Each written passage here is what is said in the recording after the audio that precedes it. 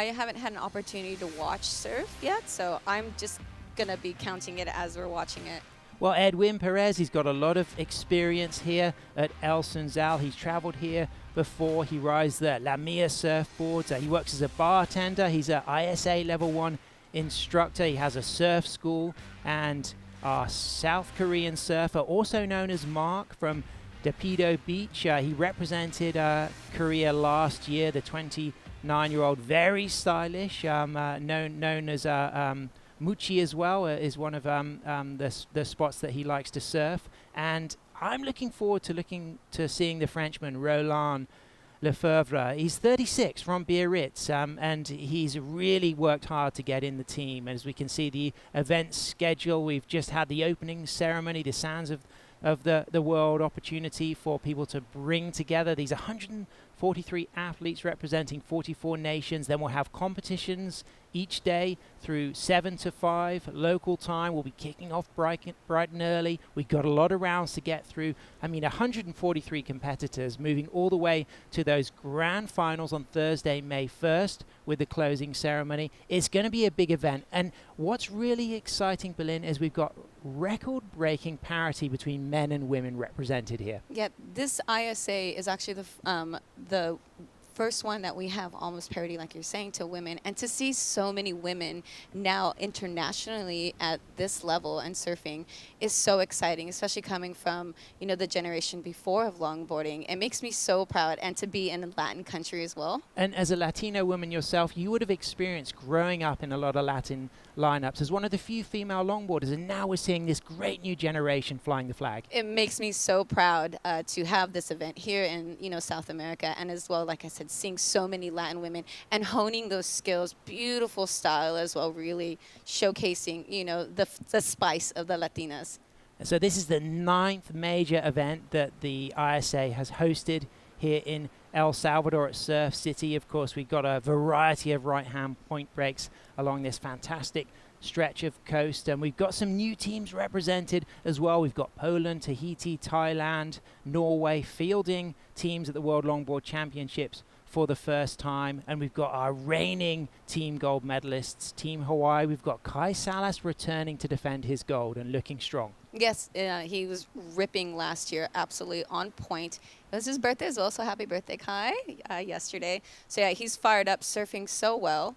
And, we are missing one surfer from the Hawaii team, but actually 2 of them. But very excited to see what the young blood and all the new Hawaii people are going to put up to showcase. And there's the Korea team watching on as we get ready to kick off the 2025 Surf City El Salvador ISA World Longboard Championship 20-minute heat. Talk about the hustle at the beginning of a heat, Berlin. What is going through those surfers' minds? Are they hassling for position, or are they staying calm? Well, I think right now it's going to be about quality and making sure you get the right wave. They only have 20 minutes, and we have seen some bigger sets as well, so you're going to really make sure your wave reading skills and your timing is on, because the last thing you're going to do is get caught inside when some of these sets come through. And a lot of these surfers have been here training for the days up to the event, so they'll start to have markers in the lineup. They'll know when they are too deep. They'll know when they are too wide. As we can see, our Korean surfer, Dong Kim, he's looking to get that first wave. He doesn't catch that first wave, but eager, hungry to get started. And with 20-minute heats, it can go pretty fast. It can, and that paddle out is deadly. It is a long paddle out. The water is hot, and so you definitely, you're getting such a gnarly workout and dehydrated. Muscles get tight, and this is what's going to be really interesting towards, the middle end of this event when the surf does get bigger, and we're starting to see, it's really going to bring out the athleticism in some of these surfers. So we've kicked things off. We've learned from the last 2 years. This is our 3rd back-to-back ISA World Longboard Championship at Surf City,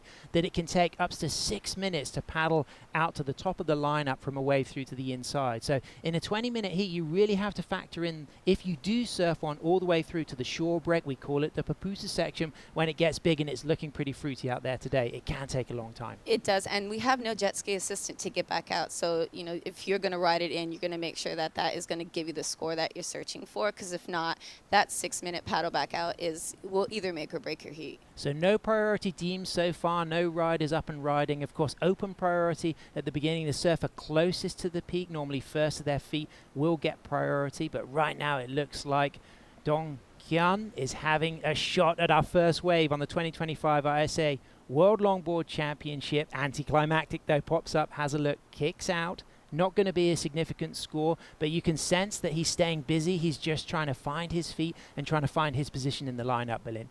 I think right now, obviously, it's looking like he's trying to find that wave that's kind of hugging the inside reef, you know, going to give a little bit more.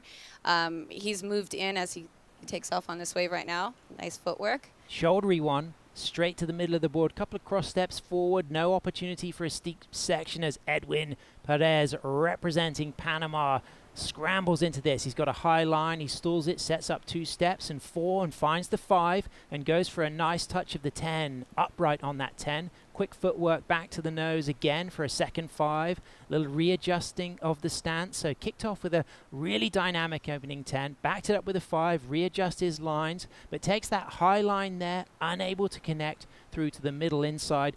Part of that ride, but Edwin Perez drops a score as our Korean surfer. Nice clean footwork, smooth up to the tip, walks back, stays high, stalls it, very stylish, gets a tight 5, quick 10, cross steps out of that, and then he's looking silky again, using that stall, just putting the jam pressure on the tail and then finding the opportunity to stay in the pocket with the nose rides, and then using that turn when he gets out onto the open shoulder. Good variety, Berlin. I like this from the Korean. Yeah, he's definitely showcasing, you know, he's going in for, you know, a little bit more traditional turns, getting some nice, you know, 5s and 10s, and really, you know, and cross-stepping as well as what the judges are wanting to see. We really got to see a real good start there for our surfer from Panama and our surfer from Korea, but let's analyze this from our surfer from Korea. Holding a nice 5, cutting back, again, just trying to set that line up to a 5, a little bit out on the shoulder. Going to, again, just really trying to just, I guess, kind of warm himself up. Back up to a nice 5, up to a 10. And then, again, just really, it looked like he wanted to drop into a nice little drop knee there, but realizing that that wave was not going to hold up for him. And still moving forward, kicking out. So that was a nice opening ride for our surfer in blue. And he played a busy start at the beginning of the heat. He was moving around, as we can see our Frenchman, Roland, live action out of the 5, holds on nice to that 5, behind the section, and then just powers through into a nice sweeping drop knee, down carve turn. Stalling with the drop knee, wide steps up to the 5, gets 4 cross steps clean, and then walks back, considers grabbing that rail on the cutback. You can see a lot of kick in the nose of that board as our 36-year-old from Biarritz, the regular footer representing Le Bleu, the tricolore Team France, locks a 5, lifts that front arm, stays on a nice 5, and you can see the bounce balloon through the inside. It can be hard to hang on to those as he charges the Papupa section and he kicks out cleanly. Oh, kick out right on the sand. Absolutely surf that thing. Like you said, this is not the wave that you want to be stepping off on the sand to solidify your ride, but we'll see this replay. Looking down the line, setting up what he wants to do. Nice footwork up, nice high tie, really in the pocket as well, behind that section, really staying critical, you know, trying to get some speed. Beautiful drawn out drop knee again, touching that water, setting his line up again. His movements and maneuvers are a lot slower. His timing is not as fast on the footwork, so he's really just staying right in the white water, right in this, you know, in the most powerful part of the wave. And sees this setup, goes up for a beautiful 5, holding that again, still locked in, flying, and that chop on the inside. You can see him looking at this section. What's he going to do? And then does the amazing kick out. And that's a beautiful kick out there. That shows control. You see what you're doing. Yeah, great footwork as well. Strength, you know, certainly behind the pocket on that nose ride, Berlin. Yeah, and you could tell, you know, when you're on the nose on a really bumpy wave like that, you have so much weight on that back foot just trying to drive and get around that whitewater section. Really, really beautiful surfing opening ride from our surfer in red. So we've got some scores coming in for our surfer from Panama. Edwin Perez drops a 3.33 for his opening wave. A couple of low scores for Mark Kim, also Dongkyun Kim from Korea. couple of scores in the 0 range, but we're expecting a significant score. Could well come out higher than Edwin Perez's opening score. But my instinct says that Roland may well get the better of that exchange across those 3 surfers, Berlin. I think so as well. His nose rides were a little bit more in kind of critical positions on that wave, a little harder sections. And that's what, we're really wanting to see. We're wanting to see nice nose rides in the pocket, not so much out on the shoulder, as well reading the waves and really utilizing the wall when it does present itself. Yeah, one of the distinctive differences I felt between what we saw from the French surfer and the Korean surfer was Roland really used more of the wave. He got to the bottom of the wave. He covered more ground, whereas we saw a really nice bit of stylish surfing from Mark Kim, but it was all in the high section, as we can see live action. Edwin Perez representing Panama, cross steps up to the 5. Great toe wrap. You can really see how he uses those toes to really curl over the nose of the board, and that's almost that feeling of holding the steering wheel with your hands. You get to feel the rails engaging, the fins, the speed as he walks back out of the tail. But now things getting a little bit bouncy, just regaining control, looking out on the open face as we can see our Korean stylishly on the nose out back with a beautiful sweeping cutback and another highline nose ride. And Berlin, this is a really great example of comparing the different styles and also seeing the variety of the way the waves will peel in the set. Some will bowl and move inside, others will get wider and really run down to the shore break. And I think as the tide starts changing, it's going to, really connect to, the reef underneath as well and start wrapping around it. The difference in the styles as well, as you're saying, we're seeing a little bit more of the traditional side of the dropping of the knee, the lifting of the arms, and the looking over of the shoulders in Surfer in red compared to the blues and the greens. I really appreciated what I saw from Mark Kim there from Korea there. Just the real beautiful lift of the arms in the turn, a lot of elegance. He drops a 5.0 for his 3rd ride. This could well be another significant score, potentially could go higher than his 5, but we're still awaiting that first score from Roland Lefebvre from Biarritz in France, and our second score for Edwin Perez. Of course, Roland out there with priority out back. You could see that set broke a little bit wide. He wasn't in position, but he's now going to have a good opportunity to cool the jets, reflect on his last ride as we get to enjoy the replay of our Panamanian. Up to a 5, holding that line. And like you said, those feet, those toes wrapped around, we really like to see that's really nice, committed surfing as well. And then, just staying in the white water. It does get a little bit bouncy. The surf has changed a little bit in the last maybe half hour as well. It has a little bit more texture. So he's doing really well to try and just, stay on his board with those bounces. Again, he's just hunting this little lineup. Is it going to wall up for him? Quick 5. And then back up to a 5 again, and unfortunately just getting pulled off the back just a little bit. Just read that wave as we see in a beautiful fast high 5, cutting back, nice tail transition between rail surfing up to a 5, and then again just really throwing that rail around, wrapping it. His transitions between maneuvers, unfortunately, just kind of caught a little bit of rail, getting that little hop. You don't see that hop that much with, that dropping that knee as well. And this is, we're still waiting for a score to be dropped on this. This is nice. I mean, considering got a 5 for his 3rd wave, and again, using that footwork, dealing with the bounce, perhaps lacking a little bit of clean flow between the maneuvers, but garners a 6.33. So a really strong position for Dong Yan Kim, also known as Mark, moves into first position with a 6.33 and a 5.0, and we can see now Roland Lefebvre from France drops the highest score of the heat. We did feel it would be strong, a 6.67, and on reflection, I just feel like the fact that he covered more of the wave was hugely significant. I think it's so important, a message for the competitors, that you need to get to the bottom of the wave. You can't do all of your surfing in that high line. You need to really use as much as the wave as possible.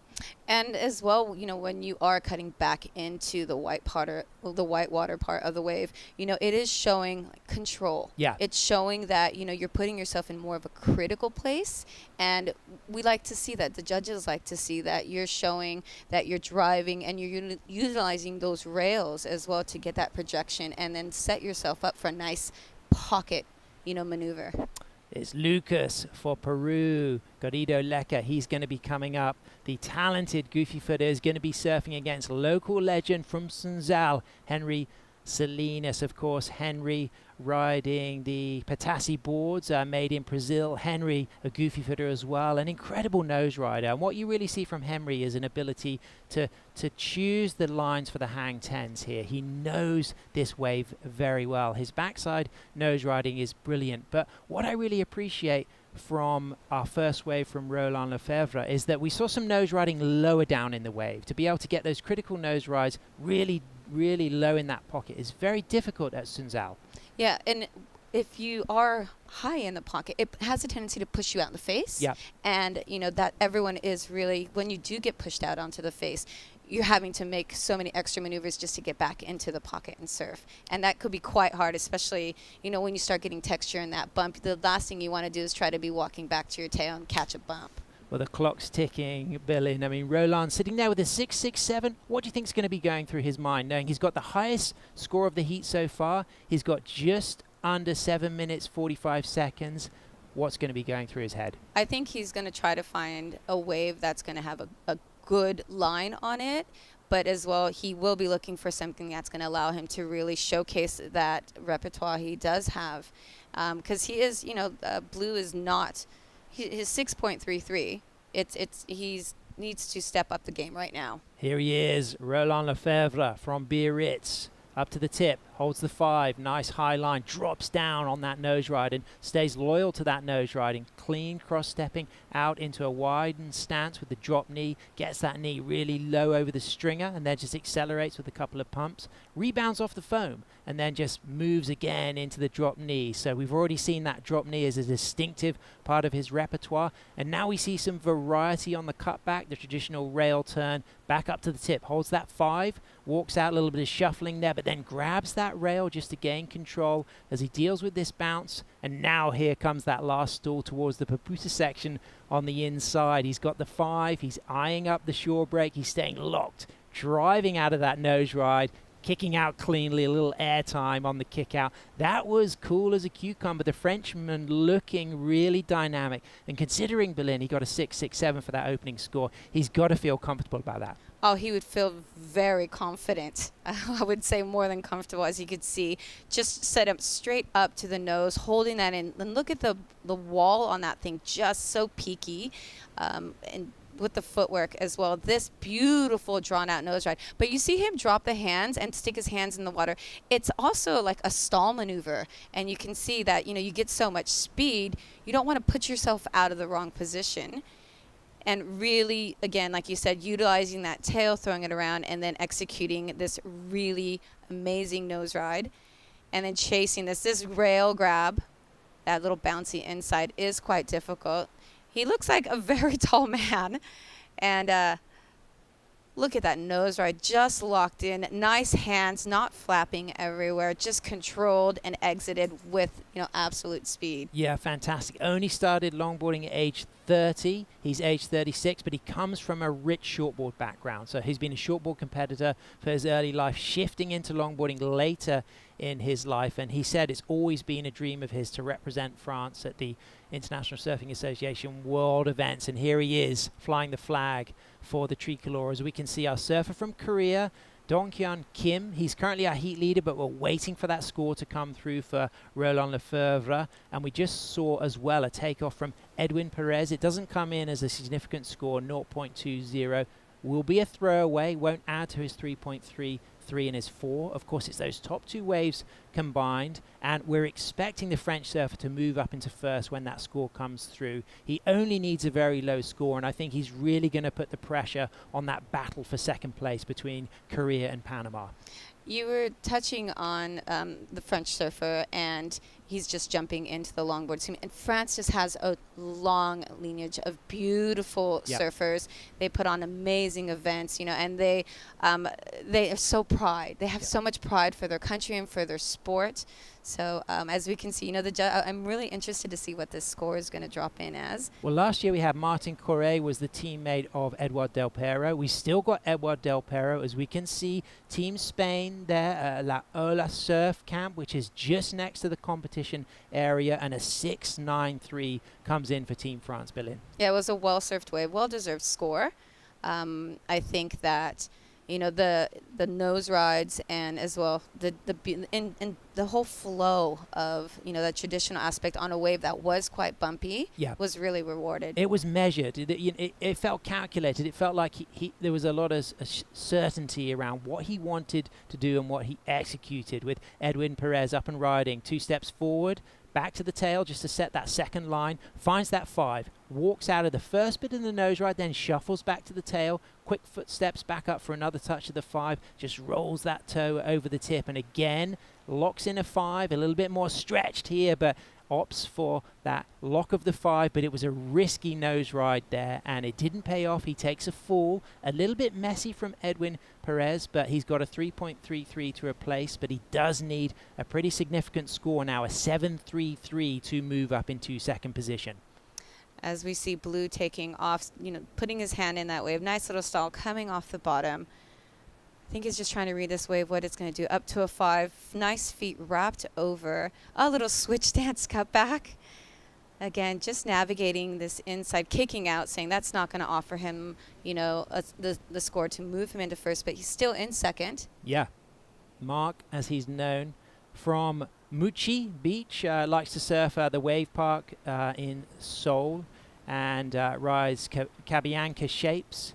Very stylish surfer, and what we saw then from Mark was the variety. The first person to throw in the cross step turn. We've already seen drop knees, we've seen rail grabs, we've seen the wrap around. Now we've seen the cross step. There's a huge number of ways you can perform a cutback on a longboard. Oh yeah, I love the variety of the cutbacks as well. Now, will we see, of course, in your earlier life, you used to be with the great longboarder Kevin Connolly. One of his trademark maneuvers was the cross step takeoff, and that was an incredible maneuver that was one of Kevin's signatures. How long do you think it's going to be until we see one of those?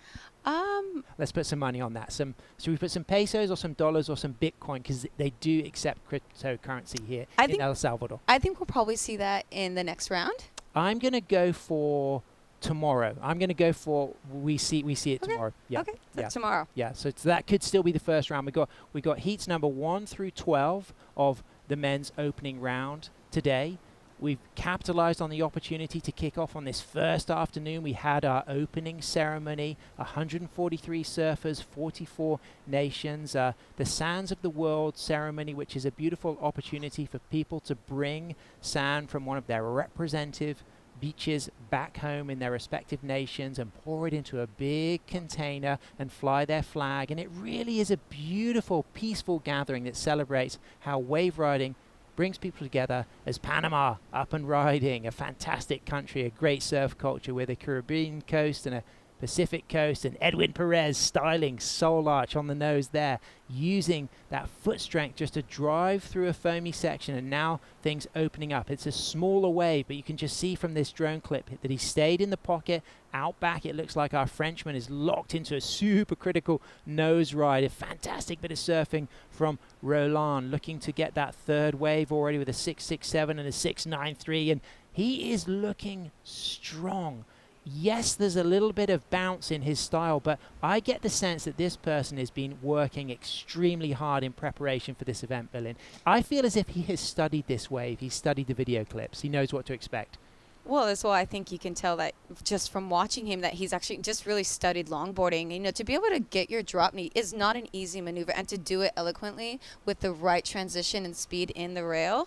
Ooh, the pupusa section. And what's interesting, Berlin, is as we kick off this South Swell season, that beach gets more and more rocky, but as we die out the seconds, he's got 3 waves. He's going to take the win, as Dong Hyun Kim is going to stay in second position. Not sure if this wave was before the hooter, but it certainly won't be a significant score. But great surfing from the Korean, and fantastic performance from Roland Lefebvre. What a great start for France. It was a great start. Great, like you said, beautiful surfing. Everyone's starting to get the jitters out. Well, let's go to a break, and we'll be right back for another heat as we see Peru, El Salvador, and Nicaragua.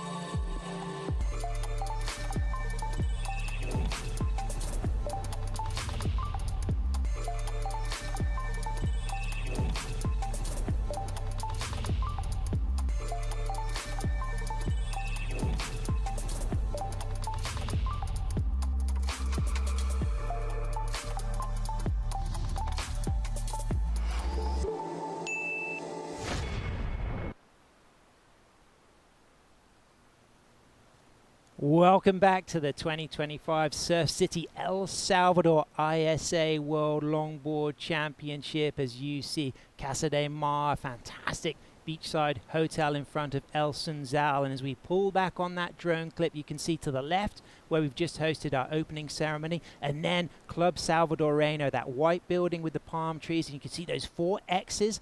That is just above where the judges are positioned as we swing out to the 300-yard cobblestone right-hander of El Sunzal. An incredible wave. It looks like Sunset Beach when it's big. It looks like Tropical Bells Beach when it's small, but it certainly is the home of the right surf, and it's one of the great longboard waves, Berlin. And we just saw a fantastic start. French surfer Roland Lefebvre takes the win, dropping a 6.53 for the last wave. Doesn't go into his top 2. He gets those 2 significant 6s. In second position, Dong Kyung Kim, also known as Mark, but moving into the repechage round will be Edwin Perez from Panama. Not eliminated, but now has to work harder and surf more often in those repechage rounds, potentially to ultimately get back to the grand final and go for gold on May 1st when we have our finals. So we are going to get things rolling into our second heat pretty soon. We've got Henry Salinas, the local El Salvadorian surfer. We got Lucas Garrido, the goofy footer from Peru, and we got Felipe Avendaño. But with that, we're going to go down to the glass because our French surfer Roland Lefebvre is with Bo. Thank you very much, guys. I'm here with Roland. Roland, congratulations. Really well surfed heat. How did you feel out there, being the first heat of the competition?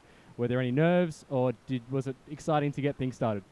No, I was very happy to be here. Not too nervous, but it's maybe the first time I do a competition on a wave as long as this one. So it's pretty difficult to stay concentrated to the start to the end of the wave. But yeah, it was good. I'm happy. You were very patient at the start of the heat. You waited for the right waves to come through, the best waves of the heat.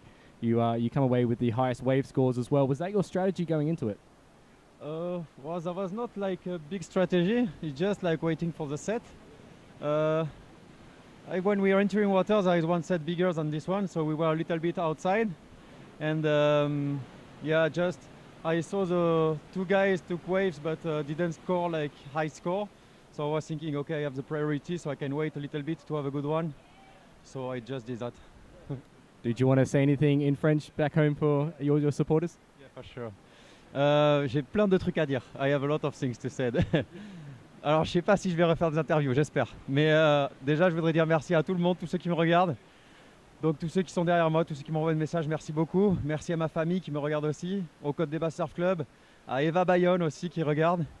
Et voilà, à tout le monde. Et aussi un petit mot pour le Cap-Vert qui est l'hiver, je vais surfer là-bas. Ils m'accueillent et ils me laissent beaucoup de vagues. Donc, merci à tous les gens du Cap-Vert, tous ceux qui sont là-bas. Ils sont très sympas avec moi. Voilà, merci beaucoup à tout le monde et puis continuez à regarder. Je sais, j'ai pas fait une interview de fou, j'ai pas été très drôle, mais bon, on essaiera de faire mieux la prochaine fois. Congratulations, Roland. Moving through to main event round 2, coming up soon. So back to you guys in the booth. Thanks so much, Bo Nixon, and congratulations, Roland Lefebvre. A new name on the block for international longboarding. 36, got a lot of wisdom, adapted to longboarding only at age 30, comes from a shortboard background, and really flying the flag for the tricolor there in style, and really celebrating all the support he's got from home, and looking calculated and cool and extremely calm. No nerves to win the first heat at the event with so much coolness. That says so much. Well, did you hear that bit where he said he's never competed on a wave this long? Yeah. And he found that, you know, it just was kind of almost getting in his own head, having so much time, so much space. And that is the thing. It'd be quite interesting to speak to some of these athletes and find out, have they actually surfed a wave this long? Because there is a couple waves, you know, that is this long. But that was really interesting to hear his perception on competing at that in this wave like that, and then dropping the scores that he did drop. Well, we've just got the last score drop for Edwin Perez from Panama, so that will allow the judges to reset and kick things off now for heat number 2. And we have got our Peruvian Lucas Garrido, the goofy footer, fantastic businessman and surfer, runs and founded Surf Place Peru, which is an online platform which has a lot of surf reports and an online stall. He's a multiple Peruvian champion. He's a real expert in digital marketing, and he's coming up against a local style master from here in El Sunzal, 30-year-old goofy footer Henry Salinas, who works at a surf instructor here, is based at Cayú, just next to the competition site, riding his Patassi longboards built and designed in Brazil. And they are against the Nicaraguan Felipe Avendaño. Of course, Felipe from San Juan del Sur. He surfs Playa Medeiros. He's a Nicaraguan longboard champion. And of course, Nicaragua just down the coast from here. This is going to be familiar territory. I'm sure he's spent a lot of trips coming up to Sunzal. I think anyone that lives within the small airplane ride here would be coming here. I know the first time I saw this wave was we were coming home from Costa Rica and had a stopover, and we all were about jumped out of the plane when we saw the waves firing. So for these people that do live close enough, you know, it is literally just a paddle hop over just to get in, surf those waves. To have such a long point break as well, you're really honing to get over here. Yeah, and it's been exciting times for El Salvador, the country really on the up. You know, big emerging middle class getting into surfing, a great culture of surfing, hosting these big international events, of course, supported by the government, developing Surf City sustainably. And the fruits of their labor is the likes of someone like Henry Salinas. But it's our Peruvian up and riding first, up to the tip, holds the 5, locked on his Piccolo Clemente board. Nice lift on that nose ride. Again, goes into that second nose ride, and then off the middle of the board just pumps and drives. As we can see that section just going speedy there. And that was interesting because, of course, the nose ride is a stall maneuver, taking a lot of risk on those nose rides, and then moving to the tail, looking to drive around that section, doesn't come around it. No, and this paddle, you know, just setting his priority up to that 5, holding it. And like you said, you know, it is a stalling maneuver, and you can see right there, he sees that section weight in front of him, and he's like, I need to get around this. And unfortunately, he just comes to the point where he realizes, I put myself too far behind that section, and I need to get out of there. Really stylish goofy footer is Lucas. Great experience internationally. This was a bit of a hustle to get this wave, though.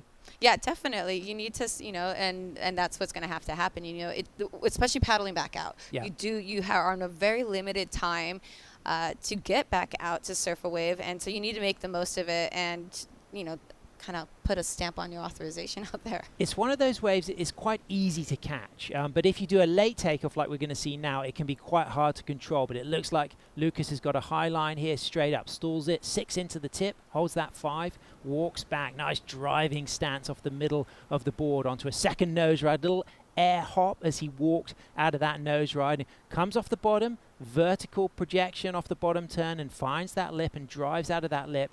He would have got that wave slightly further down the point, not from the top of the point. That may well affect the score, but I think Lucas wants to get busy. He's recognizing that it's 20-minute heat. You can see by his behavior he's hungry. He wants to wash away any nerves and get a couple of decent scores to really put the pressure on the other surfers, and then perhaps we'll see the patient game. As we can see, Henry Salinas on a foamy one. Local surfer from Sunzal, great footwork there. setting up back to the middle of the board. He's eyeing up that nose ride balloon. You could see everything about his body language right now is where can I find the section to nose ride.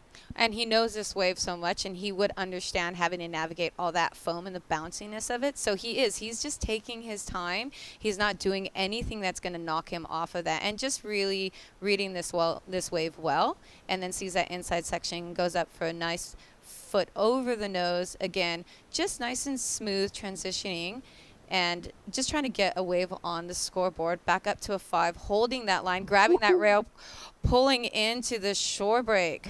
That was a hardcore kind of backhand rail grab, nose 5 attack into the Papusa section. It was pretty brave. That was hardcore. But he's good. He comes up, flicks his hair. He's happy. He's good. He's surfed this shore break so many times, Henry Salinas. And brave choice there. He chose a wave that was foamy, as we can see. David Schaffino from Ucluelet, from Vancouver Island, a shaper, a campground manager, a surf school entrepreneur. This guy is multitasking, originally from Peru, representing Canada, and he's an incredible surfer and a cool character. The cold water coming here, it's you almost feel awkward surfing in water this warm when you're so used to wearing like 5.4s or even dry suits in the winter. I've surfed where he's from, and it is freezing. Yep. So to come down here, just be in board shorts, like I said, it takes a while to get used to surfing the warmer water. We've got our surfer Felipe from Nicaragua. He's having a look here. Is he going to get a high line? Couple of strokes. There's a shouldery one. He sets a high line. He's going to have to go straight into the cutback. There's the cutback. Just navigates that foam. Good control. You could just see the body language. He's eyeing up that shoulder there. A demonstration of some of those waves where it does get shouldery. It can be very hard to find the critical section, but he's done well to get that nose ride. Shuffles out of that opening nose ride, a little bit of bouncing, using that kind of cross step stool. Back up for a tip ride there. That wave dying out is not going to be as strong as the opening waves we have seen from the other surfers, but he's got a score on the board.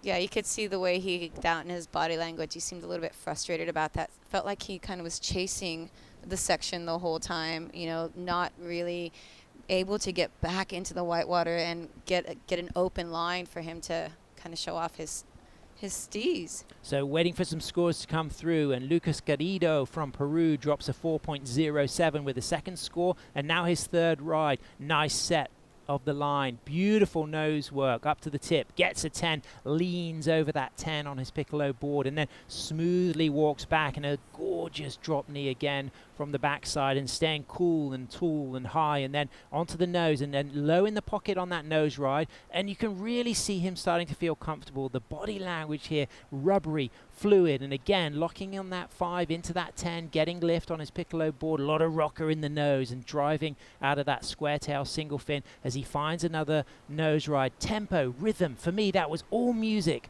and it was beautiful to see. As we can see, Henry Salinas on the nose ride, walks out of that nose ride, and then uses the drop knee rail grab to set himself up with 6 clean steps back up to the nose ride, but unfortunately breaks up that nose ride as he sits back down, ejects in the Papusa section. But wow, I mean, let's appreciate what we saw from Lucas. It was rubbery and fluid, and it was dance-like.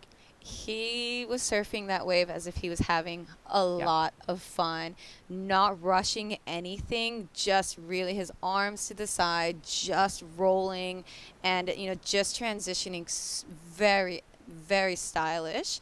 And I'm really looking forward to seeing this replay to call that through. The turning, the nose ride in the pocket. It was nice as well because from the very get-go, he had 2 waves to kick things off, found his feet, and then that wave he really started to sing. And what I really appreciated was the innovation on that first line. As soon as he stood up, he did that kind of high fade and then just smoothly hooked it back to get himself behind the pocket. And you just felt like his body language on that ride was, I can do anything right now. If the wave's going to ask me to do something, I'll be there to do it.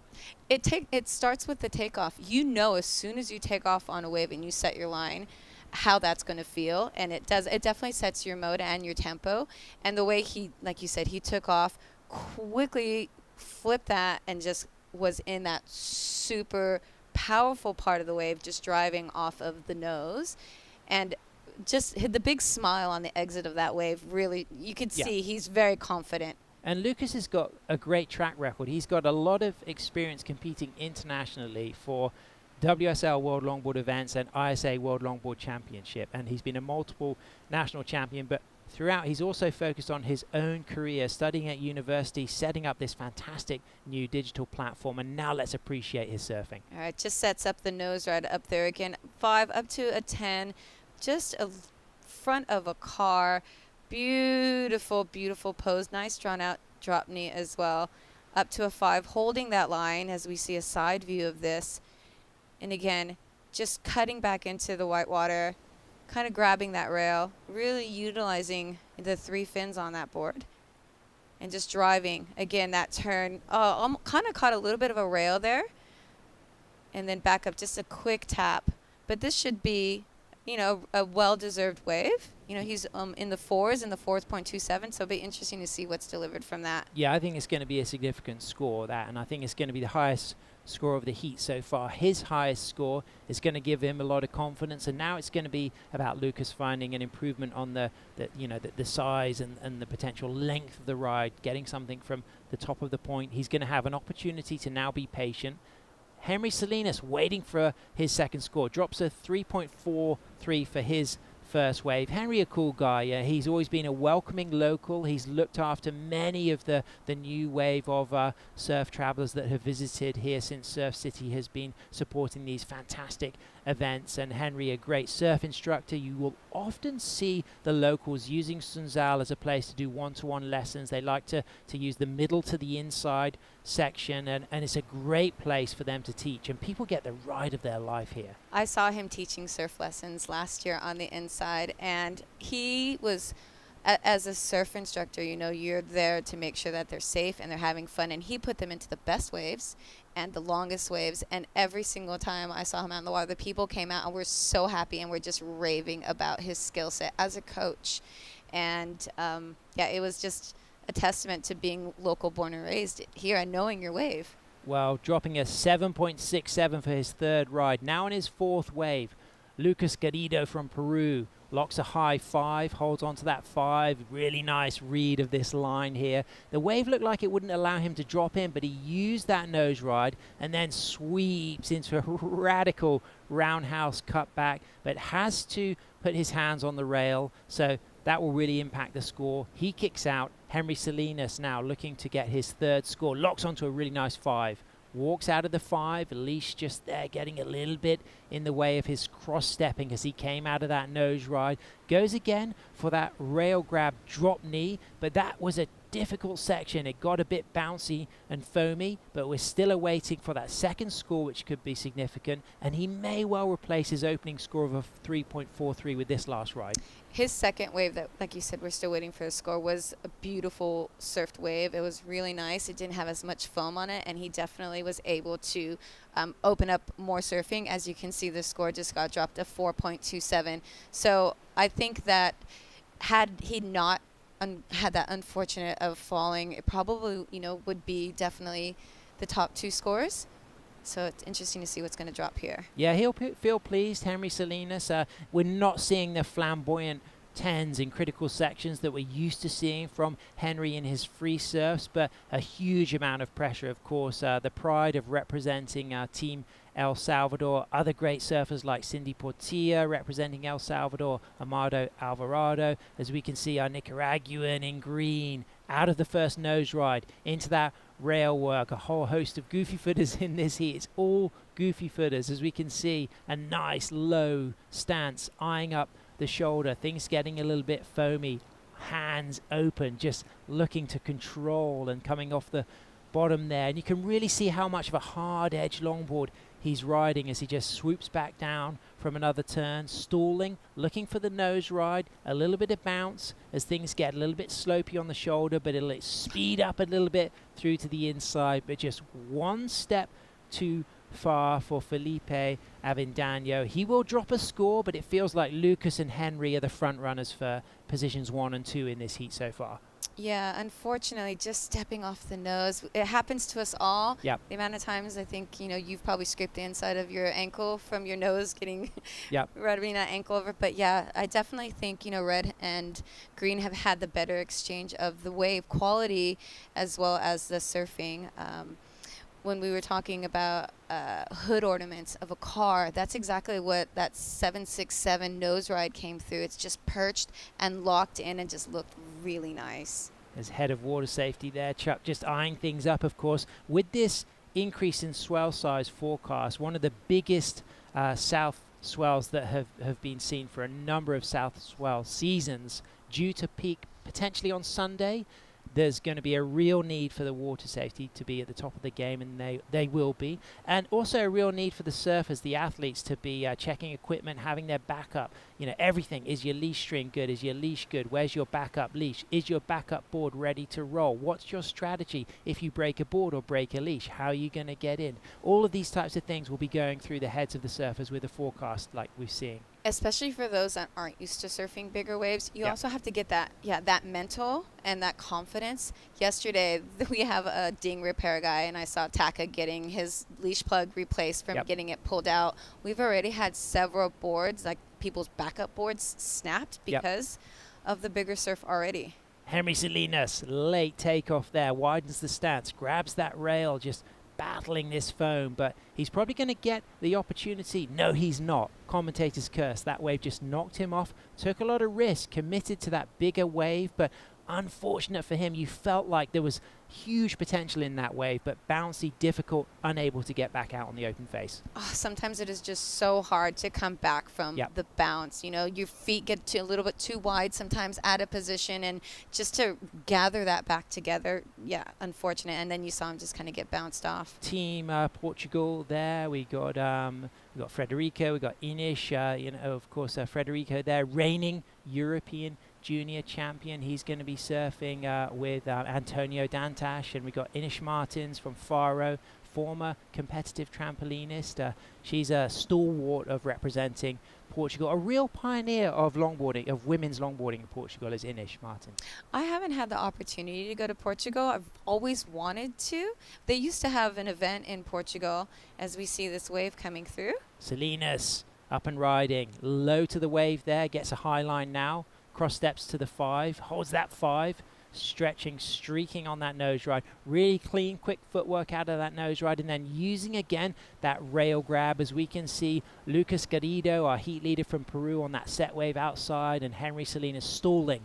Nice clean footwork. That was a great example, Berlin, of the use of the stall and no hesitation across those cross steps all the way into the nose ride, as he again stalls, locks a really smooth 5, just puts that hip a little bit forward, and again we see the traditional surfing of the El Salvadorian. This guy is an incredible nose ride, and that was very coolly navigated onto the inside, as we can see our Peruvian still going strong into a 10. And back into just holding that, driving off the bottom, seeing what is he going to do on this inside section. And those crazy... goes in for the floater into the shore break. Wow. And you know what you see with Lucas Berlin is the rubbery, the flex. He's got a tremendous amount of flex in his lower body, from his hips through his knees through his ankles. That's one of his trademarks. He really compresses it really amazingly. And the way he's turning his board and putting on a rail, I thought he had 3 fins. Yeah, he's not a single fin. Yeah. So to be able to, throw it like that and come out, even of some of the ways he was putting his board vertical and whip it back around and engage those rails, it shows a lot of control. So as it stands, Lucas Garrido from Peru has got a 4.27 and a 7.67, waiting for another score. We didn't get to see all of that wave, but from takeoff to end, the 2 parts we did see, I felt like it was going to be a highly significant score. Henry Salinas drops a fantastic score. It's a 4.77, adds to his 4.27, so he's safely in second position. Felipe Avendaño, he's got a 2.33 and a 2.77, still there paddling out for more, as we can see the Dutch flag there being flown as our Peruvian on the replay. Is this going to go higher than the 7.67, Berlin? Well, just locked in 5. His wave that came in as a 7.67, he did go up to a 10 and hold that quite long. But again, right now he's just navigating back up to a 5. A little bit of a walk back, switch stance. And he's still holding that switch right now. As you can see, that leg rope or that leash is on. Oh, his feet are tied up in his leash. Oh, there we go. The curse of the leg rope sometimes when you are fancy footwork. Just, rail turning back up to a 5, holding that up to a 10, holding that 10, squatted 10, really controlled 10M.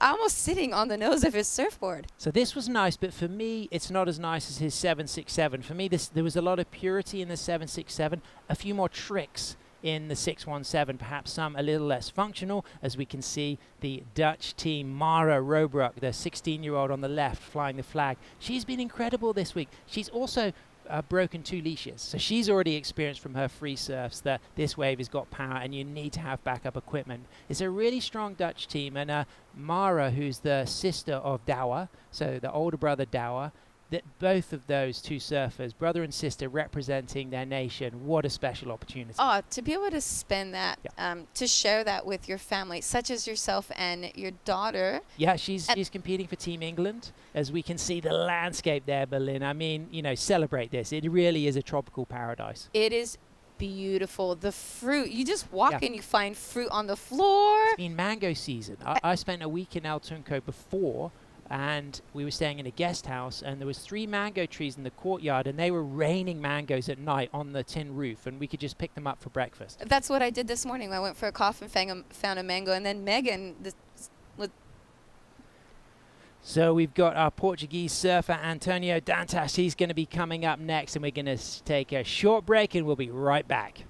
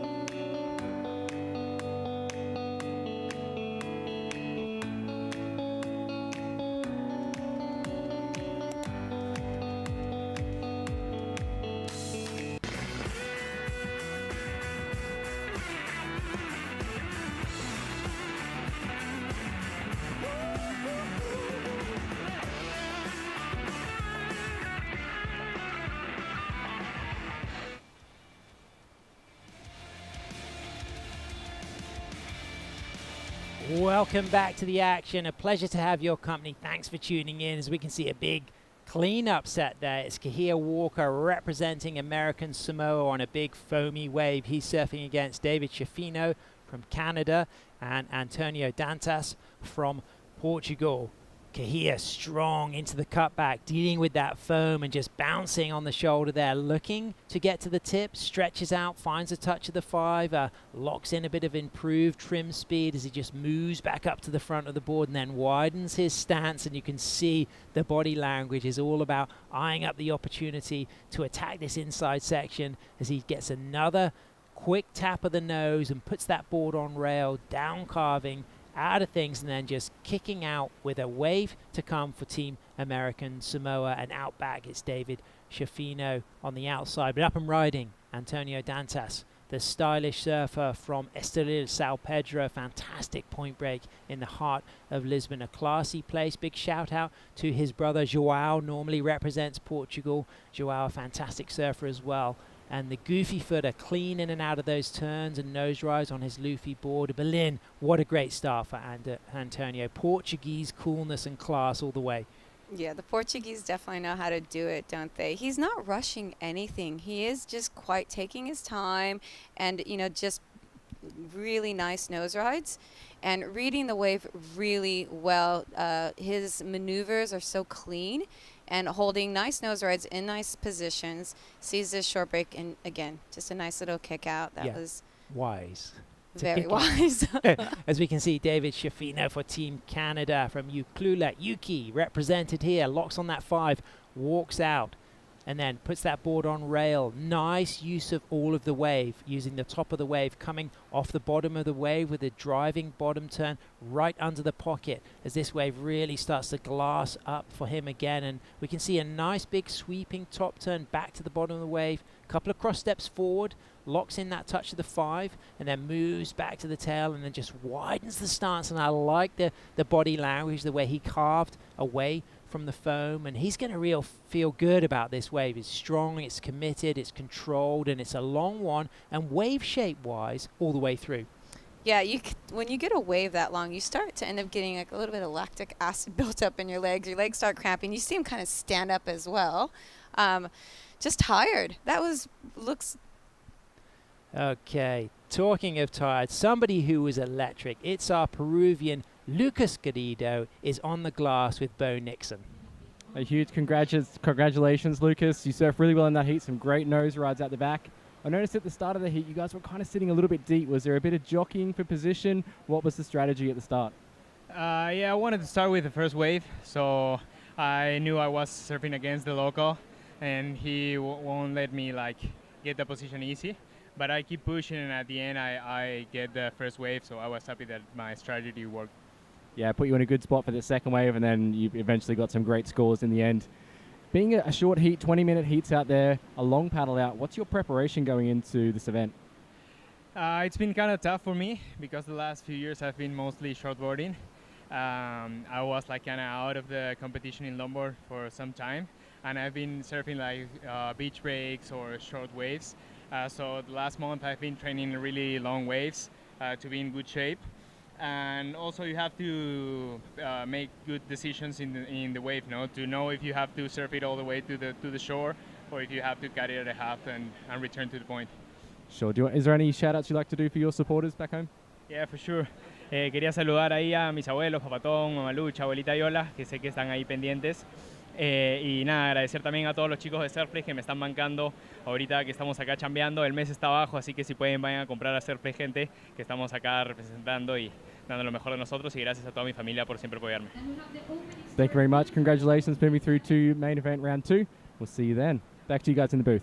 Thanks so much, Bo. Berlin, you shed a tear then as a Spanish speaker. Tell us what he said. Oh, it was just beautiful. He was just, sending out his love to his grandparents. That was the opening, and to me, that's just beautiful. And I guess, family roots. We look after the elderly so much, and it was just really beautiful. I was like, oh. You've got to give a shout out to those uncles and aunties around the world because it takes a village to raise you. It does, and that's a part of the Latin community is everyone raising you.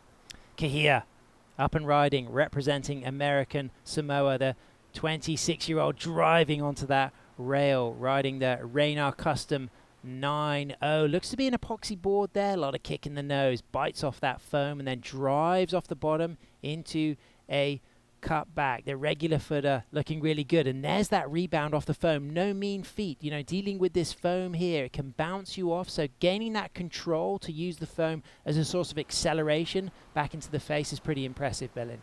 Yeah, he read that wave well, as he should. He is a waterman. He is on the Hokulea, which is a beautiful boat that is used for traditional, guiding with the stars, as we see him take off on this wave, just driving off the tail, trying to find the line for it, goes in for the swooping cut back into the white water, again, just touching the water, and then again, nice driving turns, and then again, back to the cutback. He's looking for this foam bounce off of it. Again, still hasn't got up to the front half of the longboard, which is, I think he sees something coming, but realizing that that wave's not going to offer him the nose riding section that he was wanting. And then out the back, our surfer in red up to a 5. Again, holding that up to a tight 5. And then looks like he kind of got a little bit stuck on that section, fading back. And just really, again, just not rushing anything, reading this wave back. And nice transitioning from rail to rail surfing. And as he said, coming from a shortboard back onto a longboard, you're really having to read the wave quite differently, and you're not looking all the way down the section. You really have to be right in front of you, going up for a 5 to, again, another tight 5. Yeah, Lucas was saying that, wasn't he, that he's been doing a lot of shortboarding. lately. But one of the important things about Antonio is that he lives at a good right-hand point break in Portugal, and there are a lot of similarities between the texture of this wave compared to the waves that he surfs at home. As we can see, our Ecuadorian Jose Law, he's going to be coming up in our next heat against Wesley Rayberg. Of course, Wes based in Southern California, but from a Dutch family representing the Netherlands, and Jefferson Silva, the Brazilian goofy footer. There's a really strong team from Brazil. In the men's side, you've got Rodrigo Schweier and Jefferson, both incredible electric goofy footers, Berlin. Beautiful style, graceful. I'm really looking forward to see the next surfing coming up from everyone. Well, it's interesting there because Jose is talking to a fellow Ecuadorian who was raised in the Galapagos, but he's actually the manager of the Danish team because he's got Danish family. I've seen him out free surfing. So what's beautiful about this event is it brings people together from all over the world, and a lot of people have such mixed ancestry. It's very difficult for them to represent one flag because maybe their grandparents from a different region, their mother and father were from a few different places, and we really see some people who have kind of gone back to their historical roots to surf, for example, for American Samoa, or surf for Poland, for example, in the case of the lone Polish surfer who's learned to surf in Brazil, but she was born and raised in Poland. I think that is where the mixing of the sand signifies the blending of how we are all connected. And, like either through the water or through the sand. But again, bringing all the community, and longboarding really does do that. Absolutely. And it's part of the Olympic movement as well. They're bringing together the rainbow spectrum of nations through the love of sport and the celebration of the performance of sport. As we can see, that swell 4 to 6 foot, that 4 mile per hour southwest wind, 85 degrees, up and riding right now. Antonio Dantas from Estoril, Lisbon, locks in a 5, touches the 10, a great smooth section ahead. Incredible, impeccable footwork out of that opening critical nose ride into a trademark down carve turn roundhouse, and then just no hesitation back into the 5, out of the 5 as things get foamy, but he keeps it cool. This is a masterclass from Antonio. He has been a significant international surfer for a number of years, but he's still only 22, and what I've always appreciated about Antonio is his finesse, his patience. He never over rushes it, but he always stays in the pocket. He keeps things clean. He's using that beautiful backhand stance, shoulders forward to eye things up. But how about the footwork, Berlin? Not a cross step out of place. Not a cross step out of place. And some of the best longboarders I find surf, and they don't rush anything. You know, like as we see surfer in blue on the inside here, just driving. He's currently in 3rd. He's chasing he needs a 1.67. Again, on the inside, connecting this, going up to a 5. Unfortunately, just picking the nose and falling off. That was our surfer in blue. But yeah, the flow of surfer in red. Beautiful style. Flow. Great Absolutely, word. really nice. And that is a word that is very important, is flow. Yeah, and you know, one thing, I edit a magazine, and one of the intros I did last year was, if you spell flow backwards, it's wolf. And I think there's a lovely synergy between being the wolf in the lineup and hunting and also having flow. And what about this for flow? He was a wolf to catch that wave, but he surfed it with flow. He did. He surfed it with flow, control, and this speed turn right there, just really pulling together everything that, the judges are wanting to see, driving his hand, touching it to make sure he puts himself in the right spot of the wave. Again, as you said, not a foot out of place, staying nice in the pocket right there, and just quality nose rides and tapping, and just making it look so easy and inviting.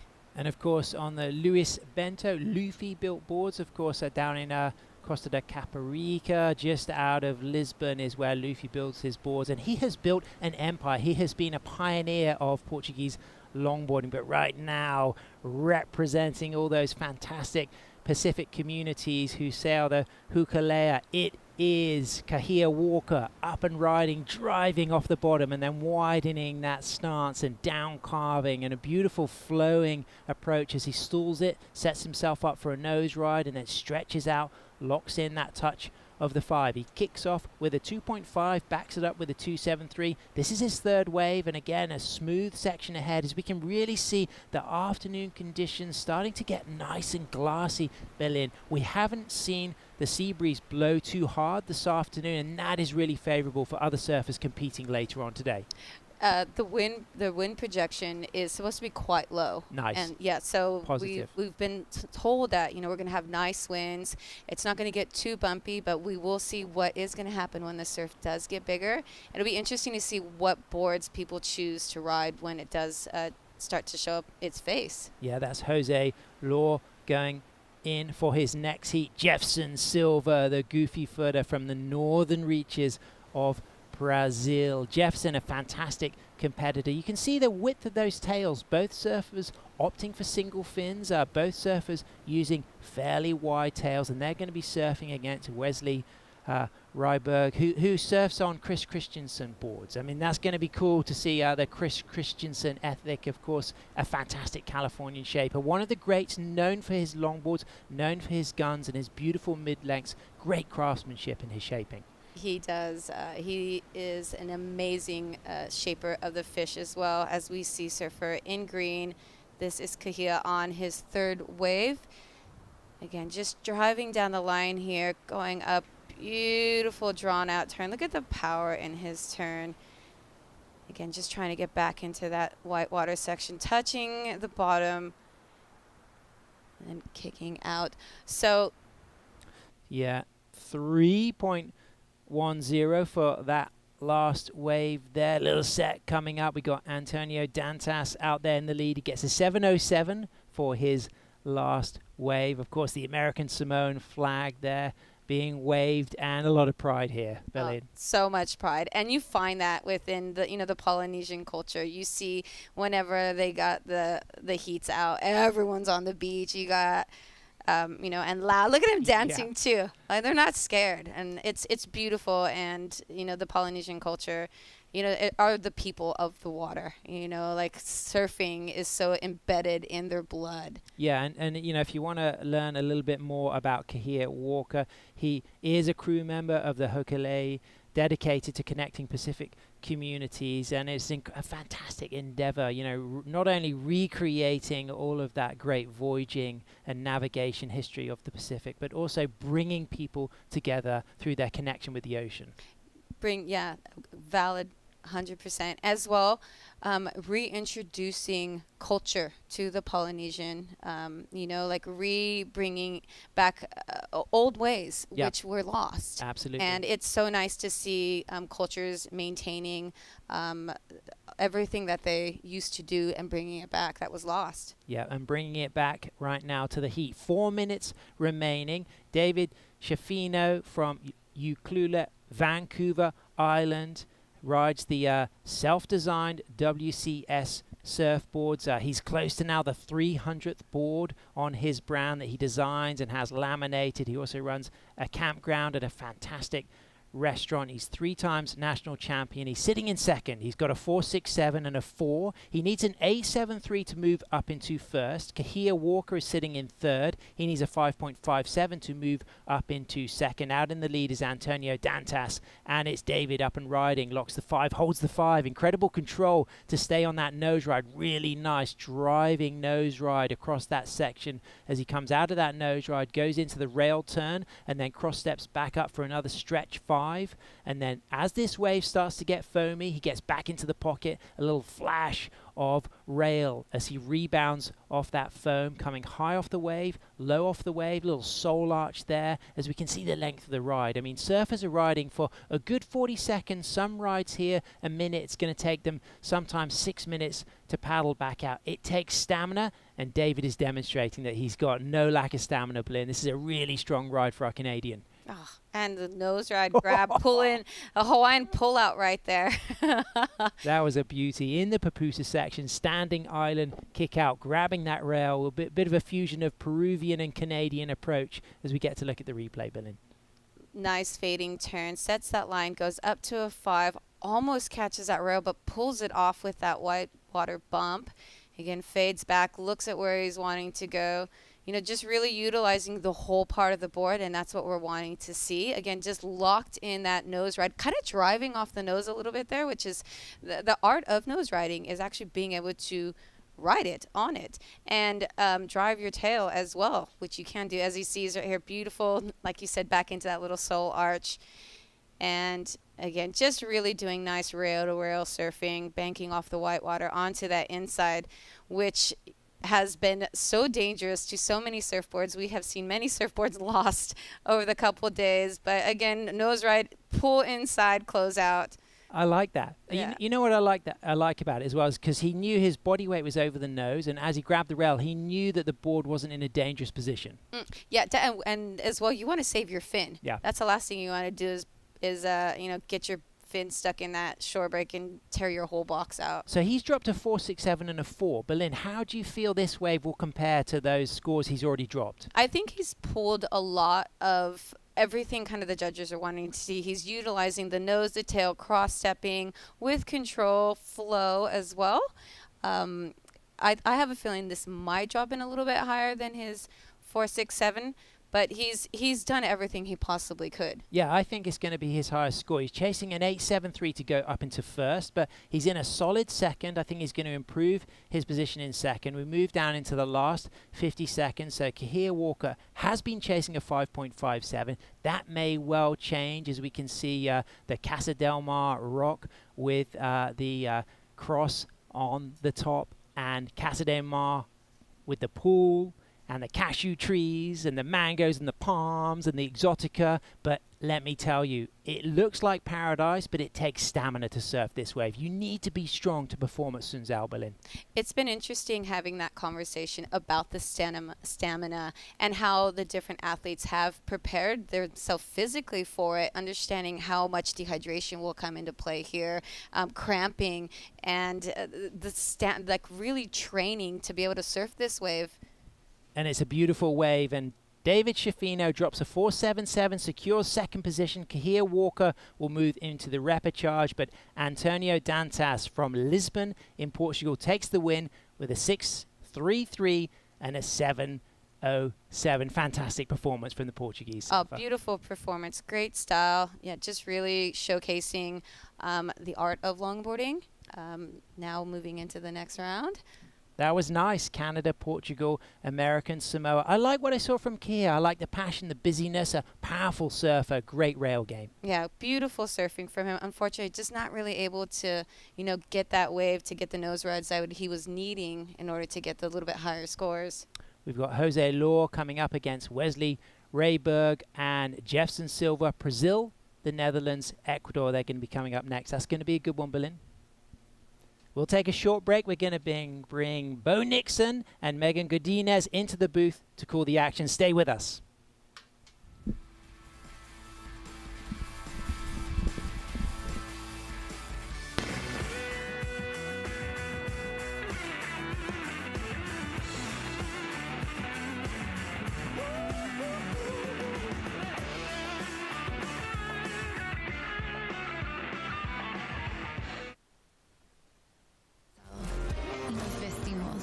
Para una vida llena de todas esas cosas que la hacen realmente suprema. La otra vida hoy se nota en una nueva imagen, hecha con el arte que nos enseña que todo eso que hemos ido dejando para otra vida es hoy. Suprema. Esta es la otra vida.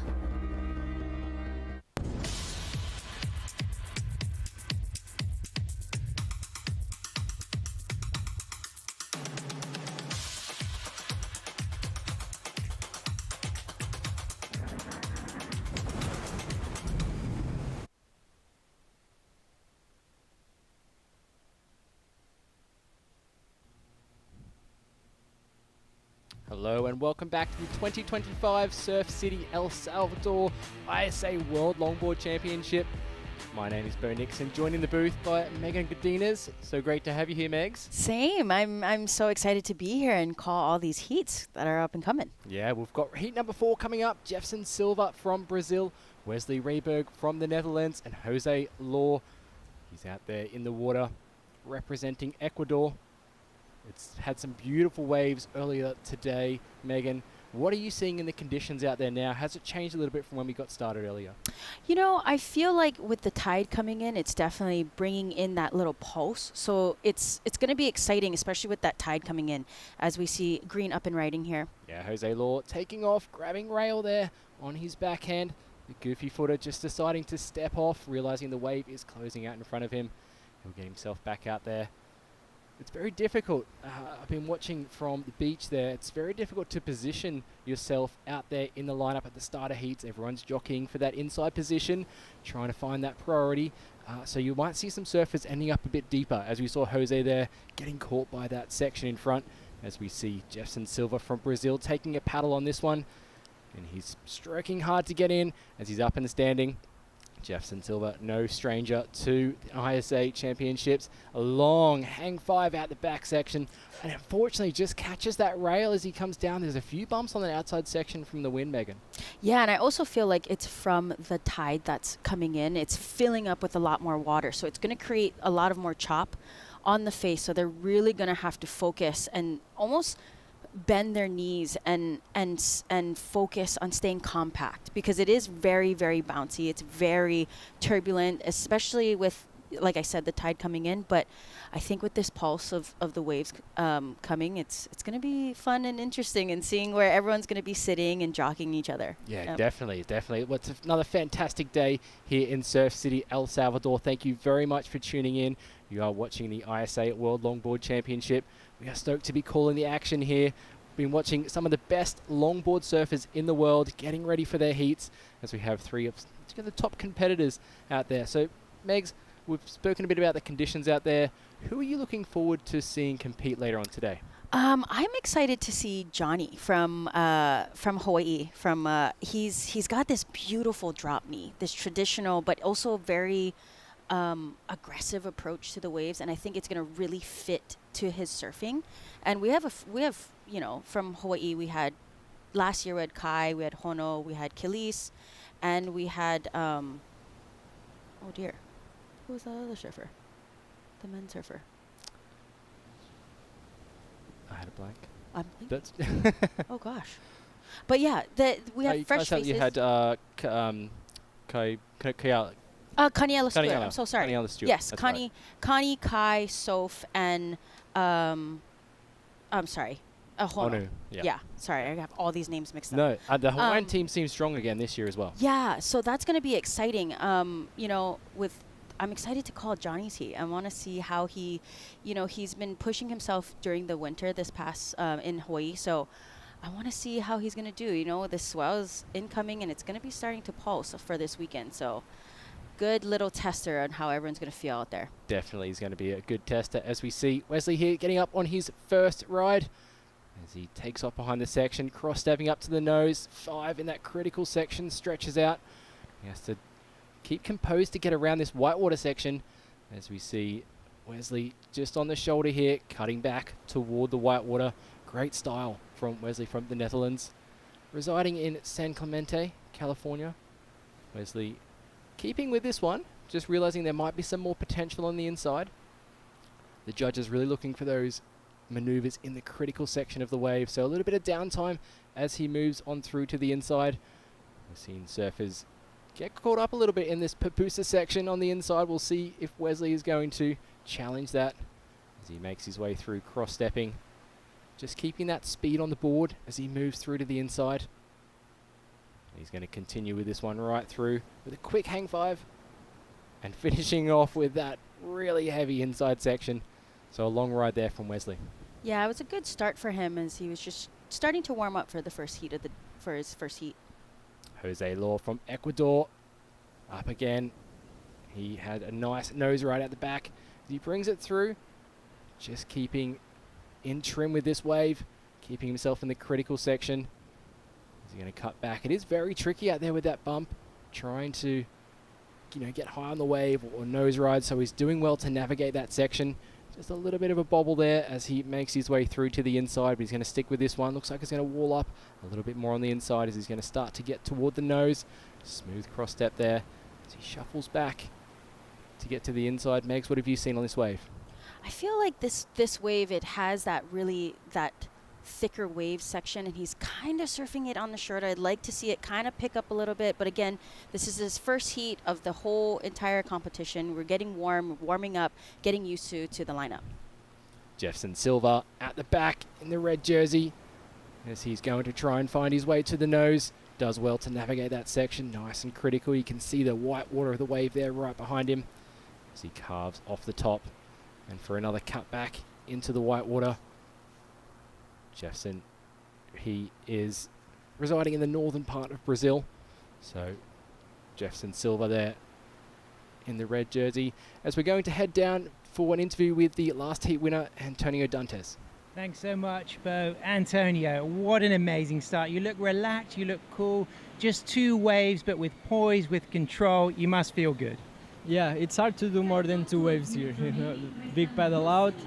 And I knew I had to start with a good one and just make 2 scores, and it happened.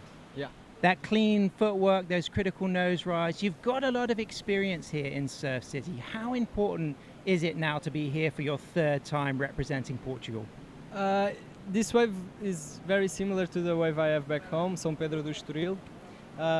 So I feel at home. It's a big right-hander, and I feel relaxed. I feel good. I feel at home. It's good. And you must have felt good to get your boards. You know, tell us about the drama with your boards not arriving, and it looks like they came here just in time. Yeah, they arrived this morning at 4 a.m.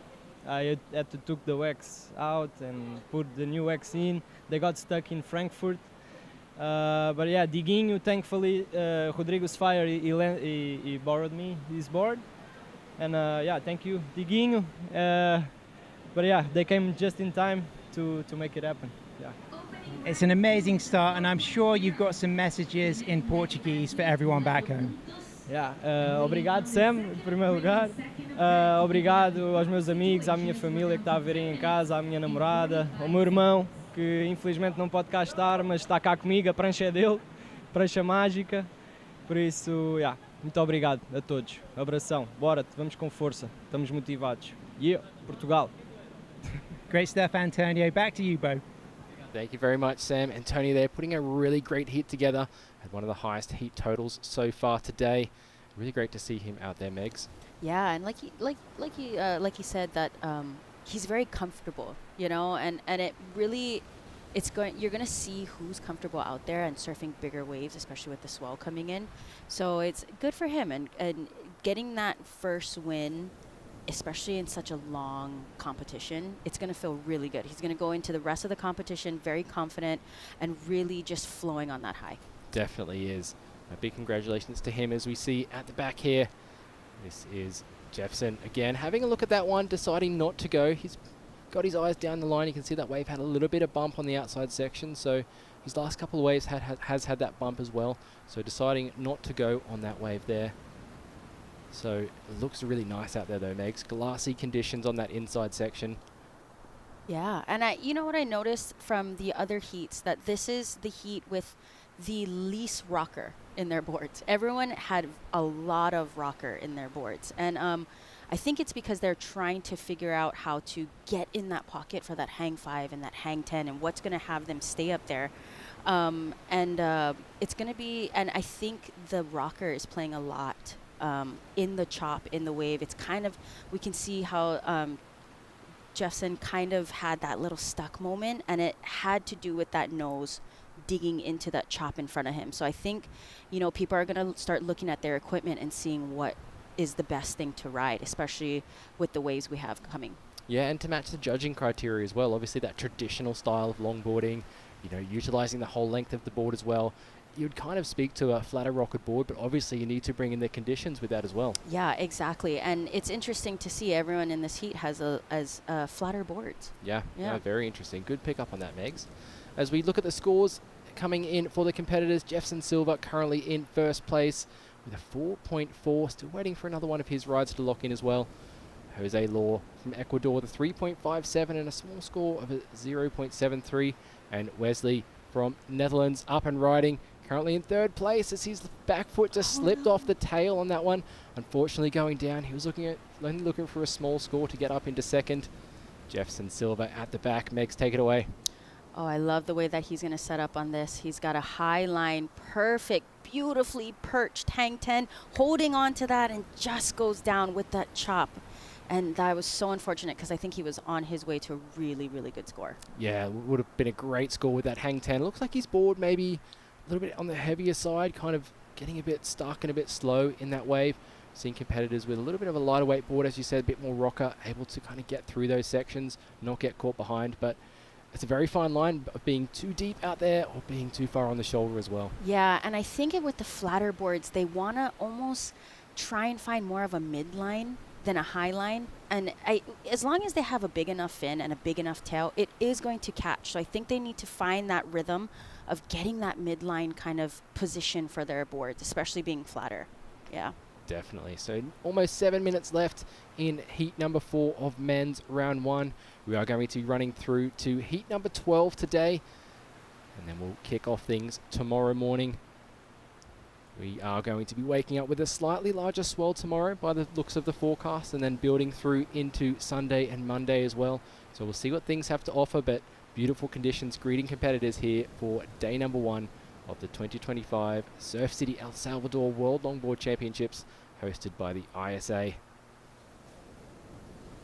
And a little bit of lull in the action there. We've seen quite a consistent sets coming throughout most of the day today.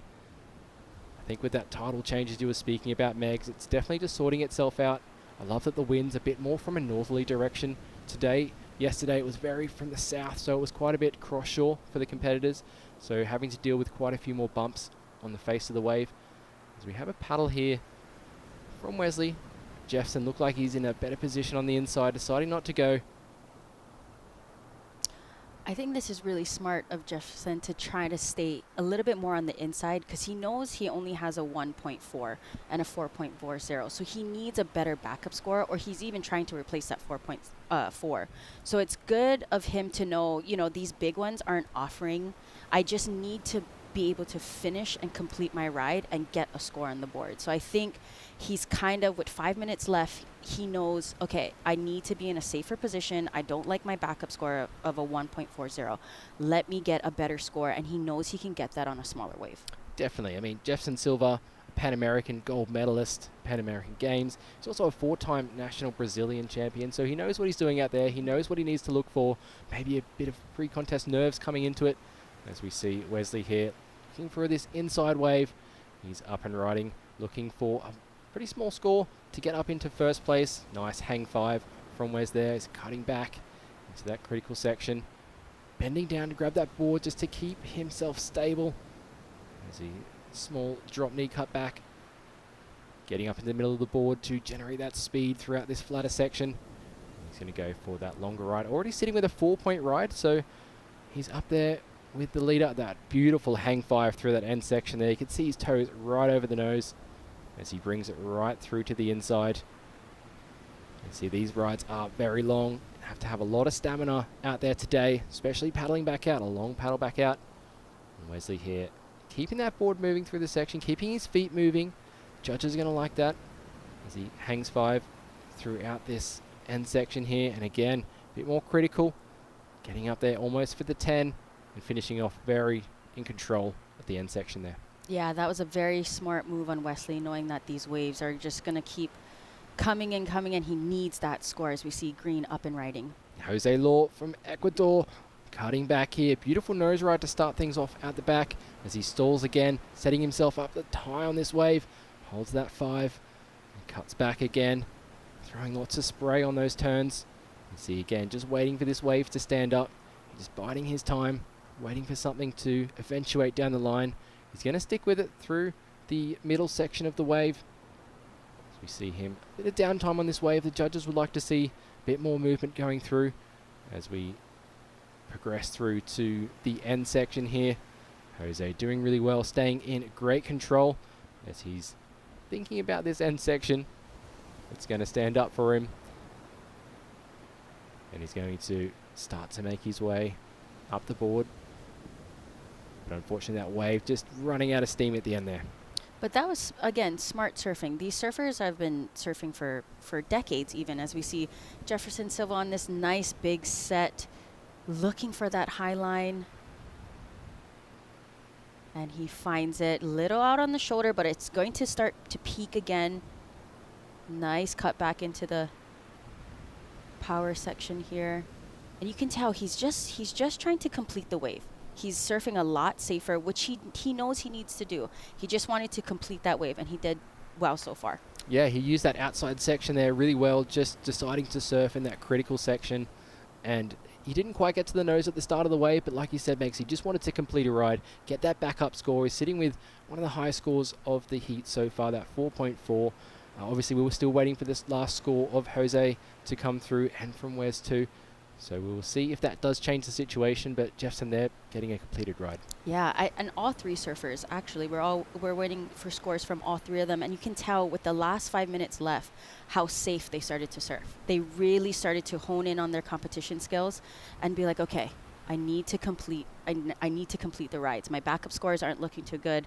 Let's just complete it. And you saw them all complete every single wave so far. So smart surfing, and this is why they're competing for their country. I mean, they're top of their country, you know, so it makes sense that they're starting to surf smarter and not harder. Yes, yeah, that is so true, Megs. Good pick up on that as well. There's a little bit of background information on Jose Law from Ecuador. He runs a food restaurant back home, and he just loves carpentry as well, so building things. He's done quite a bit. As we see a replay here, Megs, take us through this one of Jefferson Silva. And you can tell his stance even got wider from his last waves. He's really starting to look over his shoulder. As he's a goofy footer here, he's really very temperamental with getting to that nose, because he knows the previous waves he ended up purling. So he's really reading, finding that high line, taking his time. There's no rush. Beautiful cross steps back. Nice turn back into the power source. Almost loses it here. But again, he's really focusing on staying compact, spreading out his stance so that he has more of that stability than just having that board flop around, especially with the chops. So read this very well. Little out on the shoulder, but just trying to get that last little hang five before the wave dies out on him. Yeah, he rode that wave as well as it could have been ridden. Quite a short wave for Jefferson, but I think the judge is going to like the control and commitment that he showed up on the nose. As we see Wesley trying to paddle on the inside there. Only 25 seconds left now of this heat as we see Jose up and riding. He's currently in that second place. As we see a beautiful hang five there on this smaller inside wave. Cutting back. Not opting to go all the way back to the tail, but staying quite in the middle of the board for another nice hang five there from Jose. Continuing through to the inside. He's going to get another chance to get on the nose through this section. Does well to hold on to it. Grabs the rail. Does very well, and he's going to, I don't know if that was completed. Megs on the end there. Yeah, but as you can tell, as the scores drop, Wesley surfing that smart heat, he bumped up into first. Still waiting for the last score of red, but Jefferson just stood up right before the heat, and it looks like it's about to be a very good score for him. Yeah, a couple of hang fives, mixing up with a hang 10 as well in that nose ride. So Jefferson Silva finding a really nice wave on the buzzer to finish off this heat. He's moved down into third position, so he's going to need a score on this one to be able to get himself back up. We are still waiting for a couple of wave scores, though, from Jefferson. But it could be a tense end of the heat for all these three competitors. Going to be jockeying for that number one position and number two to move through into the next round. Jefferson still riding here, nose riding through. Quick hang 10 on the inside. Does almost hangs onto it, but unfortunately just goes down. But I think that was his best ridden ride, the best ridden wave he's gotten so far under his belt. So I think, again, that was smart surfing from him. Smart surfing from all the competitors. Last 5 minutes, they had that little 5-minute drill in their head like, all right, I don't like the backup score. I don't really like my first score either. Let's see what we can build, as we saw Wesley scrapping into that inside one. So great surfing from all the competitors in this heat. Yeah, fantastic surfing. As you said, Jefferson there, really controlled nose right on the outside section. Judge is going to reward that very well. So we'll see how the scores end up as the screen is updated. Thank you very much for tuning in. If you are watching on ISAsurf.org, you can see all the scores up there on the screen. As we see Wesley there, greeted by his fellow teammates from the Netherlands.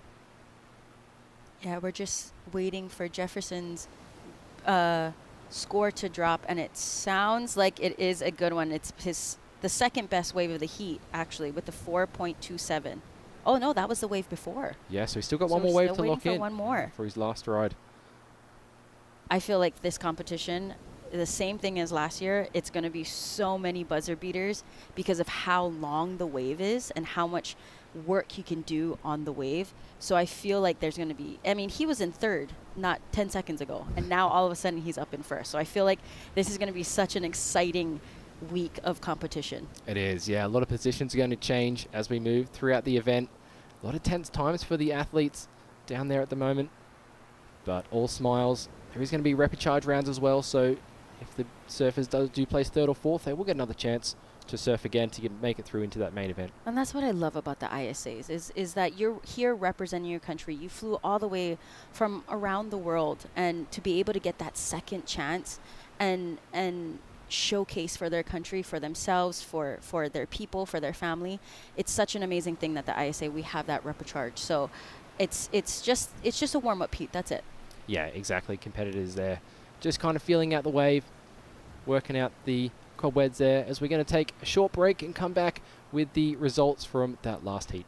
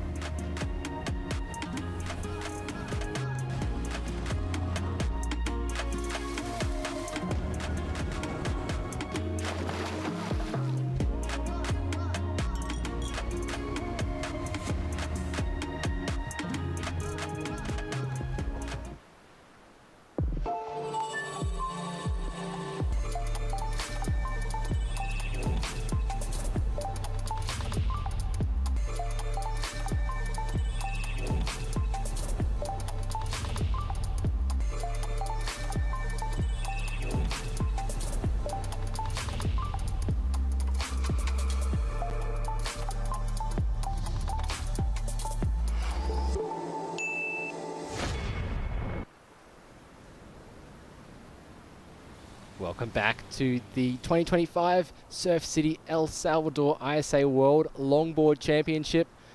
We are just waiting for the results from that last heat to come through. I'm going to kick off men's round 1, heat number 5 in the water. We have Taiki Mori from Japan, Buzo Zozi from the Republic of South Africa, and Nicholas Ayala from Colombia in the water. He'll be in the green jersey. No waves ridden just yet, as I do believe that Jefferson Silva took the win in that last heat, as we see Muso paddling into this one for the first ride of heat number 5. And he's going to be up on the nose straight away. Oh, a bit of a bumpy section there, a lot of white water to deal with as he makes his way through. Did really well to hang on to that, to continue through. Unfortunately just coming off there, but Buzo Zozi, I've seen him surf last year at the event, and it just seems like his level stepped up a whole next level, I guess, from last year. He's really put in the hard yards to improve his surfing, representing South Africa. Great to see him back here. Yeah, last year I felt like he had that nerve jitter, being, first time coming here, and I feel like he's way more comfortable now and just going into it more confident. Definitely. As we're going to head down to Sam, he's on the glass with Jefferson Silva, the winner of the last heat. Thanks so much, guys. Jefferson, a fantastic start for you. Tell us about the pride to be in the Brazilian team. You've represented this country before, but it's not easy. You have many great longboarders. You made the team once again. How did it feel to get in the team in the first place? Yes, and thanks for the word. Yeah, to represent Brazil, it's a very hard because we have a good longboard out there. Guys like Rodrigo Sfire, Phil Hajman, two-time world champion. Guys like Picuruta and Bahia. And we have another off longboard in Brazil. So to me, it's really good to be here, represent my country. I feel good, I feel strong and confident. So yeah, I stay here with the Brazilian team, make me strong, and yeah, let's do it. And you look good. I mean, there was a strong heat with Wes representing the Netherlands and Jose representing Ecuador. Talk us through your best two waves. Yeah, I made my two best waves is a 4.0, I think, in a 5.0. So, but it's out there. It's not easy. It's a little hard out there because we have some pumpy out there. So it's difficult to make a hang 10. So we have to make some maneuvers out there. But it's good. The waves is good, and the guys that was in my heat, really great surfing guys from Ecuador and the water one. So, and I'm happy to be in the next one. It's a great start, Jefferson. Have you got some messages in Portuguese? Yeah. Ok, é isso aí, pessoal do Brasil que está acompanhando aqui o ISA Games. Eu estou feliz de ter passado essa bateria e de estar aqui representando o Brasil. Estamos aqui a equipe está forte. É isso aí, estou muito feliz de estar representando o meu país. Quero mandar um abraço para todos que estão acompanhando aí no Brasil. É isso aí, a gente segue aqui firme na busca pelo título mundial da ISA. Aloha. Brazil looking good. Let's get back to the action. Thanks, Sam. Thank you very much, Sam. Jefferson Silva there, moving through to the next round. As we turn our attention to the waterfall heat number 5, we did see a great ride there from Taiki Mori from Japan, a 6.33. As we're going to go into a replay. Take it away, Megs. I love how he stood up in the middle of his board instead of really trying to lag and step back. He stood up and got to the nose really quick. Getting work done on the outside is going to be very, very crucial for all these surfers as he's doing here. Nice, beautiful, just taking it nice and smooth. He doesn't need to rush these turns. He knows that the chops are there, and he's reading them very well. Nice swooping cut back. Nice little roundhouse tap. Little tail slide, as we saw that. And you see, even his stance is a little wider because he knows that it's going to be choppy, it's going to be bumpy. He needs that stability. He needs to be compact. And he needs to find that connecting, especially in this pupusa section that we see here. And he almost gets clipped, but kicks out just in time. He got out of there just in time as he's on his second wave here, backing it up really quickly, straight to the nose, hang 5. Holds that nose ride through as he cuts back toward the white water. I noticed on that first wave he was surfing in that real critical section, so he was looking for that again, realizing the wave isn't going to offer up that opportunity, so he decides to kick out.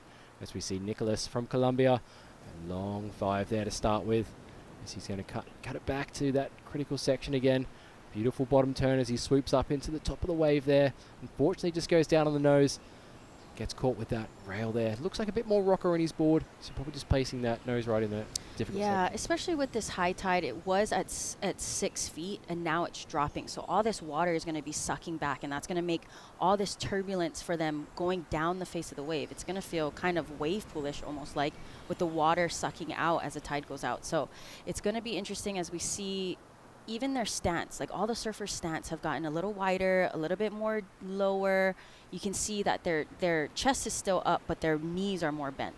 So they're gonna need to be doing that, especially with the tide sucking out. And and it's also gonna create kind of longer lulls, I think, with the tide, because now we don't have that water coming in with that high tide. So it's gonna be, you might see a little bit of jockeying, a little bit more coming more into on the inside as we saw in the last heat. So again, it's going to be smart surfing, and Taiki got a good start with the 6.33. He's going to feel really good going into the rest of the heat. Yeah, backs up with a 3-point ride, so he's out in the lead at the moment with a 9.33 heat total. You have Nicholas with a 2.5 and a 2-point ride. And Muso Zozi just with that 1.93 so far, looking to back it up. He currently has first priority. You can see a little P1, P2, P3 next to their names on the screen there. That means that they have first priority, second priority, or third priority. Obviously priority being key out here. Get your choice of the best wave that comes through. As we see Muso here taking a look at this ride. He's up and riding, waiting for this wave to offer up him some sections there. Cutting back to the white water. Going to stall it up on the top of the wave there. Beautiful hang 5 from Muso as he cuts it back as well to the white water section. Staying in control with this ride, bringing it through. He's going to feel good to be able to complete this one as he brings it through this middle section of the wave. And again, a beautiful hang 10 there. A little bit out in the shoulder though, but I really like his style. As he's going to bring this one all the way through, cutting back. We've seen some good scores being offered for these longer rides, but you need to be in that critical section as well to be able to get the work done as he's going to come through and just kick out at the pupusa section at the end there.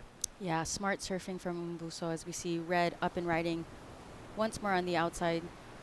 The surfer for Japan. Nice bottom carved turn up to the top. Really keeping it nice and smooth, fluid.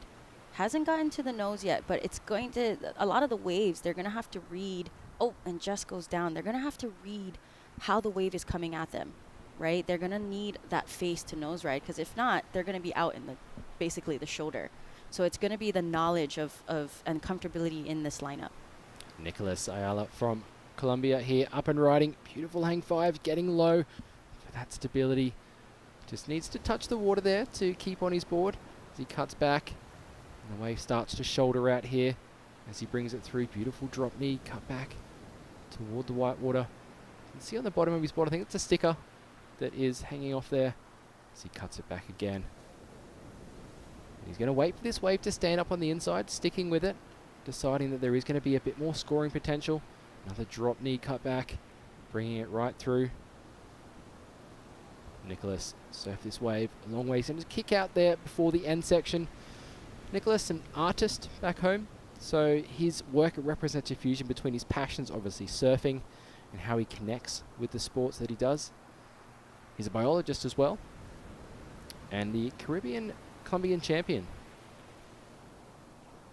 Yeah, that was a very beautiful wave surfed from him. Just trying to get that a score higher than that too, and I think he did a good job. He's just kind of working his way through the inside. Oh my word! Look at that beautiful. I think that's a key lime pie. Does that look exactly Papaya like Surf Garden has pie. provided us for a little midday snack. Oh, drooling over that. El Salvador producing the goods here in Surf City. We love coming to this venue. The people here are so warm, so welcoming, as we see the drone flying across the break here at El Sunzal. Fantastic venue for the best longboarders in the world here competing, both the men and women's event. Going to be here all week long. We've seen a lot of the competitors out there practicing during the week, as we see a nice little set rolling in here, deciding not to go. Taiki deciding that that one's not going to be what he's after. He has increased slightly his position with a 3.1 for that last ride. You'll see Musso in that second place. Nicholas sitting in third currently, looking for a 6.93 to move up into second place. Here's Musso's last wave here. Just trying to find that face, that open face. Again, this wave was a little bit coming at him a little bit too much, so it was not offering him that really long wall that El Sunzal is known for, but really good read on that wave. He knows he needs that score. So he's just surfing it just to complete it. You know, again, like I'm gonna say it a lot this week. It's all about that smart surfing, right? We don't need to see, and it's from a coach's standpoint, you want to see the surfer grow, right? So I feel like here he's surfing at maybe 40%, and then the next heat he'll grow into a 50%, 60%, and finals it's that 100%. So it's just completing, surfing smart, and collecting the scores. Exactly. As we watch a replay here from Taiki from Japan. This was his wave that he drew a different line on. He really decided to go deep on that bottom turn, get high in the wave. He cuts it back here. You just come unstuck here on this cutback, falling off, but did go into his top two rides as we are. I think we're still waiting on this score. It's come through as a 3.3 for Nicholas on his last ride, so that puts him back up into second position. And this is that beautiful nose ride on the outside section there, Meg. Yeah, I think that little hiccup with him falling a little forward with his chest down and not having it stand up, kind of, you know, it would have been a little bit of a higher score had he not touched the water, right? The judges want to see that control and want to see that they're in control of the wave, the board, all the elements around them. And just so happy, he just slipped up, but this is a good ridden wave for him, just collecting the score, again, trying to back up those scores. And it was the highest score for him so far. So do you think that's kind of the strategy for a lot of the surfers, Megs? You mentioned that surfers will kind of, you know, put in 50% in the first few heats and then kind of build on that throughout the event. I do see some surfers go out there 100%. They want to try and show their best every heat. Do you think that kind of burns them out toward the end of the event? 100%. It burns them out through the heat. I mean, this is a long wave. This is like a 300-yard wave. And you have 20 minutes. You have to paddle back out. There's no jet ski assist. So they really have to start looking at how much percent and how much they can actually give to that wave. Because surfing is a reactive sport. If the wave is only giving you 40%, right, you're not going to surf it at 80. You're already surfing. That whole completion is 120. It's not going to work. Right? So if the wave is only giving you 40%, you should only be surfing at 60, right? If the wave is only giving you, it's a bigger set and it's giving you 60%, you should be surfing it at 40. So it's all about reading that and having that relationship with the wave. Yeah. For sure. And of course, wave selection comes into it too. So choosing the better waves, maybe conserving that energy, getting the higher scores, don't have to take off on too many waves. Like we saw in Antonio Dantas, they're only catching 2 waves in his heat, just being very selective, wanting to make sure he's on the best waves and surfs them really well. As we see some other competitors opting to stay busy, get their kind of feet in the wax and build on their scores. Yeah, and the busy body is a lot of it is nerves, but it's also to play the defense on the other surfers, to put pressure, to be, having that, oh wow, that other surfer's really moving in the lineup. What should I be doing more? So it starts to make the other competitors question, and that's the beauty of competition, right? You're playing offense and defense. So I feel like with the surfers, especially with priority, we're going to start seeing, as the competition goes on, we're going to start seeing who's going to be sitting deeper, who's going to be pushing each other deeper into the lineup. And it's only day 1, and we're already having buzzer beaters, so it's going to be an interesting week of competition. Of course, surfers wanting to progress through to the round 2 of the main event. So you need to either place first or second to make your way through to that round. 3rd place and 4th place. There will be some heats later on with 4 man heats, and 3rd and 4th will be put in the repechage round, as we have 4 minutes 35 seconds on the clock in heat number 5. Taiki Mori from Japan currently in the lead. Have Nicholas Ayala in 2nd place, and Muso Zozi looking for a pretty small score to move himself up into 2nd, into that advancing position. We see a couple of lines coming through here on the outside. This beautiful wave here at El Sunzal, just perfect for longboarding, to showcase nose rides on the outside section and beautiful swooping turns as well. As we see Nicholas repositioning himself toward the inside. We'll see if he's able to catch this one. He's up and riding. Didn't quite get up to the nose. You can see that section just folded in front of him, so decides to kick out. But on the outside, Taiki Mori, hang 10 through that section there. He was quick to get to that nose. As he's going to stay up on the nose for that hang 5. Decides to surf around Nicholas there. Swooping cut back toward the white water. Beautiful style from the Japanese surfer. A little layback cut back there as well. So mixing that variety of repertoire. A drop knee cut back as well. Judges going to like that variety as he brings it through this midsection here. Do you notice the wave going a bit slow, but keeps that board moving through. Beautiful drop knee turn. You can see him opening his arms, opening that chest, getting that rotation in, directing that board back to the white water. He's going to stall it just one more time to get through to this inside, looking and see if there's going to be any more scoring potential. As we're counting down toward 3 minutes, gets back up on the nose there for a quick touch of the 5. And he's going to try and finish off here, banking off the white water at the end. So it does very well to navigate that inside section.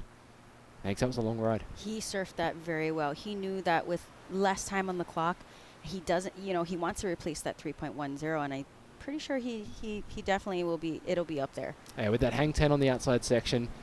Talk us through this wave, Megs. Absolutely beautiful. Again, standing up in that middle of the board so he can get to that nose quicker. And you can tell with the flatter board, he's not so high up, right? He's letting the board work for him. He makes his way around green. Nice swooping cut back. Just nice redirection. Little layback there. We like the little, like you said, throwing the variety. He went from a layback straight into a drop knee, and that's the beauty of longboarding. You can throw that, board anywhere. And I see that his board has a little bit of more edge throughout the entire bottom of his board, letting him be able to really turn and get those cutbacks in. And that's what the judges want to see from top to bottom. They want to see the fluidity. They want to see the flow. And he did so very well on this wave, working his way onto the inside here, finding another quick little nose ride. Just making his way into the pupusa section. Nice little hit just to finish off the wave and surf that really beautifully. I think it's going to be pretty high up there. I think so. That combination of maneuvers out the back there, the nose rides mixed with those few turns. You can see some fish out the back there. A lot of marine life out here. Seen some turtles. Nicholas Ayala from Colombia, up and riding. Hanging 5, critical section. He's going to hold it through there. Can he get around this whitewater section? You see he's going to make his way around. Still a little bit caught behind there. Maybe slightly out of position at the start. Is he going to get around this section? He is. So the wave opens up for him. He's going to cut back toward the whitewater. Throwing lots of spray. Nice drop knee. Little stall there to set himself up for this section. Moving through, cross-stepping up toward the nose, but just goes halfway to keep that board moving. He's going to bring this one through, right through to the inside. He's going to stick with it. Looking for a 5.47, but I think we're still waiting for that score from Takey as he's going to throw that board over the back of the wave. Good call there. We've seen a few boards end up in the graveyard from that section, so keeping his equipment nice and safe. 30 seconds on the clock. He's going to decide to call it a heat as we see some sets on the outside. Unfortunately, Musso there maybe out of position a little bit. He may have caught a wave. We'll have to check if there's going to be a score coming through for him. But the beautiful waves here of El Sunzal. A big set. They break a lot wider than expected as well. So you can get caught out by these sets. Takey here. Less than 10 seconds to go and he's up and riding. He's still waiting for that last wave score of his to come through. He's going to use this wave to get a bit more practice in on the wave. Because why not? Exactly. You know, I know he wants to really hit that. You can tell he wants to hit it, but again, smart surfing. You don't want to be breaking your board on the first day of competition. The pupusa section, that inside section, will definitely take you out. Oh, it certainly will. As we see him just duck diving that wave there. It's a heavy end section. And as the swell's going to get bigger throughout the weekend, it's going to be interesting to see how the athletes handle that, whether they decide to do those big, critical, powerful maneuvers on the end section there, or they decide to kick out. But a really well surfed heat there from Taikimoto from Japan. The score comes through, a 6-point ride. It's almost matching his highest wave score, that's 6.33. Of course, just waiting for that last wave score to come through, but don't think it'll go into his top 2. So it will be Taikimoto from Japan winning that last heat. Heat number 5. It looks like Nicholas Ayala from Colombia also moving through. Team Japan, of course, big support there. And in Team Japan, of course, Taka Inoue, silver medalist from last year. Wearing a knee brace. Yes, he had injured himself not too long ago, actually. But we will catch back up with that as we are going to go to a ad break here, and we'll catch up with the next heat when we come back.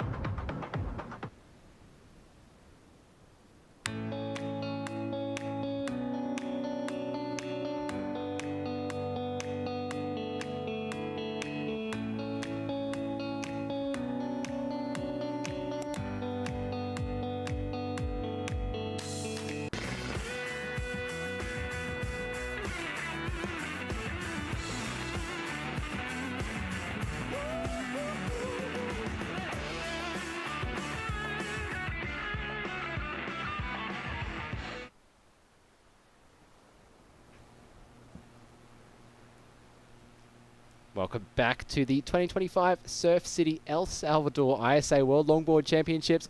Up and riding, Evan Rogers from Wales. Evan, big powerful surfer. The Welshman on his skin dog. Double scoot, drop kneeing through this section here. Beautiful start to this wave from Evan, just feeling it out. He's going to bring it through. This is heat number 6 of men's round 1. Live action here. He's just setting it up for the inside. Bit of downtime there. Drop kneeing through that section there. Continuing, moving the board. He's got a pretty tough heat up against Rogelio J.R. Esquivel, along with Oliver Jans from New Zealand. Almost on the tip there. He's going to bring it right through, getting up to the nose again. So nice hang five there, and going to hit it off the lip there to finish as well. So strong wave there from Evan Rogers to start the heat number 6 off.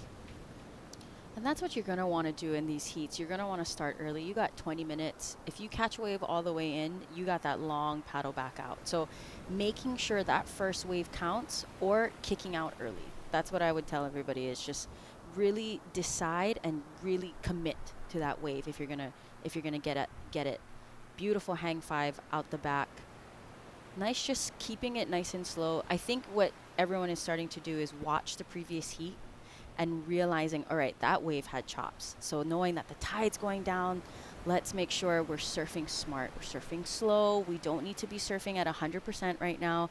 We just need to complete the waves. We need to just get that score on the board as he's working his way. And you can tell this wave wasn't offering a lot, and he knows it's going to pick up. He knows it's going to double up on the inside, so he just keeps making his way back into the power section, back into that whitewash. Nice, beautiful cross step, taking his time, waiting for that wave to jack back up. Nice redirect. And again, just a quick hang five and this nice little hit at the end to stamp that wave. As we're going to head down to the glass there, Sam is with the winner of the last heat. Thanks so much, Bo. Taiki, a great heat. Not so good with the English, but Junior is going to do some translation. So Junior, I just want to ask Taiki, is this his first time to El Salvador? これはエルサルバドル初めて来ましたか? Yes. And then how did the heat go, considering it's his first time at this fantastic wave of Sunzal? このスンサルの素晴らしい波での最初のヒートだったと思いますけども、ヒートをどのように運びましたか? 最初ちょっとファーストヒートだったんで、少しちょっと緊張して、ちょっとポジションとかも分からなかったんですけど、ちょっといい試合運びができました。Yeah, it was my first time and the first heat, so I was a little bit nervous. So I was kind of looking for my right positions, but at the end of the day, I was able to carry the very good heat. He looked really good. Can he tell us about the surfboards he's riding? Which shaper? すごいいいサーフィンしてたと思いますけども、どのシェーパーのちょっとサーフボードについて教えてもらえますか? シェーパーはどんな方ですか? 日本の小頭君シェイプです。It's a Japanese shaper, Mr. Ogashira. They look really good. Fantastic start. Some words in Japanese for everybody tuning in back home. 日本のファンの皆様に向けて一言お願いします。朝から皆さん応援ありがとうございます。今日ファーストヒットでちょっと緊張したんですけど、次のヒットも気を引き締めて、頑張っていきたいので応援よろしくお願いします。お気に。Great start for Team Japan. Let's get back to the action, Bo. Thank you, Sam. Well done, Taiki. Very strong performance there from Team Japan. He's going to be one to look out for as the event moves throughout this week. We did see a couple of waves ridden during that interview, especially from Rogelio J.R. Esquivel. He had a really well put together wave. We also saw, might have been Oliver at the back there, unfortunately falling off his wave just at 1.5. We're waiting for that score for JR to come through. JR, no stranger to competition. We've seen him on the WSL Longboard Tour. Beautiful goofy footer surfer. Very amazing style. So opening that his heat up with a 5.83. So the best wave score of the heat so far. Judges really liking the commitment to the outside section of the wave. You were speaking earlier, Megs, that the competitors may be changing their strategy a bit, looking at the heat before. I do feel like when the event started today, competitors were sitting quite deep, quite far out. Looks like they've moved in a little bit further, moved toward the shoulder a bit more to give themselves that opportunity. So a lot of competitors getting a bit caught a bit deep on the outside. Yeah, and that's why it's really important, especially with the ISAs. They have a coach, and that's basically the coach's job, right? Because as a surfer, you're getting ready, you're listening to music, you're getting pumped, you're watching the surf, of course, but critiquing the other surfers. The coaches are there to be like, hey, that person was sitting too deep. Let's bring it in a little bit. The tide's going out or the tide's coming in, whatever it is, that's the coach's job. So kudos to the coach. I'm pretty sure the Japan coach really told Taiki, like, hey, let's get this heat started early. Let's put pressure on the rest of the competitors. And he did so and got first place. Exactly. Definitely the coaches playing a huge role in the athletes' performance out there on the waves. A lot of the competitors here flying in early to get a lot of practice on this wave. A few of the competitors, their first time here in El Sunzal, Surf City. But the ISA has held events here before, so a lot of the competitors having that practice in from earlier events. As we see some waves there going unridden. And Megs, you've competed at the ISA Longboard World Championships before in the past. Can you tell me about your experience competing for your country, representing your country, and you ended up with a copper medal as well in 2013? I did. Wow, you really did your homework. That was a long time ago. That was more than 10 years ago. But yeah, we got to go to Peru and represent Hawaii with I was with Kai Salas, Ned Snow, and Honolulu Bloomfield, who was our gold medalist last year and brought home the gold for Hawaii last year. She actually surfed it as a junior, and she was the only girl as a junior. I was representing the women's category, and yeah, that was such a fun event. And it was basically, in my eyes, we surfed at Juan Chaco, Peru, and it was the left. It was a left, and it basically was like Sunzal but backwards. Right. Except cold. Yeah. Completely. Yes. I was freezing. Did not expect it to be. I had like a long john, a Cassimeter long john. I was like, what am I doing out here? It's like 40 degrees. I feel like I'm in an ice bath. But I somehow put it together and had such a fun time in Peru. It was really, really cool. That's amazing. Speaking of ice baths, competitors there soaking in the ice baths here. Of course, Surf City, El Salvador, and the ISA putting together an athletes' village. As we see up and riding, Evan Rogers from Wales, just waiting for this wave to stand up. He's going to get to the nose, hold that 5 through that section, steps back before that white water catches him. Bottom turns, stalls it in the pocket there. He's going to bring this one through to the inside. A lovely stretched out drop knee carve back to the white water. He's going to go up into the lip here as well. So a couple of waves, a couple of maneuvers linked together on this wave. As he brings it through, he's going to look at getting toward the nose, but he's going to decide to cut it back, wait for his wave to step up. Quite similar to his first ride, a 4.5, still a solid wave score to start the heat, so he's going to back that one up nicely with this one so far. As we see him up and riding on the nose, that end section of the wave, you can see that white water heading toward him, deciding to kick out, not going for the end section floater this time. Yeah, really smart surfing again, getting the heat started early, knowing that this is going to be a long week of competition, just needing to just complete waves, right? So that was a really smart, I think it's going to be just up there with his first score. As we see competitors in the next heat getting ready. Sofia Gil from Argentina on screen at the moment. Fantastic surfer. He's going to be coming up against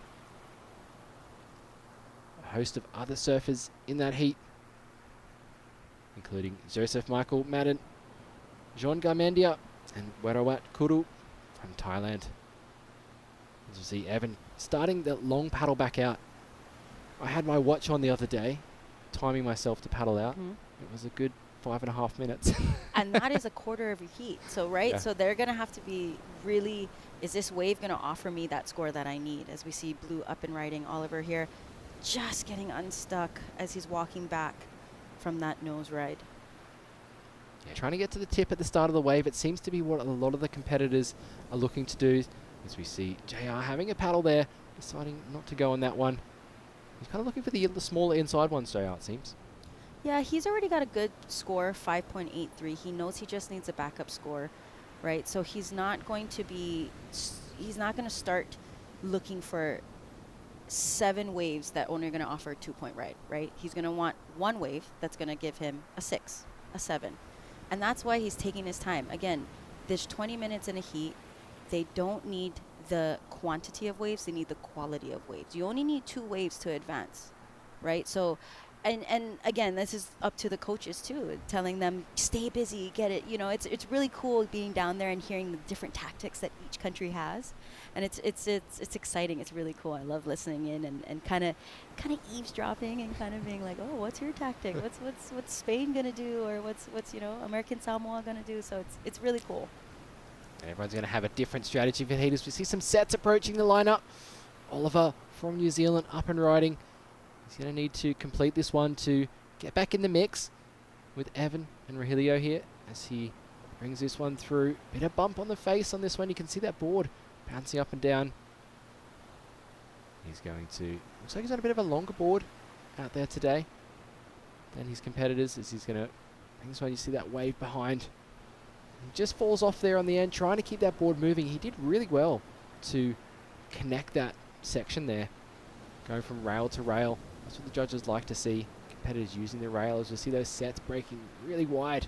You can see where Oliver finished his last wave, and these big sets pushing through. As we see Evan just going to get over this one as well. So sometimes the bigger waves, they have that bit of more of a shoulder, not really that critical section on the outside. So that's why we're seeing competitors taking off on the smaller rides. Probably gives them a bit more control on the nose as well in the surfing. As we see Rogelio, JR Esquivel up and riding. Beautiful cross stepping up to the nose. Really controlled. As we see the cutting back, setting himself up in a more critical section here. Holding that nose ride. He's definitely been a standout free surfer in the surfs before the contest. Cutting back into this section here, making his way through to the middle, just keeping things nice and steady, nice and controlled. Cutting back into the white water, beautiful rebound there. Decides to fade back. Gets himself up on the nose for a quick hang five. Again, just whipping that board around. He's going to get through here to the end section. Nice critical nose ride.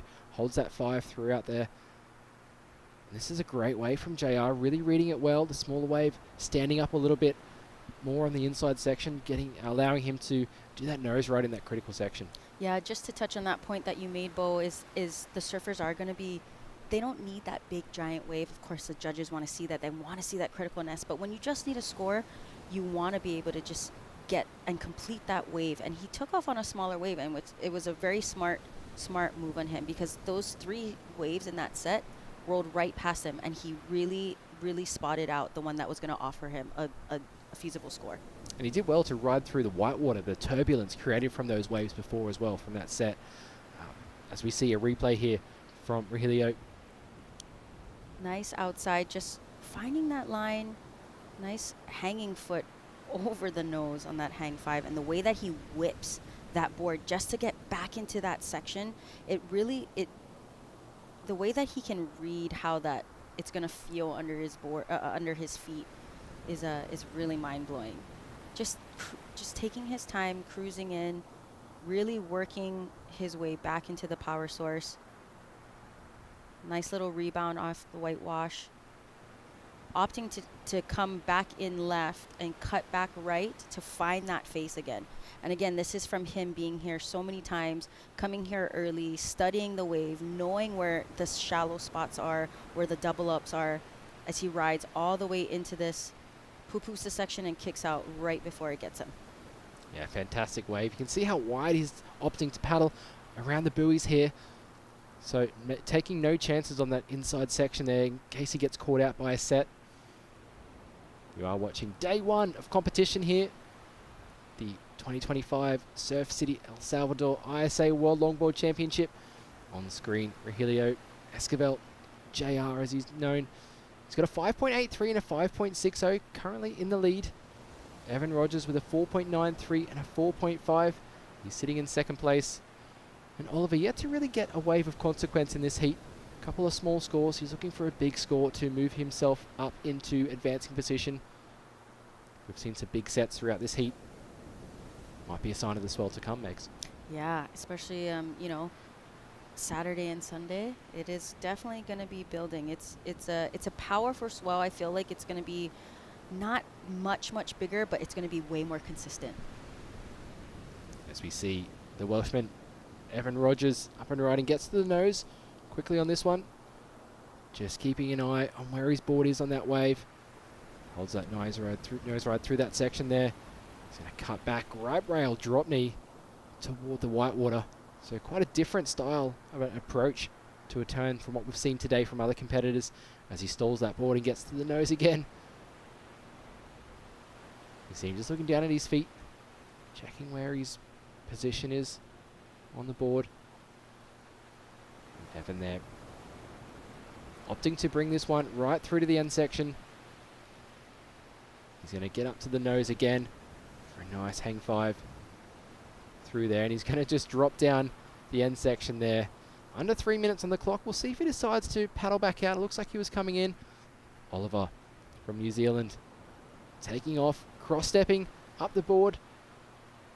He's going to stall this one back to the pocket. Unfortunately, just comes unstuck there, Megs. What happened? Yeah, I feel like his board might be a little bit too big. I feel like it's especially for the waves that's being offered for this competition, he needs maybe something that'll give him more speed, because it does look like his body wants to move forward, but his board's not moving with him. So I feel like if he has a backup board that's maybe a little smaller, especially in the repo charge, I feel like he may maybe ride that one. And that's a good point. Like competitors, they bring their equipment. Do they bring, kind of a board that's going to suit the bigger waves, the more powerful waves, or do they bring a board that's going to suit the smaller waves? Of course, it's hard to tell what the forecast is going to do so far out, but that definitely comes into play with the competitors as well. Would you usually bring a couple of different boards, different style boards to your events? Yeah, I would bring usually a pintail. That's the one that I usually ride, and then I would bring either a baby squash or a square tail, just to see what the waves are doing and what they're offering. But I'm mainly comfortable on a pintail. Pintail, bit less volume, bit less error in the tail, can allow you to carve a little bit better. Yeah. See that square tail or squash tail, a little bit wider, a bit more stability, especially if you go on those smaller waves. Yeah, I'm very interested to see how the board switch ups are going to be with the swell coming in. Are people going to opt out to do a 2+1, which is going to give them more stability, right? But it is going to create a little bit more drag. But I wonder if a lot of the boards that we saw have been mostly single fin, but I know a couple surfers do have the 2+1, so I'm very curious to see how that plays out for them. Definitely changing up the equipment to suit the conditions is key out here today. 44 seconds left on the clock. You're watching men's round 1, heat number 6. Rogelio Esquivel, JR from the Philippines. Philippines have a really strong team again this year. Hopefully maybe looking to podium. Of course, Rogelio, a previous medalist here at the ISA World Longboard Championships. As we'll see Oliver up and riding. Getting to the nose, holding a nice hang 5 through that section, so finding his feet toward the end of the heat here. He's going to bring this one through toward the inside. Nice drop knee turn. You can see he's really just settled himself down, controlling his composure. And breathing. Do you notice that? Of him now actually exhaling. I think a lot of the times surfers will hold their breath doing a maneuver, but that doesn't actually help their body relax to complete the maneuver. If anything, it actually hinders them finishing the wave. So him breathing and exhaling, really puffing out his cheeks and letting the air out, probably does really good for him. And he probably had to have that self-talk to be like, all right, let me slow down. Oliver, breathe. Let's complete the wave. Let's see JR Esquivel here. He was standing up before the hooter, so this wave is going to count toward his waves as he gets a nice hang 10 there. Perched way out in front because his upper body really extended over the nose of that board there. Trying to just control that speed on the nose as he stays in that critical section. Bringing this right through to the inside. Bit of a smaller wave, but still some great technical nose riding. He cuts it through, cross-stepping his way, keeping those feet moving, keeping that board moving. You're going to see him get to the nose one last time. Finishes off there, close to the sand, but a very well surfed heat there from Rogelio Esquivel from the Philippines. Evan Rogers in that second place, moving through. I don't think Oliver's last wave was enough. He needed an 8.7 to try to get into that position. So, as we see Team Philippines there, heading down to congratulate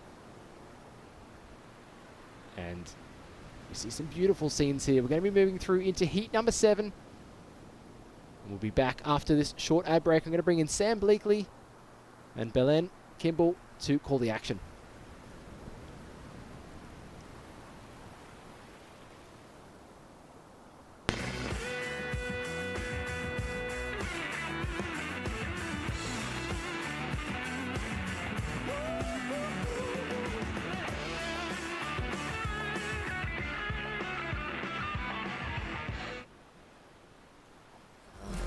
Nos vestimos para una vida llena de todas esas cosas que la hacen realmente suprema. La otra vida hoy se nota en una nueva imagen, hecha con el arte que nos enseña que todo eso que hemos ido dejando para otra vida es hoy suprema. Esta es la otra vida.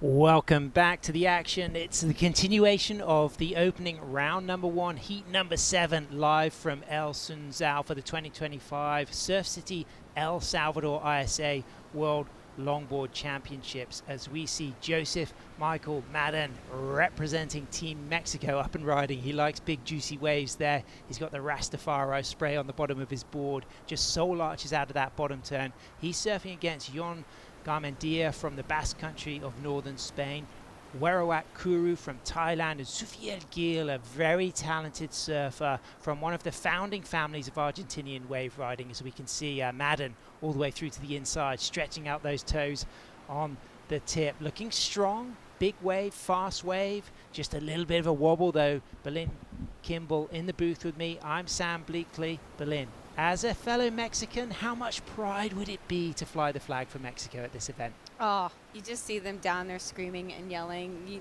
You had the cowboy hats last year, Yeah. traditional, and in the opening ceremony as well, we saw them in their beautiful traditional outfits as we see Surfer in white. Take it away, Sam. Sufiel Gil, now, I'm not sure if you've had the pleasure of seeing Sufiel surf, but this guy is acrobatic, he's spontaneous, he's incredibly flexible. He runs a surf school, he's one of 9 children, his father one of the founding families of Argentinian surfing, and his training regime before he goes in, absolutely incredible. As we can see, our surfers have just come out of that previous heat. Evan Rogers stayed it there in 2nd position. It was JR Rogelio Esquivel from La Union in the Philippines, looking stylish and strong.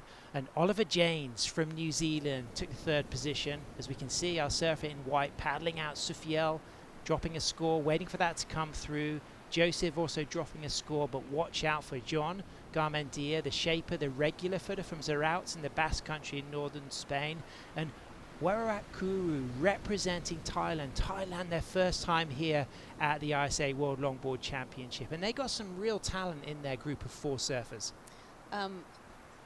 I don't know much about the surfers that have come in from Thailand, but they got great waves all around. They have access to amazing waves as well. Yeah, they have a really great scene. Soft waves, but a really exciting surf culture across both of their coastlines. As we can see live action, it's our Thai surfer, Werawat, takes a high line, drops down into that big overhead wall. It bounces, but he gains control, cross steps twice, and then stretches out for a roll of the 5, and then just shuffles back to the tail of his board and stands tall, adjusting himself, and sets himself up with a couple of cross steps, and then cross steps back to the middle, and then just puts that board on rail as he gets onto the bouncy face, using the foam, rebounding off the foam. You can see how much bounce that foam has. It's really important for the longboarders to decide, are they ready to use the foam to rebound, or are they going to just use the rail work to carve out of the turn?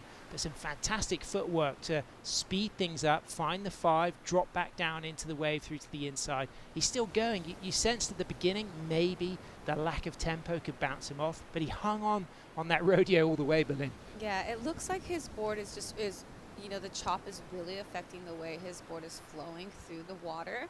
It's definitely not the lack of the surfing skill. It just seems like the board just maybe needs a little bit more weight to kind of plow through some of those sections, where it seems like in some of the heavier boards, though, that's actually kind of been a bit of a downfall when they are on the bigger waves, you know, because you find that your board is just, you know, hammering and hammering and hammering and not allowing you to, you know, to move forward on your board. Well, he's riding his TP custom board, as we can see up and riding right now. John Garmendia from Spain. Beautiful opening nose ride on a self-shaped board. Garmendia surfboards with a fantastic team now sponsoring Nicholas Andrade, Nikki Dora, who's also surfing for Spain, as John goes back up for a nice crisp second nose ride, locks in a tight touch of a quick 10 out of that 5, back to the tail, sets himself up high and goes to the tip again, uses Arctic foam blanks, likes to also use the recycled blanks, the Polyola. Great collaboration now happening between Arctic foam and Polyola, really being progressive in sustainable surfboard blanks and bioresins. And what do you think of that from the Spaniard, Belen? Really nice surfing. Again, you know, the transition is beautiful as we're going to head down to Anti-Mexican we on will, class. because she is down there with JR. He takes the win for Team Philippines. Thank you so much, guys. JR, explain to me how you feel out there, what board you're riding, and how you feel in El Salvador. Yeah, it's good to be back here in El Salvador. The wave is nice, and I'm riding a Luffy surfboard. And yeah, the condition now is a bit slow because the tide is too high, I think so. And yeah, our heat is a bit slow start, and it's still good, and progress to the next round. And yeah, we're gonna stay focused and learn more about the waves. And you know, first heat of your campaign, what was your strategy going into this first heat? Yeah, just go out there, have fun, and feel the wave and the water, and try to just surf the wave, and try to listen and learn what the scoring is. And yeah, we're looking forward for the next rounds. Amazing surfing. Did you want to say anything in Tagalog back to the Philippines? Maraming salamat sa lahat ng sumusuporta sa amin, sa mga nanonood at nagpupuyat. Maraming salamat sa inyo, sa Philippine Sports Commission, and sa UPSA. Maraming salamat sa pagpadala sa amin dito. And to my sponsors, maraming salamat, Vans Philippines, Surftown La Union, Union Athletics, Alima, and Luffy Surfboard. Amazing. Back to you guys up in the booth. Great stuff. Great start, JR. The Philippines, biggest diaspora in the world from the Philippines, you know, people working all over the world, and a huge fan base, and really behind that La Union locals. Of course, you've got Siargao is a famous island on the east side, but he's from that west side in Luzon. And Mona Lisa Point, have you ever been there, Belen? No, I haven't been. It has elements of similarity here to Sunzal. Yes, it doesn't get as big and as juicy, but the lines, the texture, those kind of tropical sea breezes, JR super comfortable here at Sunzal, and of course the climate's so similar. The mango season thrives, and it really is a tropical paradise. So they're comfortable here, the surfers from the Philippines. And JR is a copper medalist from 2 years ago. He's got his sights on that gold, and I believe he deserves to be a gold medalist and a world longboard champion. Very soft-spoken, very humble, nice surfing. Represents his country so well. I got a chance to see him surf at Bell's for the first time personally, and I was really inspired by him. Yeah. And you're right, you know, the growth in the Philippines. In the Philippines, like, they have amazing waves, as you said. And they do have a long culture of surfing, but the growth of it now is phenomenal. Fully. And the standard, you know, the range of skills from elite level shortboarders, men and women, to elite level longboarders, and a growing middle class of people having surf holidays, surf lessons. As we can see, Steve Newton still going strong. Now, Steve has been riding Stewart longboards for a couple of decades now. He's a stalwart of Bill Stewart boards. Yeah, Bill Stewart is an amazing shaper from the San Clemente area, but we'll chat about him after this. Sufiel Gil up and riding straight to the tip. Really nice flex into a 5, into a nice 10, and then he just quickly, acrobatically takes that leash from around his toes and gets into another locked 5. And Bilin, I was talking about the flexibility of Sufiel. You can see that this guy is really got a lot of elasticity in his style. He does. He flows very nice. You know, he has nice, quick footwork, but it's not stumbling. And the transitions, again, banking off the whitewater. Nice, you know, lifting of the hands to get that nose over the whitewater and not punching through it. I've seen some of the people that have gone through and punched through the waves, they're kind of punching through it, not lifting up the nose and getting that nice flow. And he's putting that together really lovely as he just gets a nice little tap on the inside and kicks out. And if you want to read about more of these athletes, go on ISAsurf.org and you can read their biographies. You can follow them on Instagram. And 27-year-old Sufiel Gil, what he does is some of the most fantastic flamboyant nose ride poses. I mean, even his Instagram profile page is just this fantastic posture on the nose. He's very innovative, and I really, really rate him as one of the world-class longboarders. I've not yet seen him have, I feel, the result he deserves at this level, but as far as talent goes, he's somebody that people should be fearful of. He could have a really big result here for Team Argentina. You know, some people just have this amazing ability to turn it on in front of a camera, and then they put the jersey on and they do kind of pull back a little bit and a little bit more safe surfing than they would if they were in a contest. I mean, free surfing, as you see Surfer in Red going up just almost on the nose, but not quite. This is our Mexican. He's had great energy in the free surfs, always smiling, always hooting. A good share of waves. I will admit, I've been out in the lineup with Joseph, and he will give a wave to everybody in the pack, and that's really great to see. That's the beautiful part of the longboard community, is sharing. You know, especially when you're out with so many people, to be able to, you know, kind of wait your turn and let other people practice in the spirit of aloha. So it makes me very proud to hear that. Here it is, the pupusa section. He's considering attacking it, and he goes for the body dive. What would you go that? A bit of a kind of pupusa, kind of semi pupusa section, not quite the full section. Not the whole full one. Here's John Garmendia from Spain. Really nice footwork, locks a 5, nice in the pocket nose ride. Walks out, back up to another touch of the nose ride, multiple nose rides through to the inside. Now, we actually only saw the last third of that ride, so you could see how far down the point he's ended up, and that was a big wave that our Mexican got. So I'm expecting that John's wave from out back was pretty solid and significant. He's kicked off with a 4.57. He's looking to replace a 2.5. Sufiel Gil kicks off with a 6.83. So as it stands, the Spaniard out there in first, the Argentinian in second, our Mexican in third, and our Thai surfer Warawak Kuru out there in fourth. Nice.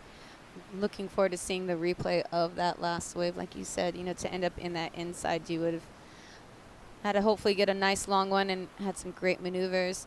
In that last interview we heard, you know, with the higher tide, it is a lot slower. Yep.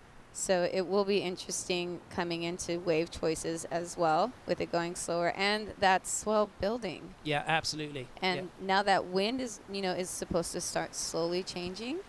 I was just reading our current surf report that just got from Kevin Wallace, Surfline, giving us the full lowdown details. What did you pick up? That we've got favorable winds for the week? We've got a little bit of bump and lump kind of coming in. It is building. We've got 2 underlying swells right now, so they're kind of just starting to meet each other and be like, oh, hey, I'm here.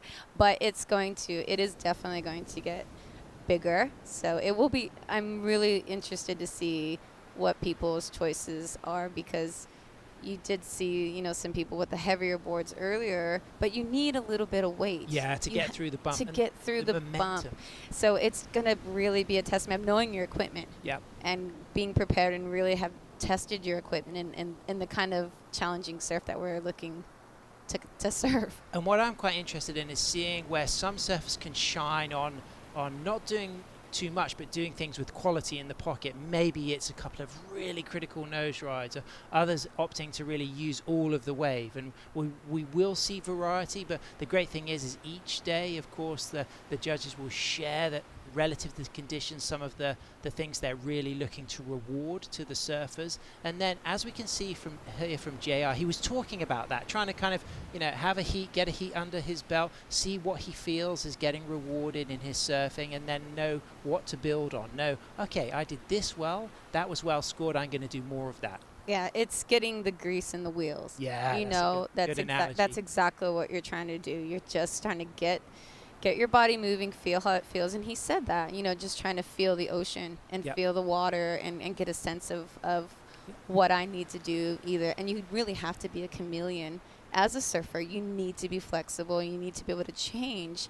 And if you don't have that kind of a personality, it struggles. And I think JR could also qualify to get the grease in the hair. He's a slick-looking dude, always cropped, always has a nice kind of freshly cut hairdo, looks very clean and stylish, and he's very well-spoken, well-mannered. He's calm and cool, but in the surf, when it's big, I have seen him here at Sunzal, representing Team Philippines across the last 2 years, very comfortable on the big waves. There, you see some of these longboarders, and it's funny because people paint this picture of longboarding and always waist or knee high, but people can go from that and surf double overhead still as impeccable flow, beautiful style, still critical nose rides and make it look fun.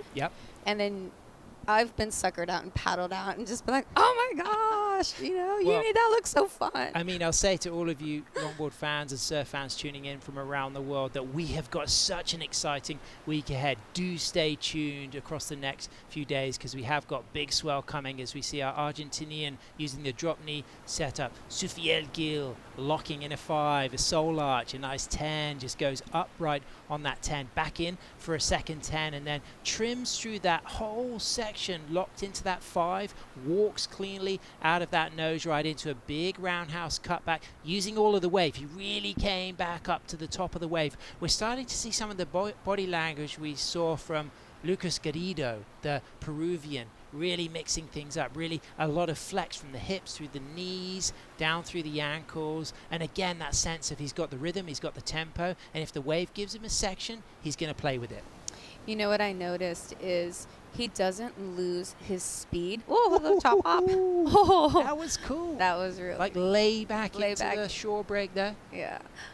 He doesn't lose his speed in his transitions, which allow him, when he does his cutback, to be able to pull the nose up and float over it really well, which I have seen a couple of the past heats. They kind of do a 1, 2, 3, then a hit, and they lose the speed in that transition. And his flow right now is his technical surfing is amazing, as we can see here. Look, just a nice little faded turn into the setup, holds the line. Again, just kind of driving, slight adjustments to a tighter 5 and then up to a quick 10, but really leaning in that back weight to keep the weight off the nose so he can stay on the nose, which is very technical. It's about adjusting. And then that beautiful wrapping roundhouse, banking off the whitewater again. And you can kind of start to see he's feeling this and he's enjoying the way he's surfing. I think this is going to go really big on the scoreboard. And then finishes off with a little bit of a reverse, kind of cut back. And as well, for those of you that don't understand why that leg rope is not around the ankle, that's to help, so you don't get your feet all tangled up, as we have seen already. And then the chop hop, and then the Larry layback. Yeah, that was showcasing his yoga physique as well, the way he was able to chop hop into the layback. He's dropped a 6.83 and a 6.43 for his first 2 rides. I like that a lot. I think that's going to go higher, waiting for that score to come through. All of those judges, if they want to look at the video replay, they can. They may well drop the score on the live action. But the nice thing about this score coming up is they've got a really great benchmark. They've seen some strong Sufiel Gil surfing, and now they've got the opportunity to compare this score to that last 6.43 and that opening 6.83. We're moving down though into the last 1 minute 45 seconds. Sufiel in the lead, still awaiting for a score. John Garmendia from Spain in second with a 5.23 and a 4.57, and our Mexican Joseph Michael Madden in third with a 3.70 and a 3.67, and Warat Kuru in Team Thailand here representing for the first time the ISA World Longboard Championship with a 3.27 and a 1.83. So Thailand 4, Mexico 3rd, Spain 2nd, Argentina 1st, and is it going to go into the excellent range, that Sofiel Gil score? We'll see. I'm excited to see what is dropped on that, because there was some beautiful connecting turns, beautiful nose ride as well. Yeah. And as well, I think the flow is, with some like I said earlier, it's just some people's flow is just kind of getting hung up a little bit, where the transition was quite clean for him, and his the technical side of it just kind of really painted the whole picture. Yeah, and let's remember that when you see flow, it's about making the difficult look easy, but there's a lot of stamina, there's a lot of energy that goes into that art form. And that's the beautiful thing about a judge that does ride longboards and understands longboarding, can point that out and can see that. Gets a 6.77, so not excellent range. It's his second highest score after a 6.83. John Garmendia, 6 steps to a nice locked 5. Hips forward on that nose ride. Beautiful bottom turn, just adjusting planing edges on his self-built board as he walks out of a second nose ride and goes low into a controlled cutback and just arcing away from the foam at the right moment, and just a little rock and roll action. I like a lot of the nuances in John's surfing. There's a lot of charismatic 60s approaches, the way he'll use that low bottom turn, he'll switch planing edges, but also a lot of power and control, reminiscent of all of the powerful longboarders that have come out of Europe in the last 20 years. Yeah, that was really, he's surfing this wave very beautifully, and like you said, the small subtleties, instead of hopping on your longboard, that shifting of side to side really does kind of get you through that section, gets you that forward momentum.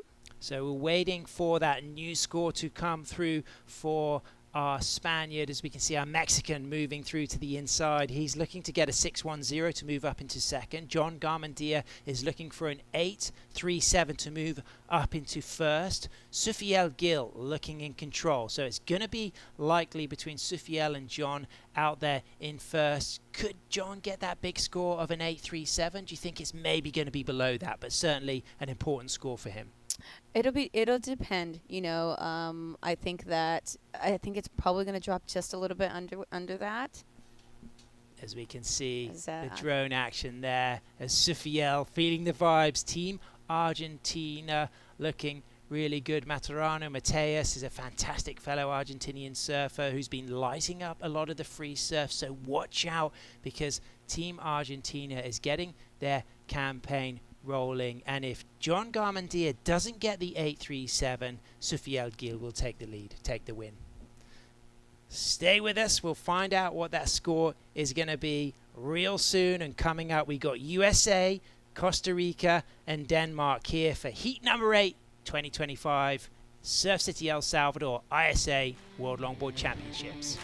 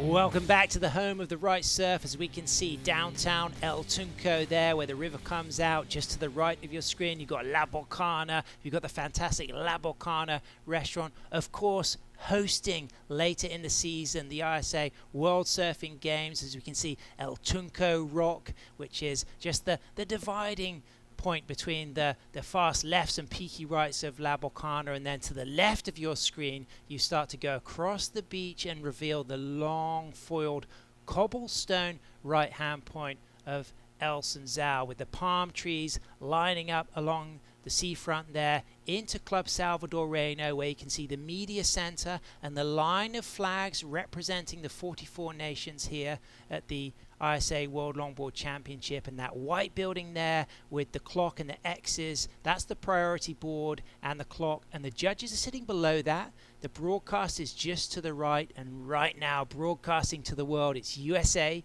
Costa Rica and Denmark. Steve Newton, Dorian Torres and Sebastian Olander. I'm Sam Bleakley, still in the booth with Berlin Kimball. A pleasure to have your company. Thanks for tuning in as we kick off with Steve Newton looking deep on his Stewart-built board, representing San Clemente, California. A regular at Sano, loves to surf at churches, been riding Stewart surfboards for a couple of decades now, 25 years on the Stewart team, and you can see why with that Colin McPhillips-esque silky roundhouse. And Colin McPhillips is actually the team manager for Team USA, but this guy, 2 times Pan American Games gold medalist in Ecuador and Venezuela, and you can see why this is a fantastic start for Stephen Newton. Berlin. He's surfing this wave so well. Very beautiful style. You can see that Southern California style shine.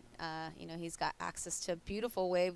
A little bit of hints of similarities with here at Lowers, the ride at Lowers, and then at Sano, just that nice long wave as well. But great surfing, and has a great support team. You got Caitlin McGuire here, and you've got Kevin Savon here, but Colin is just an icon in the longboard industry. Yep. And, as well rides Stewart surfboards. So with that, let's go down to the glass, because Megan Godinez is with our Argentinian style master, Sufiel Gil. He just took the win. Thanks, Sam. Surfiel, you did amazing scoring those 2 high 6s in that heat. How are you feeling? Very good. I'm very happy to be here once again with all my team, my family supporting at home, my friends, my girlfriend. I'm very happy to be here again. Very happy. And with the swell coming in this weekend, how are you feeling with that surfing bigger waves here at El Sunzal? Well, I have been surfing big waves here before in 2023. The last heats were pretty big. So yeah, I'm comfortable with my surfing. I'm feeling very good. I'm looking good. I'm healthy. I'm happy. So yeah, it's a kind of little bit of nervous, like always, like the little nervous, like always. But I'm happy to be here, surfing warm. The warmth people, the happy people, the new ambient, like here in El Salvador, which is great to see the people happy walking on the street. We know how difficult it was for all of them, so it's very good to see it. Yeah, with you saying that you're nervous scoring those 2 high 6s, it didn't look like you were too nervous to me, but did you want to say anything in español? Sí, quisiera agradecer a mis sponsors, a mi familia, a todo el equipo, acá al coach, a los chicos, la verdad que se portaron de 10. Tenemos un buen equipo, estamos sólidos, estamos fuertes. Gracias papá, mamá, amigos. Gracias Jackie, mi amor, te amo, los amo. Con todo mi corazón estoy feliz de estar acá, contento de pasar el primer hit y bueno, por lo que viene, primer paso hecho. Great surfing. Back to you up, you guys in the booth.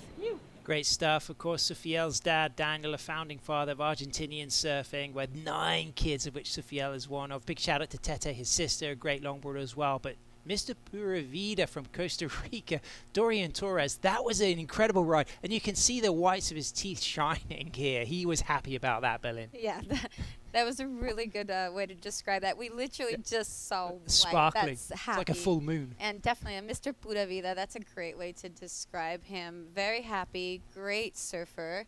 Rode it all the way to the beach. Really looking forward to see what his opening ride will be, as we just saw a great score drop for our surfer in red. Yeah, 6.83 for Stephen Newton's first wave. This is Dorian Torres' first wave. Sets himself up real nice, Berlin. Yeah, nice nose ride, holding that line, not stepping back at all, but then puts that nice type 5, steps a little bit back, still has not left the nose.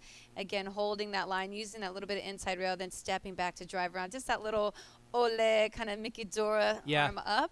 And then, just kind of catching a little bit of a rail on that turn right there. But Again, beautiful dropping of that knee. That was well surfed. And again, just connecting this inside. Looks like he's having so much fun. And he's not wearing a leg rope. He's out there just going for it, which is amazing when you see how big some of the size of the surf is. Connecting this all the way to the inside. And then looking for this little bit of a last inside section. Nice drawn out cutback. Going up to a 5, connecting that, sees this inside section. Oh, that smile. As we see surfer in red, nice stall up to the nose ride, holding that, just in the pocket, driving off the tail again. Nice Stewart surfboard underneath him. Beautiful transition, fading again, clean surfing. Nice arms up and high, really controlled. And again, just nice little bit of a layback turn there. But just nice and, still really hasn't left the tail for a bit, up to nice quick tap on the nose. But that board looks like it's really working for him, and just gliding through this so buttery. As we see, almost winding up the windows there with a little bit of speed, connecting to this inside section. It's a great opening ride for our surfer in red. And gets the better of the exchange, a 6.83, higher than Dorian Torres's 6.0. What do you think separated those two rides that almost gave that point of difference to red? I'll give that back to you in a few seconds. As we see surfer in green up and riding. This is our surfer from Denmark, going up for a little bit of a trim. Unfortunately, just getting pulled off the back. I think the difference is just the flow. Yep. Just the transitions as well, the connecting of the turn, and a little bit they look like they're on a little bit different. Yeah. I mean, different style boards as well. People would have separated those in different ways. You'll have some viewers who would have preferred Dorian's ride and others who would have preferred Stephen's, and they both came out pretty similar, but there was a lot more rail work from Stephen and a lot more nose work from Dorian. But look out, because it's our Danish surfer, the 25-year-old regular for the Surfing Since age 15, representing the fantastic Danish team. Of course, a lot of the Danish surfers based in Klipmøller, known as the Cold Water Hawaii, very exposed to North Sea surf, way more consistent than you imagine, and a really vibrant surf culture. So big shout out to all the Danish fans tuning in, because not only do they produce great shortboarders, boogie boarders, windsurfers, kite surfers, but the longboard culture is thriving. As we can see, Team Germany, they're going to be coming up next. We've got Marvin Amend. He's going to be surfing against Rafael Cortez and Johnny Van Hoyenstein, known as Johnny the Ripper on Instagram. Now, Hoyenstein is going to be really comfortable in this condition. So we actually got the pleasure of seeing some waves of his free surfing during the narration of the opening ceremony. And what was really distinctive is he also likes to grab the rail in his drop knee cutback. Not only does he go into the drop knee, he just adds that extra bit of oomph by grabbing the rail. It's pretty impressive to see on a big wall at Sunzao.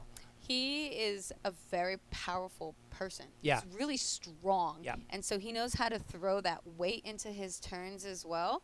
But the flow, again, is I think what kind of separates him, as we see our surfer in red taking off here. Nice to the bottom of the wave, low line.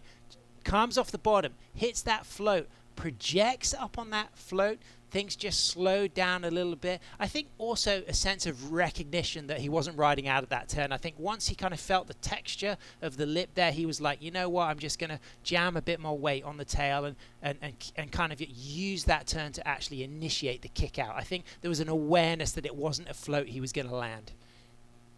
And again, that is understanding your equipment and how to get away from it, because you don't want to break it, as you can see, just driving off the tail here. He sees that lip. He goes up for the foot, gets the nose of that board right over, and unfortunately, that outside rail catches, and like you said, but he is able to get that board away from him, because last thing you want to do is get hit by one of those boards with the impact from that whitewater lip coming down on top of you. And he's got plenty of time to wash away that 1.0. Kicks off with the highest score of the heat. So Stephen Newton for Team USA, he's got a 6.83. Dorian Torres for Team Costa Rica, a 6.0. And Sebastian Olander for the fantastic Danish team. He's got a low scoring 0.53, but he is carrying that 2.33. So that will give him some confidence, something to build on. And of course, Dorian Torres, we call him I've been calling him Mr. Pura Vida for a few years.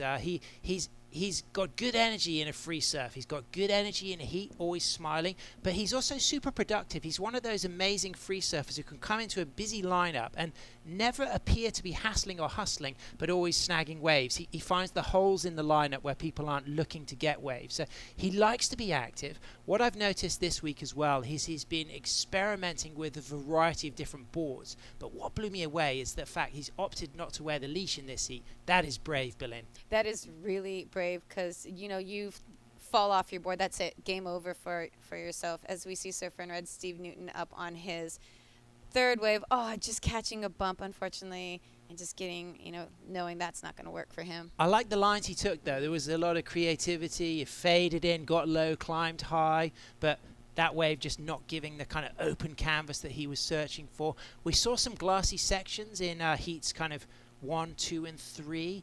Bumps have been quite significant in these later heats. This is heat number 8. We're going to be doing 4 more heats, heats 9, 10, 11, 12. We'll get through to that final heat of the day, which is Clinton Guest, Rio Donaldson, and Federico Nesti, the Italian stallion, who's based in Mexico, actually, has a fantastic restaurant in Mexico. But that only sees us halfway through this first round, Berlin. So we will anticipate that our heat 13 will kick off early tomorrow, the second half of this opening round of the men's, and that features our reigning gold medalist, Kai Salas. Now, how is it, you've got a good awareness of a lot of these surfers. When you come in as a reigning champion, how does that affect your approach to the event, do you think? Well, the thing about someone specifically like as Kai, he comes in, everyone's staring at him, and they all have this expectation on him. And of course, that's in your head. You need to show up not only for yourself, but for the surfing. As, we see Surfer in Red right here on his third wave, going up for a nice 5, holding that 5. Again, going to draw, and then just beautiful turn here, drawn out back into the white water. This is the 683. This is a replay of the 683. Yeah. I was going to say. There's a joyous bit of surfing. Gorgeous. You can really see the influences of Colin McPhillips in his surfing because of the lines he's drawing and how he is turning. Colin very much has a similar approach to these beautiful sweeping cutbacks right here with the hands as well. Yep. Colin, again, just an absolute legend from the early thousands, a California boy from San Clemente. But yeah, just putting a beautiful display and, doing, the United States quite proud on this wave. Well, he is actually been a team gold medalist with Team USA at the ISA World Surfing Games back in Costa Rica. And we get the replay of the 6 from Dorian Torres. And this was a great opening nose ride, Berlin. Yeah, it was a long nose ride, too. Again, up to a nice tight 5, but just holds that 5. And, even though it is an amazing nose ride, they do want to see a little bit more than just nose riding through the whole section. They want to see you utilizing the whole board and so forth. So that, I think, as well, is maybe a little bit of a difference between the scores. But this drop knee right here is just butter. Again, I said that same thing earlier. Just nice and drawn out and really composed. And you need to really have a good skill set of understanding what the wave is doing when you have no leg grip like this. I've got a good question about butter and cutback. So at what point does a cutback then become cream? Ooh.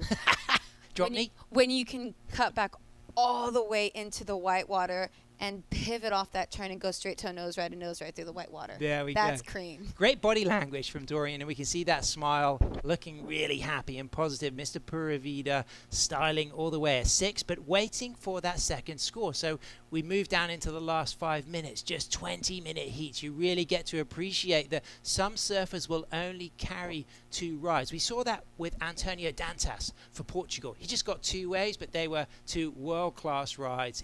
And he was cool in the post-heat interview. I mean, one for the ladies, Antonio. And he's hot property, Berlin. It's pretty fun. I hear all the girls go, he is so pretty. Dorian as well, watch out. But yeah, as you said, you only need 2 waves. That's it. Exactly. And if you're able to put it together properly. And it takes real discipline. You talk of Colin McPhillips, famous for having heats with that discipline and just getting 2 super significant waves. As we can see, Danish surfer Sebastian Olander up and riding, widens the stance and just pumps through this section a little bit behind the 8 ball, gets foamy, staying low, hoping that he might just engage that rail enough to get back out on the open face, but you can see it's going to be tricky. The foam here, the lip isn't very powerful, but the foam really rolls you. There's a lot of turbulence, but there it is. Opens back up. A lot of the scoring potential already kind of run down away from him, but he's back out towards the open face, gets a high line, 2 cross steps forward, stretches out for a 5. He's going to move back to the middle of the board there. He's happy with that. He made this section all the way through. I mean, one of the great things about competitive surfing at a spot that is often very crowded is the opportunity to surf it with just 2 or 3 other people, and he's enjoying every moment of this for Team Denmark, Berlin. The beauty of just watching him. Oh, nice, beautiful floater fish. Look, he's so excited right now. That was a cool finish on the shore break there with control and nice climb out float. Yeah, it was amazing. As we see our surfer in red. Go ahead, take that. Straight up to the tip. Steve Newton locks the 5, rolls those toes over the nose, and then goes into a nice cut back. Throws the spray, just readjusts for some acceleration, and then just eyes up this foamy wall as he goes to the lip. Drives out of that top turn, comes off the bottom, deals with the bounce, and just flicks away the spray from his face as he just hooks that back real nice in the pocket, and things get really steep again into a nice top turn down carve. You can see the turbulence of the foam, sets up for the bottom turn, just stalling, readjusts, runs up, locks the 5. I can hear the USA team in the background hooting this one. That'll be Kevin Skavana being pretty stoked, because Kevin is one of the best team members you could ever hope for. He really is a team player, and he's going to be pleased about that ride from Steve Newton. Captain America at its best right there, Mr. Kevin. As we see surfer in blue up for a 5, holding that again. Gets right back into the middle part of the board, just trying to generate some speed, looking for a wall. Again, looking like he's trying to set up the cutback, but again, having to be really patient and make sure that his timing is right. That was a great nose ride in that section. Can you spot the difference between ride 1 and ride 2? Oh, definitely can spot the difference. He seems more relaxed. He's also taken out his hairband. Oh. Is that going to make a difference to his speed? It makes you go faster. He's looking super good here. Dorian Torres for Costa Rica up to the nose on the inside. Locks that 5. Walks out of that nose ride. A lot of variety. Nice drop knee turn. Just widens the arms like the bird's wings of a pelican there. And then accelerates again.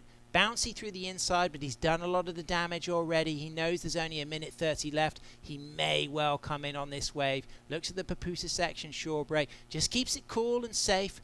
Great surfing from Dorian. He's going to drop a significant score to add to his 6.0. How do you feel, Berlin, that stands against his 6? Which wave did you seem to enjoy most? I think his first wave, he had, a lot longer nose rides, like I said, and a lot tighter nose rides. But I think this wave right here might just be a little bit better, I think, because of the variety of the surfing. You said it. There was a lot of variety there. And that is important because it really demonstrates to the judges that you can use the pocket, but you're bringing a lot of difference to each maneuver. Yeah, like sometimes when you do get on a perfect wave, like the wave that he did have that nose ride on, was actually quite beautiful and perfect. So he didn't have to leave the nose and get back onto the tail, as we see Surfer in red. Speaking of tail, this boy is not scared to throw that thing around. Yeah, nice stall straight up to the tip there into a roundhouse cutback. Rebounds off the foam, but it's not going to matter because he did get a really strong 4th wave. This will be his 5th wave. He's carrying a 6.83 for his opening ride. 20 minutes remaining. Sebastian Olander drops a 2.40 for his last ride. Rode it all the way through. Due respect. Great celebration of Danish surf culture. Sitting there in 3rd. He won't be eliminated. He'll move into the repechage. He's up and riding. Stretching out for a 5. Holds that 5. Walks out of the nose ride. Goes into the foam climb. Doesn't come out cleanly from that final turn like he did on his 4th ride, but we can hear the hooter down to 0 seconds, just waiting now for 2 scores. So as it stands, Steve Newton is in 1st, but it's all going to come down to this backup score. It could maybe that Dorian Torres just gets the edge and slips up into 1st, or Steve may get the score he needs to stay in 1st. I'm really interested to see how this is going to go down there and how the judges are going to swing with it.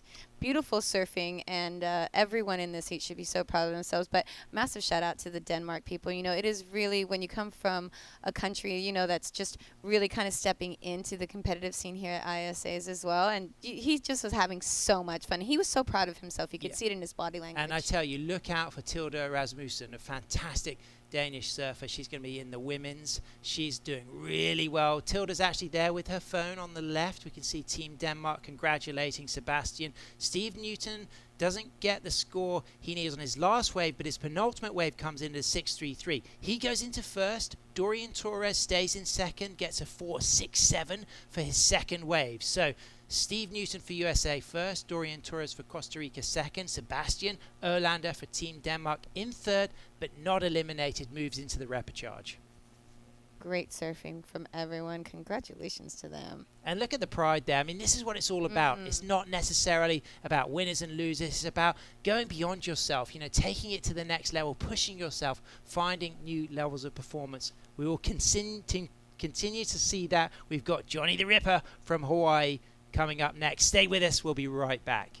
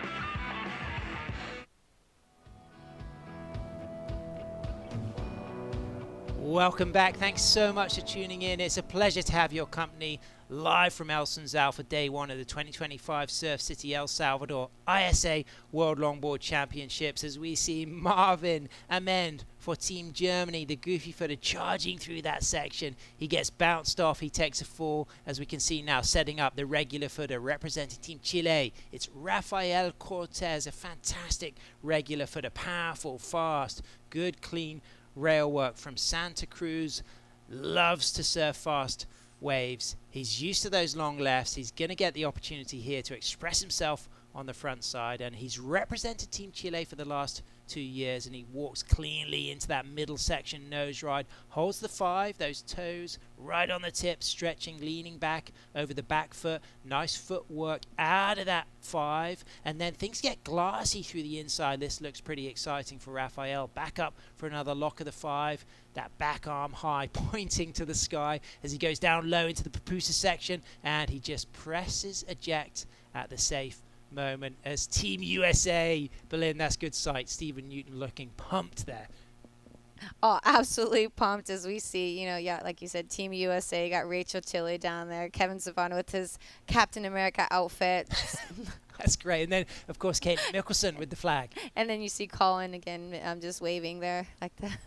And then, yeah, it was a great surfing from him, well-deserved, and, yeah, did his country proud. Yeah, we look forward to hearing from Steve Newton in the post-interview pretty soon.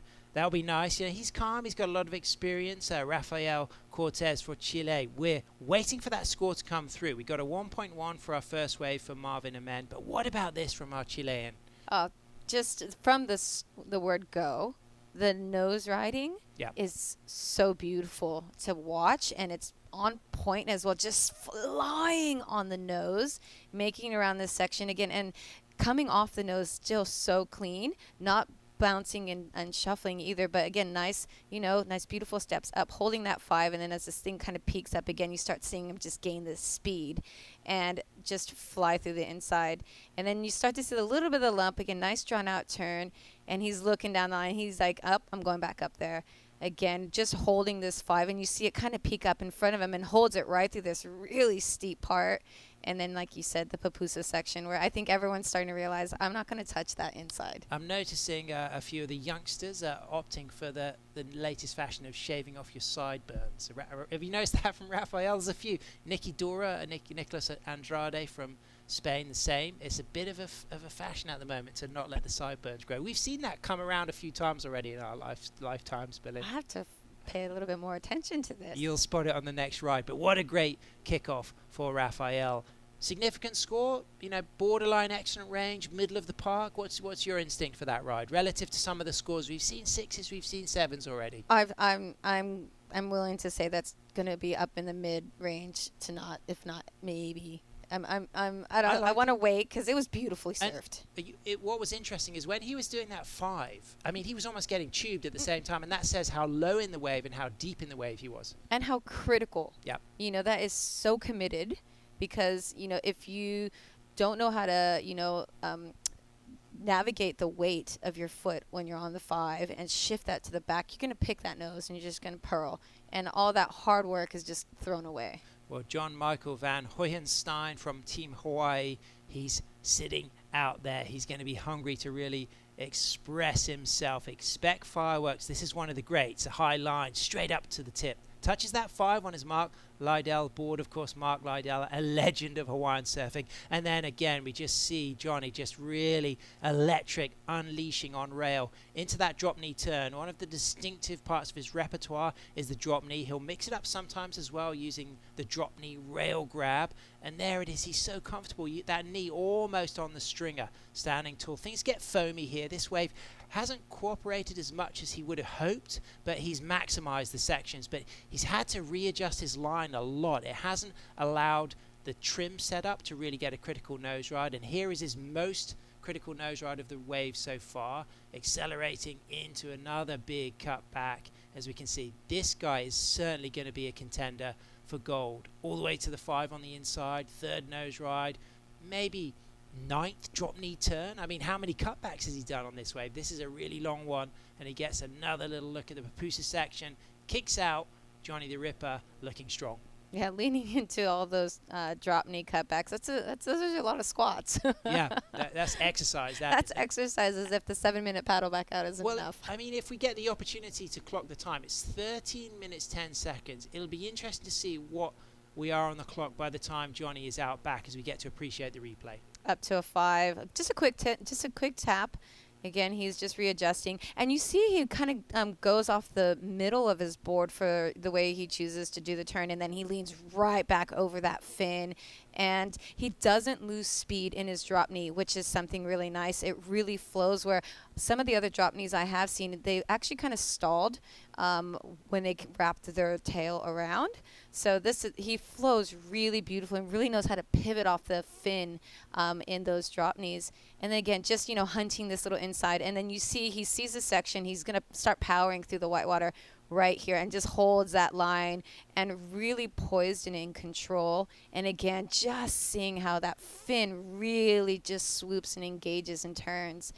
Just really beautiful surfing, and not overcooking it. Yeah. But just the coming off of that drop knee as well, straight into some cross steps to get that forward momentum is real technical. Yeah, fantastic surfer. As we can see, our German Marvin end up and riding bouncy wall up ahead of him. Marvin from Munich, the 28-year-old on his 9.6 board, hand-shaped. He is the owner of his brand Mad Shapes. He's the 2024 German longboard champion, 2 times university champion. Styles his way through that section, uses the rail grab, stands up tall, couple of cross steps there. He's looking like he's going to set himself up again with the bottom turn, and then just getting low, eyeing up over his shoulder, a stall, 2 steps forward, and then looking for the 5, locks into that 5, stretches, streaks through that nose ride, connecting this wave right the way through to the inside. More footwork up to the tip, touches that 5, walks out. He's going to have a good score on the board. And with that, somebody who just lit up the first round, representing San Clemente for Team USA, Stephen Newton, is with Megan Godinez. Thanks so much, Sam. Stephen, amazing heat. How are you feeling being the first time in El Salvador? How's it going? It's going good. I'm just a little bit winded right now. Those paddles are really long. I think it's like a 7-minute paddle after surfing the wave for, I don't know, like 2 minutes all the way to the shore. So really you only have time for a couple waves, and you really got to capitalize on those 2 waves because you're not sure if you're going to get a third one. So just happy to get 2 good scores under my belt and get things rolling. First heat out of the way, but you know, it's a marathon. I got a full week of this, so just trying to stay cool, trying to manage, keeping calm and keeping it together for the full week. And you scored that 6.83 early on in the heat, and you only had a backup of 1. What was your thought process with that last 5 minutes trying to get that second score? I was trying to sit on the inside of everybody because the other 2 guys had priority, so I figured it'd be a good strategy to sit on the inside and make sure I just got at least 1 good more score. Amazing surfing. Great job. On to the next round. You must be feeling great. Anything you want to say back home? I just want to say thank you to my family, friends, Bill Stewart, Eric Linus for shaping me a great surfboard that I just surfed in this last round. My coworkers at home that I think are tuning in right now. So just really stoked to be here and looking forward to surfing in later rounds. Great surfing, and can't wait to see you surf the rest of the competition. Back up to you guys in the booth. That was a great posty interview. Great questions from Megan and really great insight from Stephen. Recognizing that this is a marathon, it's day 1. There's a lot to go through. He knows he can go far if he paces himself. He doesn't have to throw it all in the bag in round 1. And Stephen was on my flight here only, a day ago. Yeah. And so when I was speaking to him on the airplane, and he said, I'm showing up late. I've never been here. Like we're in. This is going to be kind of a little bit overwhelmed, and you could see he was overwhelmed on the flight. So he's been able to really pull that all together and put on a beautiful show-stopping performance. Yeah, and talking of show-stopping performances, kicking off with a 7.5, Rafael Cortez, and he backs that up with a 5.93. Now that backup wave is higher than Johnny Van Hoyenstein's wave, which comes in at a 5. Now, Johnny's wave was difficult. The wave shape didn't cooperate. It was very bouncy. There was some nice rail work, some nose rides, some shuffling out of the first 2 cross steps to then reposition his feet. It wasn't the best Johnny that we're used to seeing, but it's a start, and Johnny will know that he can build on that. But he's going to have to get a very big score to move back into first. He's now chasing an 8.43. Yeah, that wave did not give him the opportunity to get the scoring potential, and he surfed that wave as best as he could, and tried with all the beautiful drop knees, and you can just do a normal cutback, but he still wanted to include the traditional side of the longboarding. Blake Jones coming up for Team Wales, representing Porthcawl local at Rest Bay. Big shout out to all the Welsh surfers tuning in. They'll be so proud to have seen the performance from Evan Rogers, secured a 2nd place in his first round, and it's been really lovely to see the relationship Wes and Blake have formed from the get-go. They've been surfing together, they've been hanging out, having a good time, and really enjoying eating at all the different places in El Tunco. I've seen them out eating at different places each night. They're really getting to immerse themselves in the culture here in Surf City. And that's the beautiful thing about coming to this event is really, like you said, immersing yourself in the culture, learning new things, experimenting with new foods and surfing new spots, making new friends. And this is the first time that I've been able to go down and hang out and talk to all the different athletes. I was here prior as a coach, so I kind of had to stay in my box. So it has been so fun just down there mingling and hanging out with everyone and getting to hear everyone's personal stories, as you're saying right now, just really immersing yourself in this beautiful setup. Yeah, absolutely. Of course, Blake is an apprentice electrician. He's surfing it against Lucas from Chinese Taipei on the Moontail. So big shout out to shaper Ian Zamora. Ian will be tuning in to see his team rider Lucas on his equipment. Lucas has been a standout for the last 2 years. In the free surfs for the last 5 days, he's been looking phenomenal. We've got Keenan Roxburgh working as the coach for the Chinese Taipei team, and having a really good, accomplished coach like Keenan, of course, an elite level judge, a fantastic surfer on all equipment, and big shout out to his brother Ruben, recovering from a big accident and coming back strong. That whole Roxbury family and the Evans Head crew are just an amazing family. The father, the brothers, they all surfed so well. And, like you said, Keenan is an exceptional coach, an amazing surfer, and again, a great judge. And to be able to have someone like Keenan in your corner at an event like this, you're so lucky, and it's so grateful that he had the opportunity to go and work with this the team.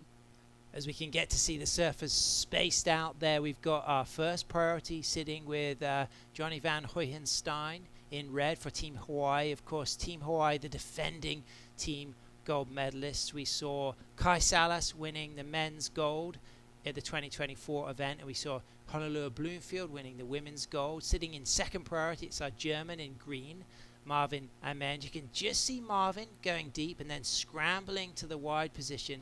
It's our surfer in third priority, Rafael Cortez. And for the fans tuning in at home, explain the benefit of the priority system, Belin. The benefit of the priority system is you can go out and choose which wave you want. You're not just scrapping and trying to get leftovers. You can go out and handpick what you want, as we see surfer here in red. Nice opening nose ride from Johnny. Out of the first nose ride, into the first turn, off the bottom, sweeps, hooks that turn, and then doesn't use the drop knee on that second turn, but it's a beautiful open body expression of carve and flow and rail engagement, and then mixes it up with the drop knee. Now into a rebound off the foam, stands tall, just feels it, and then a little bit of body language. Was that a sense of joy, do you think? Pumped up, feeling good about the ride, or maybe a sense of hoping that wave would roll through all the way to the inside? I think I'm really interested to see, and actually I'll probably ask him about that later, because it'd be really interesting, because it looked like a really well surfed wave. Yeah. So it'd be quite interesting to see what that was about for him. Tomei, who is surfing for Chinese Taipei. We saw him holding the flag there. He's going to be watching his teammate Lucas, but it's Marvin Amend from Munich for Team Germany, up and riding on his self-shaped 9.6, founder of Mad Shapes, as he just sets himself up once again through the middle part of the wave as we switch to the drone clip. And you can really see now from this drone clip how this wave has that shouldery shape through this section. This is the opportunity where a lot of people who run the surf schools here will push their lessons into the rise, because it's a really easy takeoff and it gives you like a slingshot trim all the way to the inside, just kicking out before the shore break. And Marvin's navigated this last section nicely, moving back always into the pocket, almost a little bit of a penguin stance there, feet forward, back to the parallel stance as he cross steps forward, finds that 5, stretches out on the nose, holds that 5 as things just taper off into the channel there, and he kicks out, and he can be really pleased with the way he's surfing. He's surfed with composure, he's had 3 really complete rides, and he's going to replace his 1.0 and back up his 2.1. Yeah, I think that's definitely going to be obviously his best wave, but and as we see some sets coming through. That's juicy. That's a kind of, what can go wrong in this situation? What's the worst thing that could happen? Being out of position and having the wave shut down on you. That's the worst thing I think that can go wrong. And we've seen a few people break boards when they've been deep and they try to hold on to the turtle roll or the duck dive, and the board breaks in their hands. And that's interesting, because the lip at Sunzao doesn't have much power, but the white water will really tumble you. If your shorts aren't hooked in nice, they'll be straight down by your ankles. You know what's really unique, and as longboarders, we are so trained to hold on to our equipment. Yep. We are trained, you do not let go of that thing. And you hold on to it and you surf like you don't have a leg rope on. But I've had to see so many people bail their boards here because those that have held onto their boards have had it snapped. Yep. So for those of you that are tuning in going, oh my gosh, you're throwing your board to the side, it's because the whitewater has been snapping everyone's boards. And if you do Eskimo roll or turn turtle, as some call it, and that lip lands on your middle of your surfboard, or any part of your surfboard for that matter, it's going to snap your board in half. And as we've seen, people have come here with only 2 boards, and now they're down to 1 board, and the contest has just started. Well, kicking off in style, Rafael Cortez, a 7.50. We love that wave. My memory of it is just the way he was really behind the pocket on that low nose ride, almost getting a cover up whilst nose riding, right in the deep section, high degree of difficulty. The judges loved that. Near excellent score, a 7.5. He backed it up with a 5.93, but we've seen some flashes of the brilliance of Johnny Van Hoyenstein. He's got a 5 and a 4, 1.7. Neither of those waves really had a massive amount of scoring potential, but I felt like this guy is going to build a lot, and he's going to be a big contender for a final and potentially a gold. And you know what? This is not a heat of massive consequence. Yeah. It is because you don't want to end up having to surf that extra heat, you Sure. know, and really just put your body through more fatigue that you're already going to have to go through in the coming days. But he hasn't had the wave to really give him the opportunity to showcase how much of a weapon he is. Well, and it looks like you're going to get the opportunity to speak to Rafael in the post-heat interview, and it will be interesting to find out what it felt like on that nose ride, because although it was a 5, it was one of the deepest nose rides we've seen today. Yeah, and so critical too, like we talked about, you know, if he didn't know how to really keep that weight on that back leg flying down the face of that wave in that section, he would have definitely put that nose straight through and then lost that whole wave, and that would have been the heat. And big shout out to Team Germany, Marvin Amend from Munich. He got a 2.5 for his last wave. He did better his 1.1, and riding his self-shaped 9.6, you could sense there was a lot of pride in his performance there. Very, very happy. Everyone, you know, like I said, is so excited to be able to surf again if they're not making it through this round. So, a little bit unexpected to see Johnny Van Hoyenstein getting second, but congratulations, Rafael Cortez. Both of those surfers will advance. And coming up in heat number 10, we've got Arthur Randall for Team England. We got Lucas Yuen for Team Chinese Taipei, and Blake Jones for Team Wales. Stay with us. We're going to have Bo Nixon and Megan Godinez coming back into the booth to call out the last 3 heats of the day.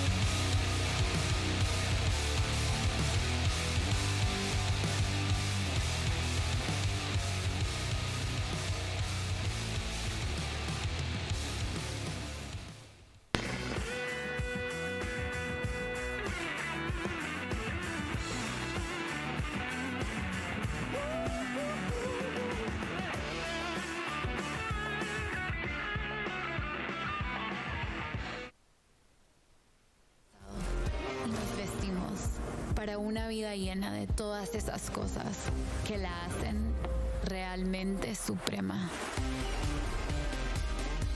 La otra vida hoy se nota en una nueva imagen, hecha con el arte que nos enseña que todo eso que hemos ido dejando para otra vida es hoy. Suprema. Esta es la otra vida.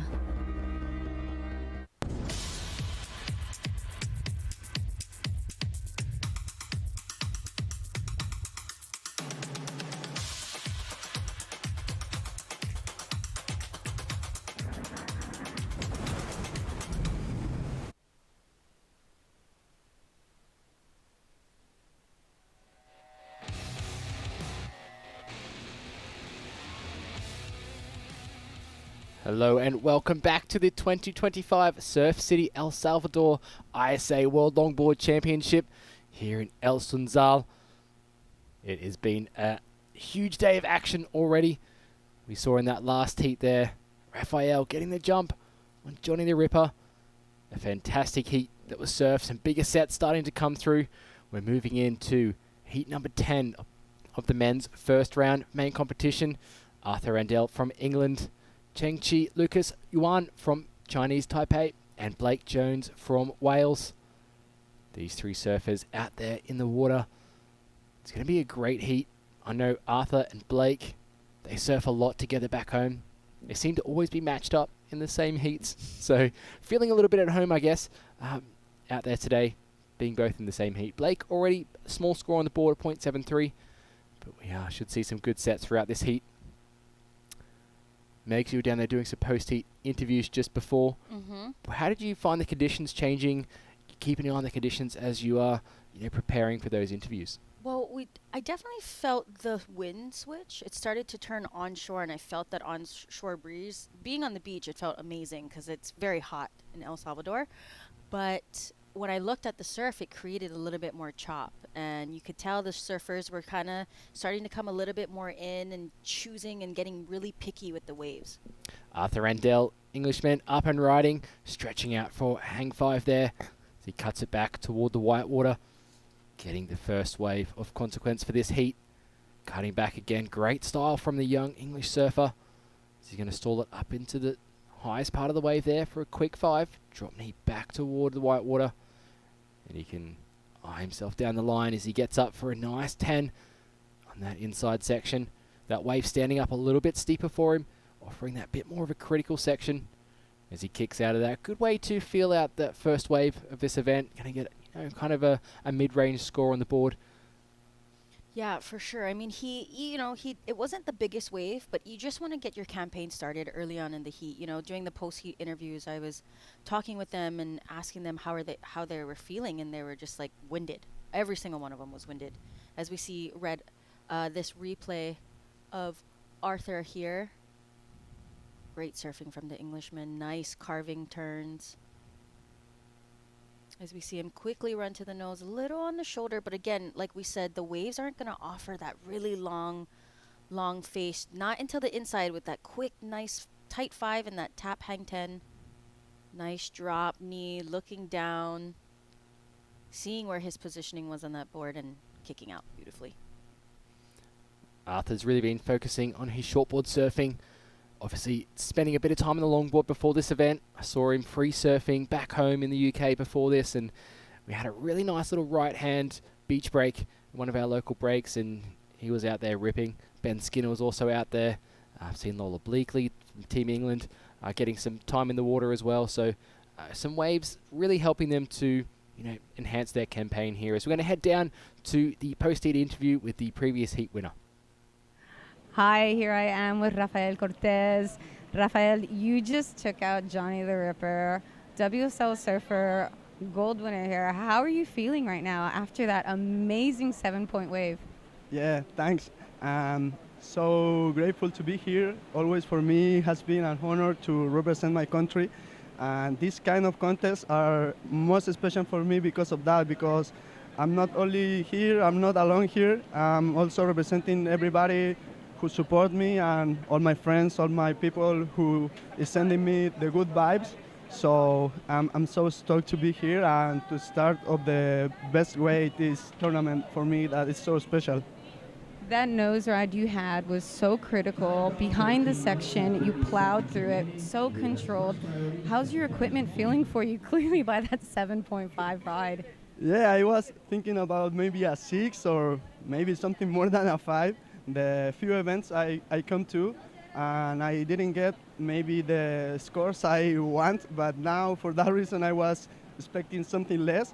And then when I heard it was a 7, I said, okay, it's the half of the work done, and now I need another one. So I'm so happy to start the contest of this way.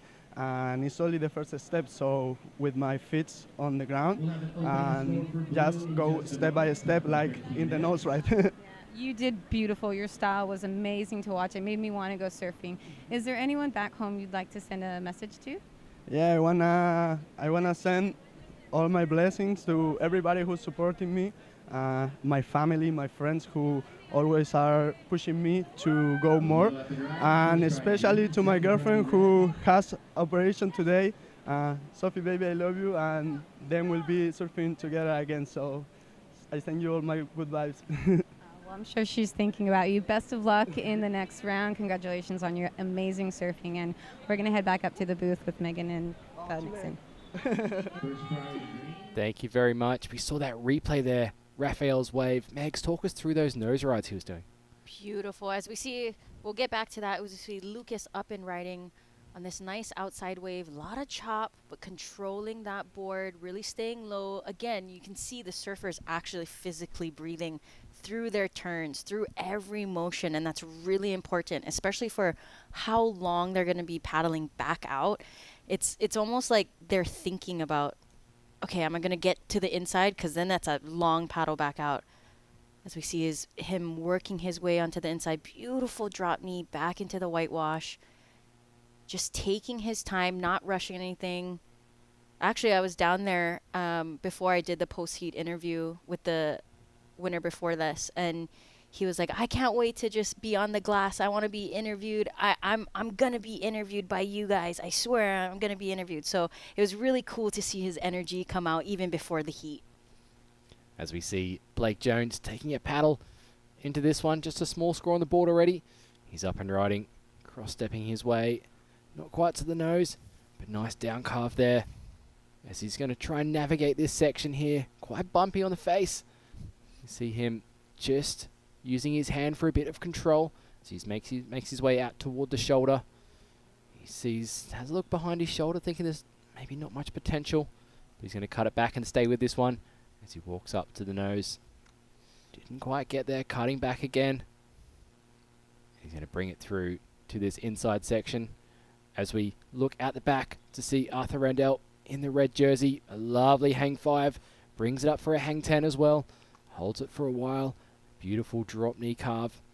Back toward that critical section. Sets him up for another nose ride. Quick trip to the nose as he steps his way back to the tail. Keeping himself really close to that white water. That's what the judges love to see as he sets himself up for another nose ride. Holding that 5 through that section. Keeping that board moving through this slower part of the wave. He's going to just slip off the nose there.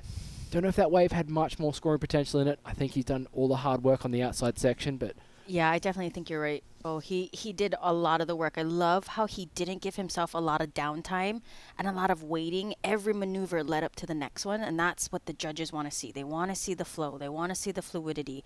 They want to see the connection. So he did a really good job on surfing that wave. I think it's going to be better than his score. I think that high score right now of 4.83, that's gonna be his backup score. I do think so as well, Megs. I think it will be one of his best scores so far. As we take a look down on the beach there, Tom Breen representing Ireland. He's going to be out there in the next heat. He'll be coming up against surfers from Uruguay, Thailand, and Argentina. You can see huddling in there. This is great team spirit, great camaraderie here from the teams.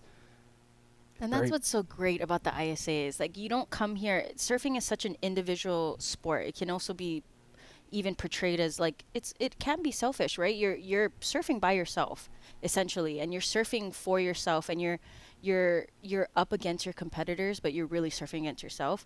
And it's really amazing that the ISA has this contest where we can come together as not just our country, but as world citizens. And feel that camaraderie with people from across the world, and being able to share that one moment with them in just a heat for 20 minutes is really amazing. It really is. That's what the ISA is striving to do. Obviously, a better world through surfing, and we're seeing the best longboarders in the world here doing that, all hanging out together down the athletes area, surfing together in free surfs, having a chat, going out for dinner with each other. It's a great team representation and team sport that the ISA do put on here. As we see a few waves coming through in the lineup. I'm just going to go back to your point on, I think we saw Lucas, just the patience he had on his wave, kind of matching that of Arthur's last wave as well. Just timing it really well, just breathing through it as you said too. I think that's really going to shine through, especially where the conditions get a little bit bumpy like this. You can see this drone angle gives us a great shot of that wind coming in, kind of that cross onshore. Some of the faces of the waves are clean, but obviously if you're out on the shoulder, you get a few bumps. We'll take a replay of our Welsh surfer. That was a actually smart move from him, walking back with the tide dropping and how pitchy the faces are starting to get. Of course, the judges want to see him nose ride in that beginning, in that critical section, but he knows that he needed to complete a wave. So he's, again, surfing smart. He didn't want to risk that. Of course, as your heat goes on, you want to keep growing. You want to keep adding to that score. How can I add? So that was a smart move from him, I believe. I think as long as he completed the wave, did all the work, I think it'll, Yeah, he got a great nose ride through the inside section there as well. Blake did. We missed that on the live action, so it's good to see him finishing off the wave with control. And we see Arthur Randell just dropped bigger score, a 5.83 alongside his 4.83. He sits out in first place at the moment. Blake Jones in second position. And we have Lucas Wan from Chinese Taipei sitting with a 4.17. So needing just a small score to move himself up into second place. As we see some lines approaching here. Megs, one of the things I've noticed out there with the competitors today is they have caddies in the water as well. So they have some backup equipment out there if anything happens. What are your thoughts around the caddies? Have you been a caddy? Have you used a caddies before? Yes to both of those questions. Okay. It's really crucial. It's really important. It's also knowing that you have that support system. Again, surfing is very an individualized sport, so having that caddy and having that support is really sometimes what gets you through a heat. Knowing that, all right, if I break this board, my board gets dinged, my leash breaks, I have a backup. Lucas straight up to the tip there, standing nice and tall for that hang five. A beautiful bottom turn there, gets nice and low as he's going to bring this turn back toward the white water. I love that style, that patience as you were talking about. Just a little drop knee stall before as he sets himself up, looking to see what this wave is going to do. I love that awareness he has on the wave. You can see him looking down the line, stalling, fading, soul arching on that bottom turn, making his way through. Beautiful drop knee turn. Wave gets a little bumpy. He's going to get another critical section on the inside. Let's see if he does. He's going to cut it back. Again, waiting for this wave to offer up something. Beautiful style, using those arms to direct his board. He gets a quick hang five in there before the Papusa section. He's happy with that ride. Looks back at the athletes and his fellow teammates as well. He's always been such a good hype man for himself. It's really awesome to see. I remember last year last year wasn't as big as this year. It was still sizable, but he was so nervous. And every time I surfed with him, he was like, I'm kind of nervous to surf bigger waves, but with how he's surfing right now, he looks very well controlled, put together, cool, calm, collected, looking cool as a cucumber. So it's good to see that his progression for that year and seeing how comfortable he is getting with bigger waves. It's really cool to see. And as Sam and Belen mentioned just earlier, obviously Keenan Roxburgh, the coach there for Chinese Taipei, doing a lot of work with Lucas, improve his confidence, improve his heat strategies as well. I think it's a great call to bring Keenan on. Very accomplished coach, judge, a great all-round surfer as well. Rides a whole different array of equipment. As we see Blake Jones paddling into this one. He's up and riding. Oh, as he just kicks out, I think it might have been closing out down the line a little bit as he was taking off. That drone angle looked like it was kind of a steep wave across it, so opting not to go. He had second priority. I think he's going to stick with that as well, so no harm, no foul, really. That was smart, though, of him. And that's another aspect that's been added to surfing recently is the priority system. And that was smart. He knew that wave wasn't going to offer him anything. He's in third place, so he opted to kick out, and that was smart. And now he's got second priority as we see Lucas up and riding on this ride here. Nice wave, cool, calm, collected, like I said.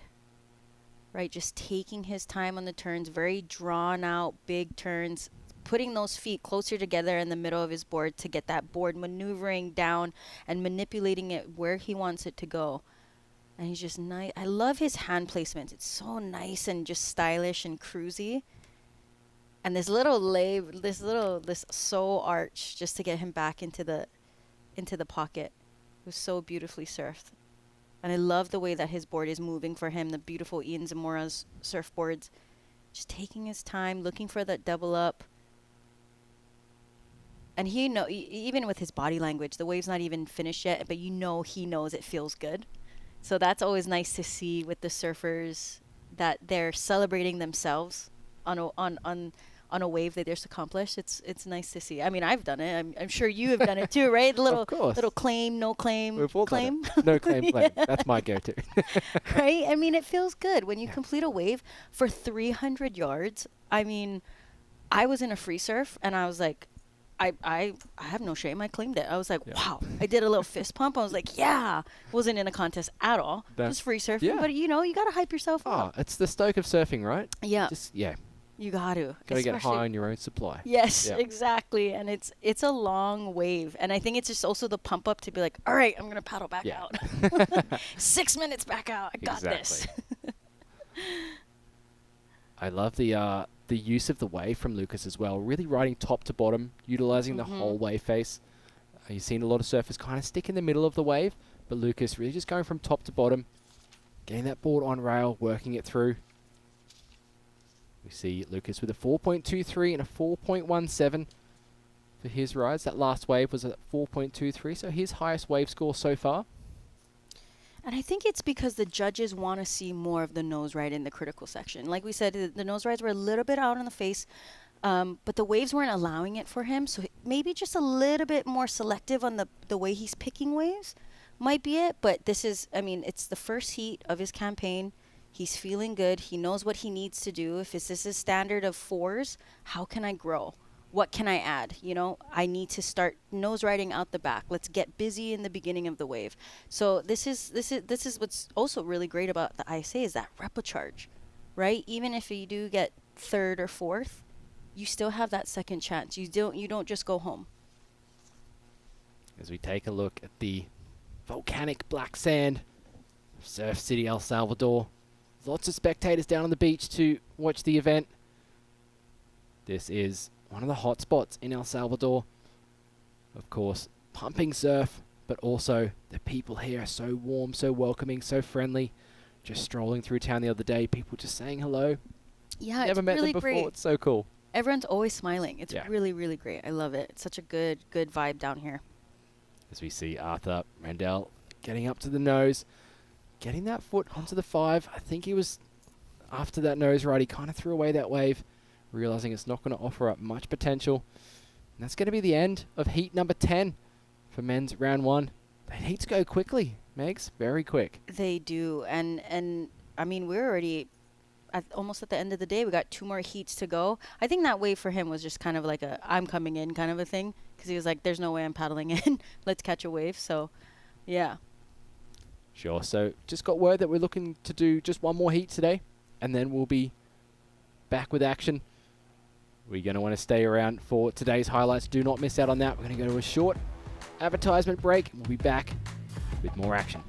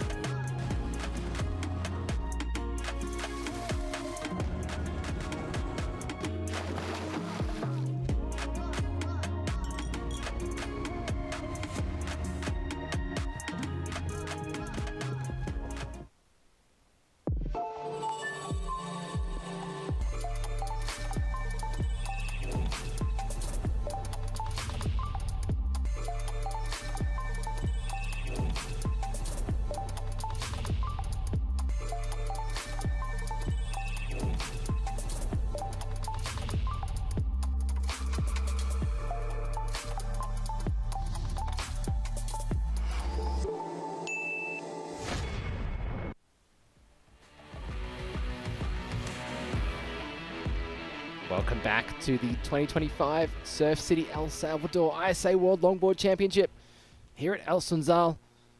We have heat number 11 in the water today. We have Tom Breen from Ireland, Julian Schweitzer from Uruguay, Sitipong Chapman from Thailand, and Matias Maturano from Argentina, also known as Matu. It's going to be a great heat. 4 men surfing in this heat. We've seen a quick score already from Tom Breen as we see our competitor from the last heat stoked on his performance out there. He did very well. He did, and I'm looking at his board, the Ian Zamora board, that beautiful little like half moon tail.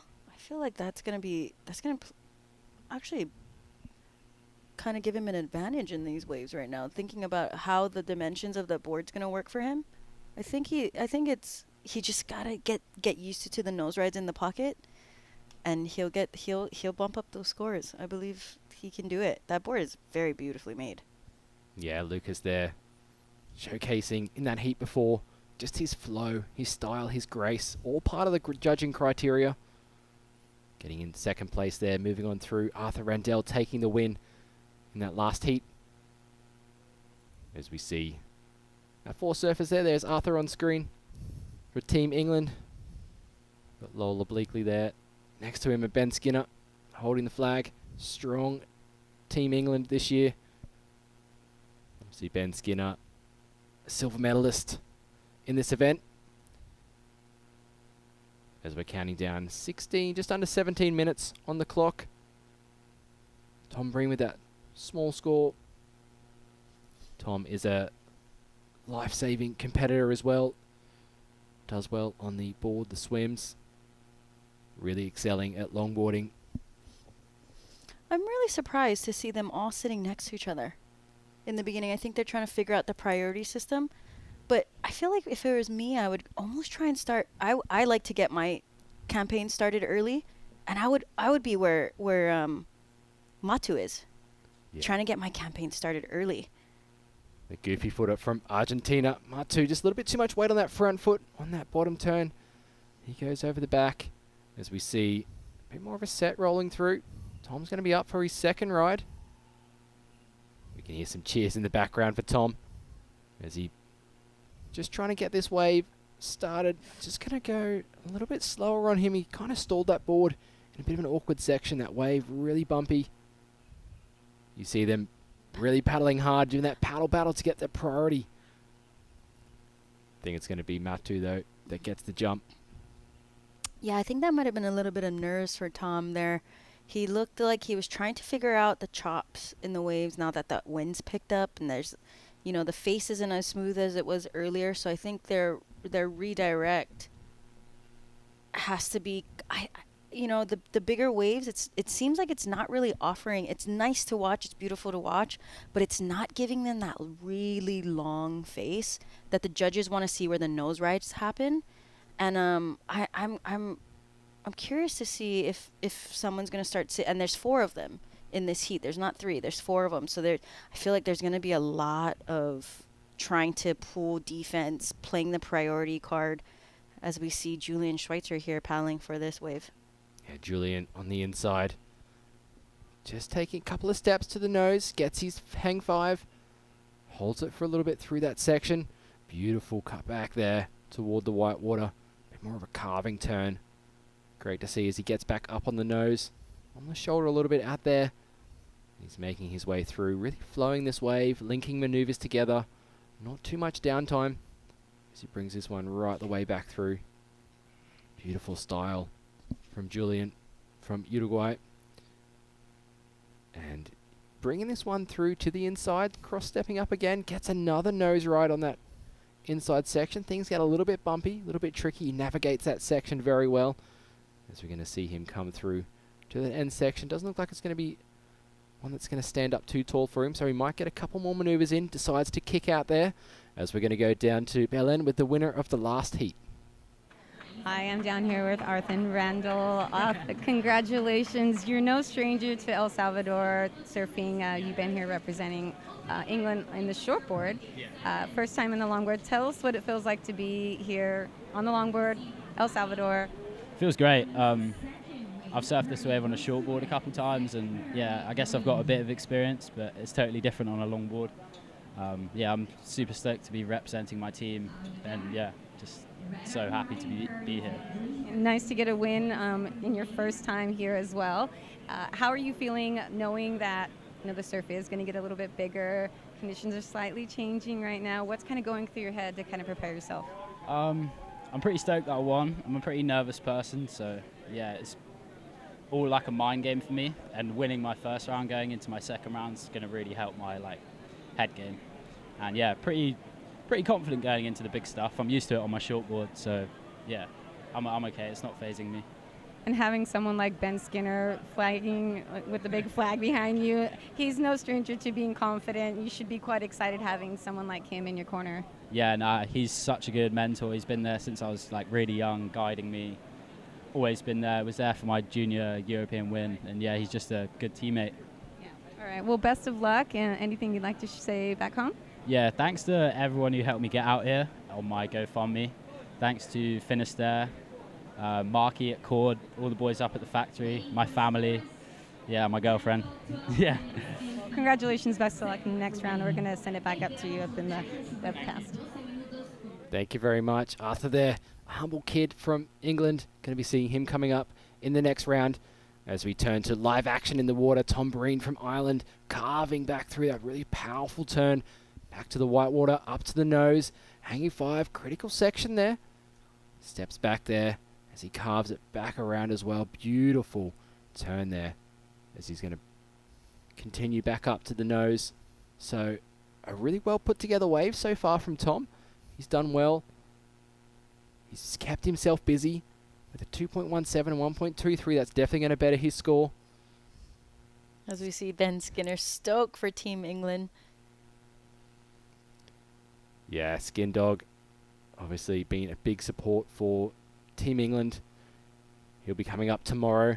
We've just had word that this is going to be the final heat of the day. Heat 11. We're going to come back tomorrow morning to start men's round 1, heat number 12. So the men in the water, this will be the final heat.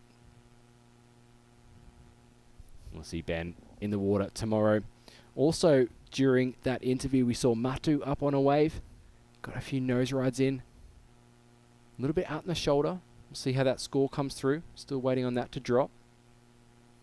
Yeah, and even watching them surf, you start to see some boils come up. You can tell the tide's starting to suck out, and they're, it's the first heat of their campaign here, as we see white up on this replay, Matu. Nice, beautiful, quick hang 10. Again, like you said, a little bit out on the shoulder, trying to race down. There we go, a little bit in that more of that pocket. Holding on to that rail, just wanting to complete that wave. Nice, another quick hang 10.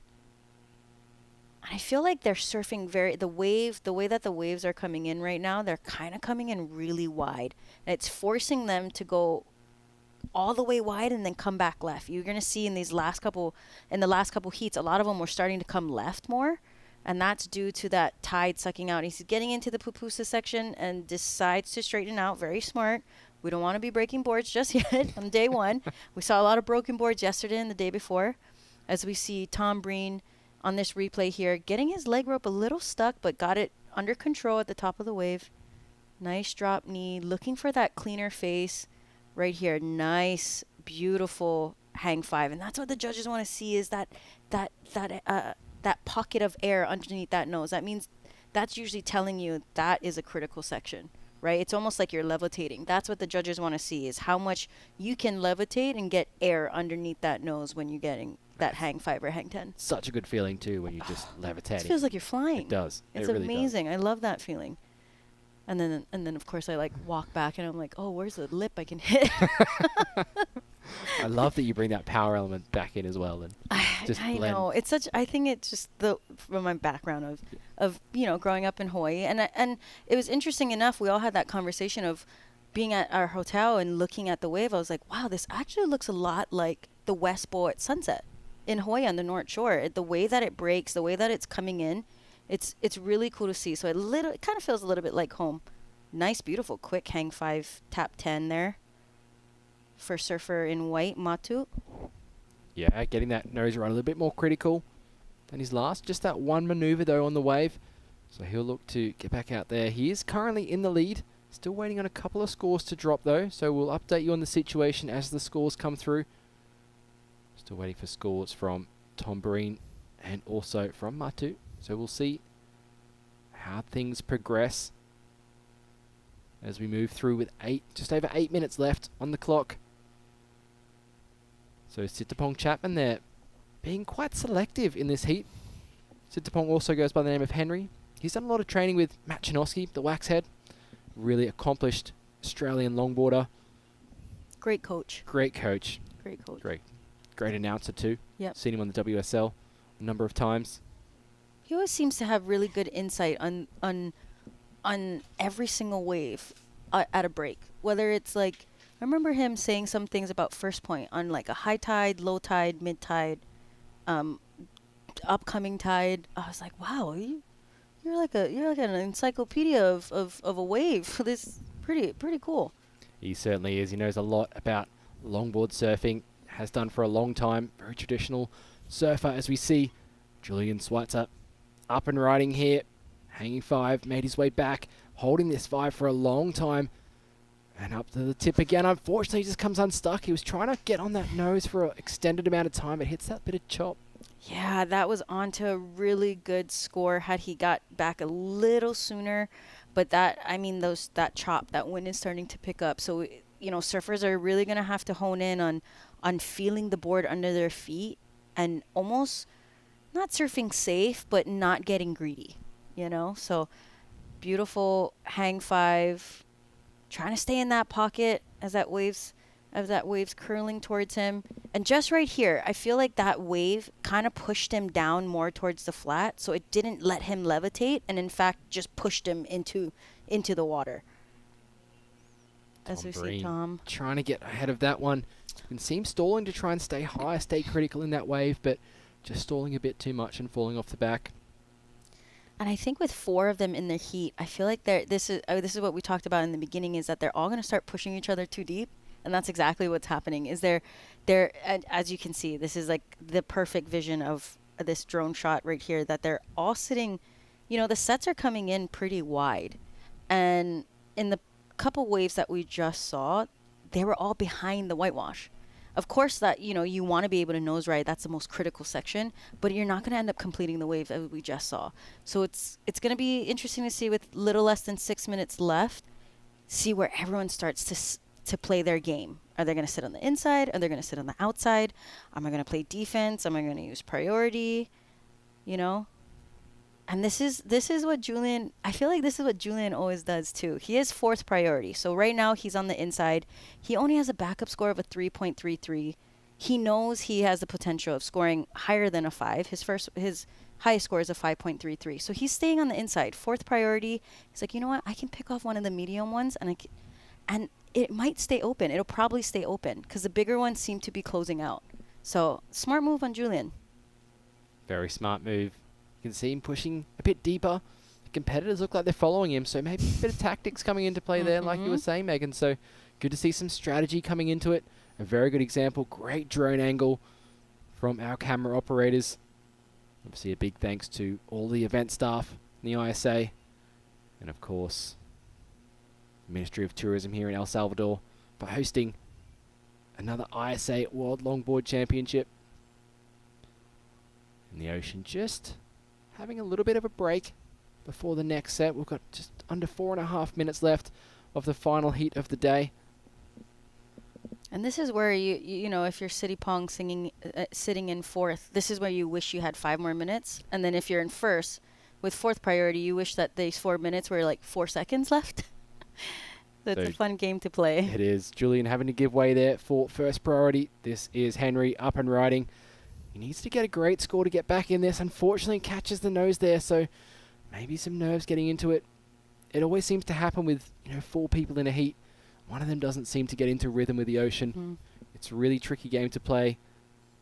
It's really hard. You have to manage 3 other people, and what surfing is, as we say, it's very individualized, but when you're surfing in a heat, it's really hard not to focus or pay attention to the other surfers. When, I tell everybody that you should be only worried about what you're doing in the heat, but when the announcer is saying, the surfer in green got a 6.83, it plays that mind game. So it was really cool also to hear the last winner of the heat say he's a nervous person. So it was nice to hear him be transparent.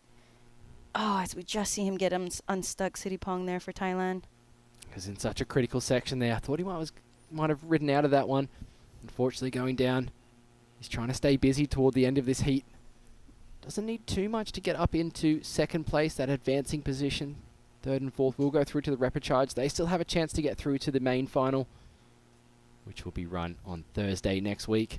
A week-long event here. It's going to be fantastic to watch the best longboarders in the world every day tackle this as we see a set coming in. Tom Breen, 1st priority, takes off. He's going to make his way up to the nose. He was looking for that in the last few waves. Manages to get a hang 5. Cuts it back to the white water. Quite powerful rider from Ireland. Obviously used to the powerful waves they get on there on the west coast. As he's just flowing this board through that chop on the water, through that bounce. You can see him making his way through to that middle section of the wave. Not stopping with his footwork. He's going to hold that 5 as it goes through. catches the nose a little bit there. You can see it's really fading left, as you were saying, Megan, so coming back toward that critical section. Gets another nose right in. He's got a bit more left on the inside here. Is he going to finish it off for us? He's going to carve it right back to that white water. And again, gets himself up to the nose, holding that 5 for a long time. And he's going to bring this one right through to that end section, knowing that there's less than 2 minutes on the clock. He's going to come in happy with that performance. Currently in that 3rd position, though, so he's needing a score to move up into advancing position. And currently in 2nd, Matu from Argentina, 10. Holds it for a long time there. Again, back on the nose. This is a great start from the Argentinian surfer. He's going to cut back toward the white water. Stalling that board there in the pocket there. He's going to try and get to the nose again. He does. Hanging 5, 10. You can just see that board out in that clear water. You can see exactly what his feet are doing. A little bit on the shoulder for that one, but cutting back as well. And Matu, great style. You can see him bouncing, working that board with the speed, manages to stay on that wave as well. So really using his weight, shifting of the body, using his hips, getting up there for a hang 10. And it just holds that nose ride for what seems like ages. He's going to bring it back to the left and rebound off that white water. See the whole bottom of that board unfortunately comes unstuck, but what a great way to ride that wave. Wow, he stayed busy. As we see, is this current heat leader? Yeah, Julian at the back. Wow, Cutting back, beautiful swooping. wave. As we see him bring it through, drop knee turn. A couple of swooping turns out the back. Just waiting for this one to set up. You can kind of see it going to wall up a bit in front of him. Stalling, waiting for this wave to get to the nose. He's on the nose, hanging 5, holding that hang 5 as he moves his way through. This wave again going to stand up on the inside. You can see how steep it's going to get for him. Holds that hang 5 through that critical section. Cutting back. He's found one of those waves that does utilize and stand up on the inside. And beautiful hang 10 there. Back to that 5, and he's going to finish off with a big float on that end section. Unfortunately comes unstuck in that papusa section. That'll get you. That pupusa section Every time. will get you. So we see Henry. He was up in time, so this wave will count. He's going to need a bigger score to get himself up there. We're still waiting for waves to come through for Tom, Matu, and Julian. So Henry going to need a big score on this. He starts off with a lot of control. Looks like this wave's really dying out in that deeper water. But we'll see Henry coming up in the repechage rounds. Matu on the beach there. Going to be waiting for scores to come through. See Julian there, current heat leader, but things might change. He had a great last ride. I'm going to keep you updated with the scores as they come to hand. The judges are going to be working hard, possibly looking at replays with all 4 surfers up almost at the same time. And we mentioned this earlier, Megs, a lot of buzzer beaters. A lot of buzzer beaters, and especially with someplace like a location here at El Sonzal where, you know, there's 4 waves in a set and they all offer you such a good ride that you're going to see a lot. The judges are working really hard, and they got spotters, they got people delegated to a certain color, because there could be, at that point, there's all 4 surfers surfing, right? So you got to make sure you're watching replays, you're watching who you're supposed to be watching. And as we can see, the judges are really deliberating, because this is, you know, it's not make or break right now, but it's definitely going to bring up that confidence. As we see a replay of Julian's last ride, hanging 5 on that outside section, swooping back, still waiting for that score to come in from this last ride. He was in first place. We did see the situation change. Tom Breen moved up into first, still waiting on scores though from both Matu and also Julian here. And this is the wave where it offered him a bit more of that critical section on the inside from this point here. Beautiful, positioning himself well for this hang 5. Again, cut back. And you can see the wave going to stand up one more time in front of him. So he gets to the nose, hang 10, holds that hang 5 through, and then tries to bank off that white water, unfortunately coming unstuck. Yeah, that was a good choice by him, knowing that all 3 surfers took off in front of him, and he only had that backup score of a 3.33, so he wants to better that. And in my eyes, I think he did. Yeah, I think so as well. As we see Matu on screen there, his last wave dropped in at a 5.47. Currently puts him into first place at the moment. But we are still waiting on Julian's final ride as well. Tom Breen dropped down into second, so Tom Breen on the cusp there of heading toward the elimination round. If Julian can get this score he needs, he only needs a 3.77. I feel like with those nose rides, with those turns, he's going to get that score. We'll see if it puts him up into first. It does. There we go. So his final ride, a 6.5, highest wave score of the heat, puts Julian up into first place from Uruguay, and Matu in second place from Argentina. Lots of stoke down there on the beach. Tom Breen in third, Henry Chapman in that fourth place. So fantastic scenes down here. Lots of team camaraderie. Great to see everyone down there on the beach congratulating their fellow competitors. And you can see the final results up on screen at the moment. Lots of smiles down there as well. As you said, these surfers get a second chance, so Tom and Henry not out of the equation yet. We'll be able to see them coming up in the rapid charge rounds. As we see the athletes there. Really great setup for the athletes area. They've got showers, they've got physio, they've got ice baths, they have yoga, they have a whole lot of stuff. And they're going to need it. It's a marathon of a week. It's going to be 7 days of full competition, and it's going to be a mind game. The heat, people, you know, it's and that's why it's so important for them to travel as a team, because they can push each other in that sense, you know, and it'll be cool to see. And they always have these fun little cheers at the end of their heats, and it's really cool to see the camaraderie and the brotherhood and sisterhood. So it's cool.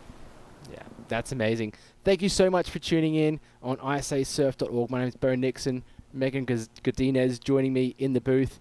We're going to go down to the post-heat interview with the winner. We're going to go to the highlights of today's action. Don't go anywhere. Make sure you stay tuned, and we'll see you very soon.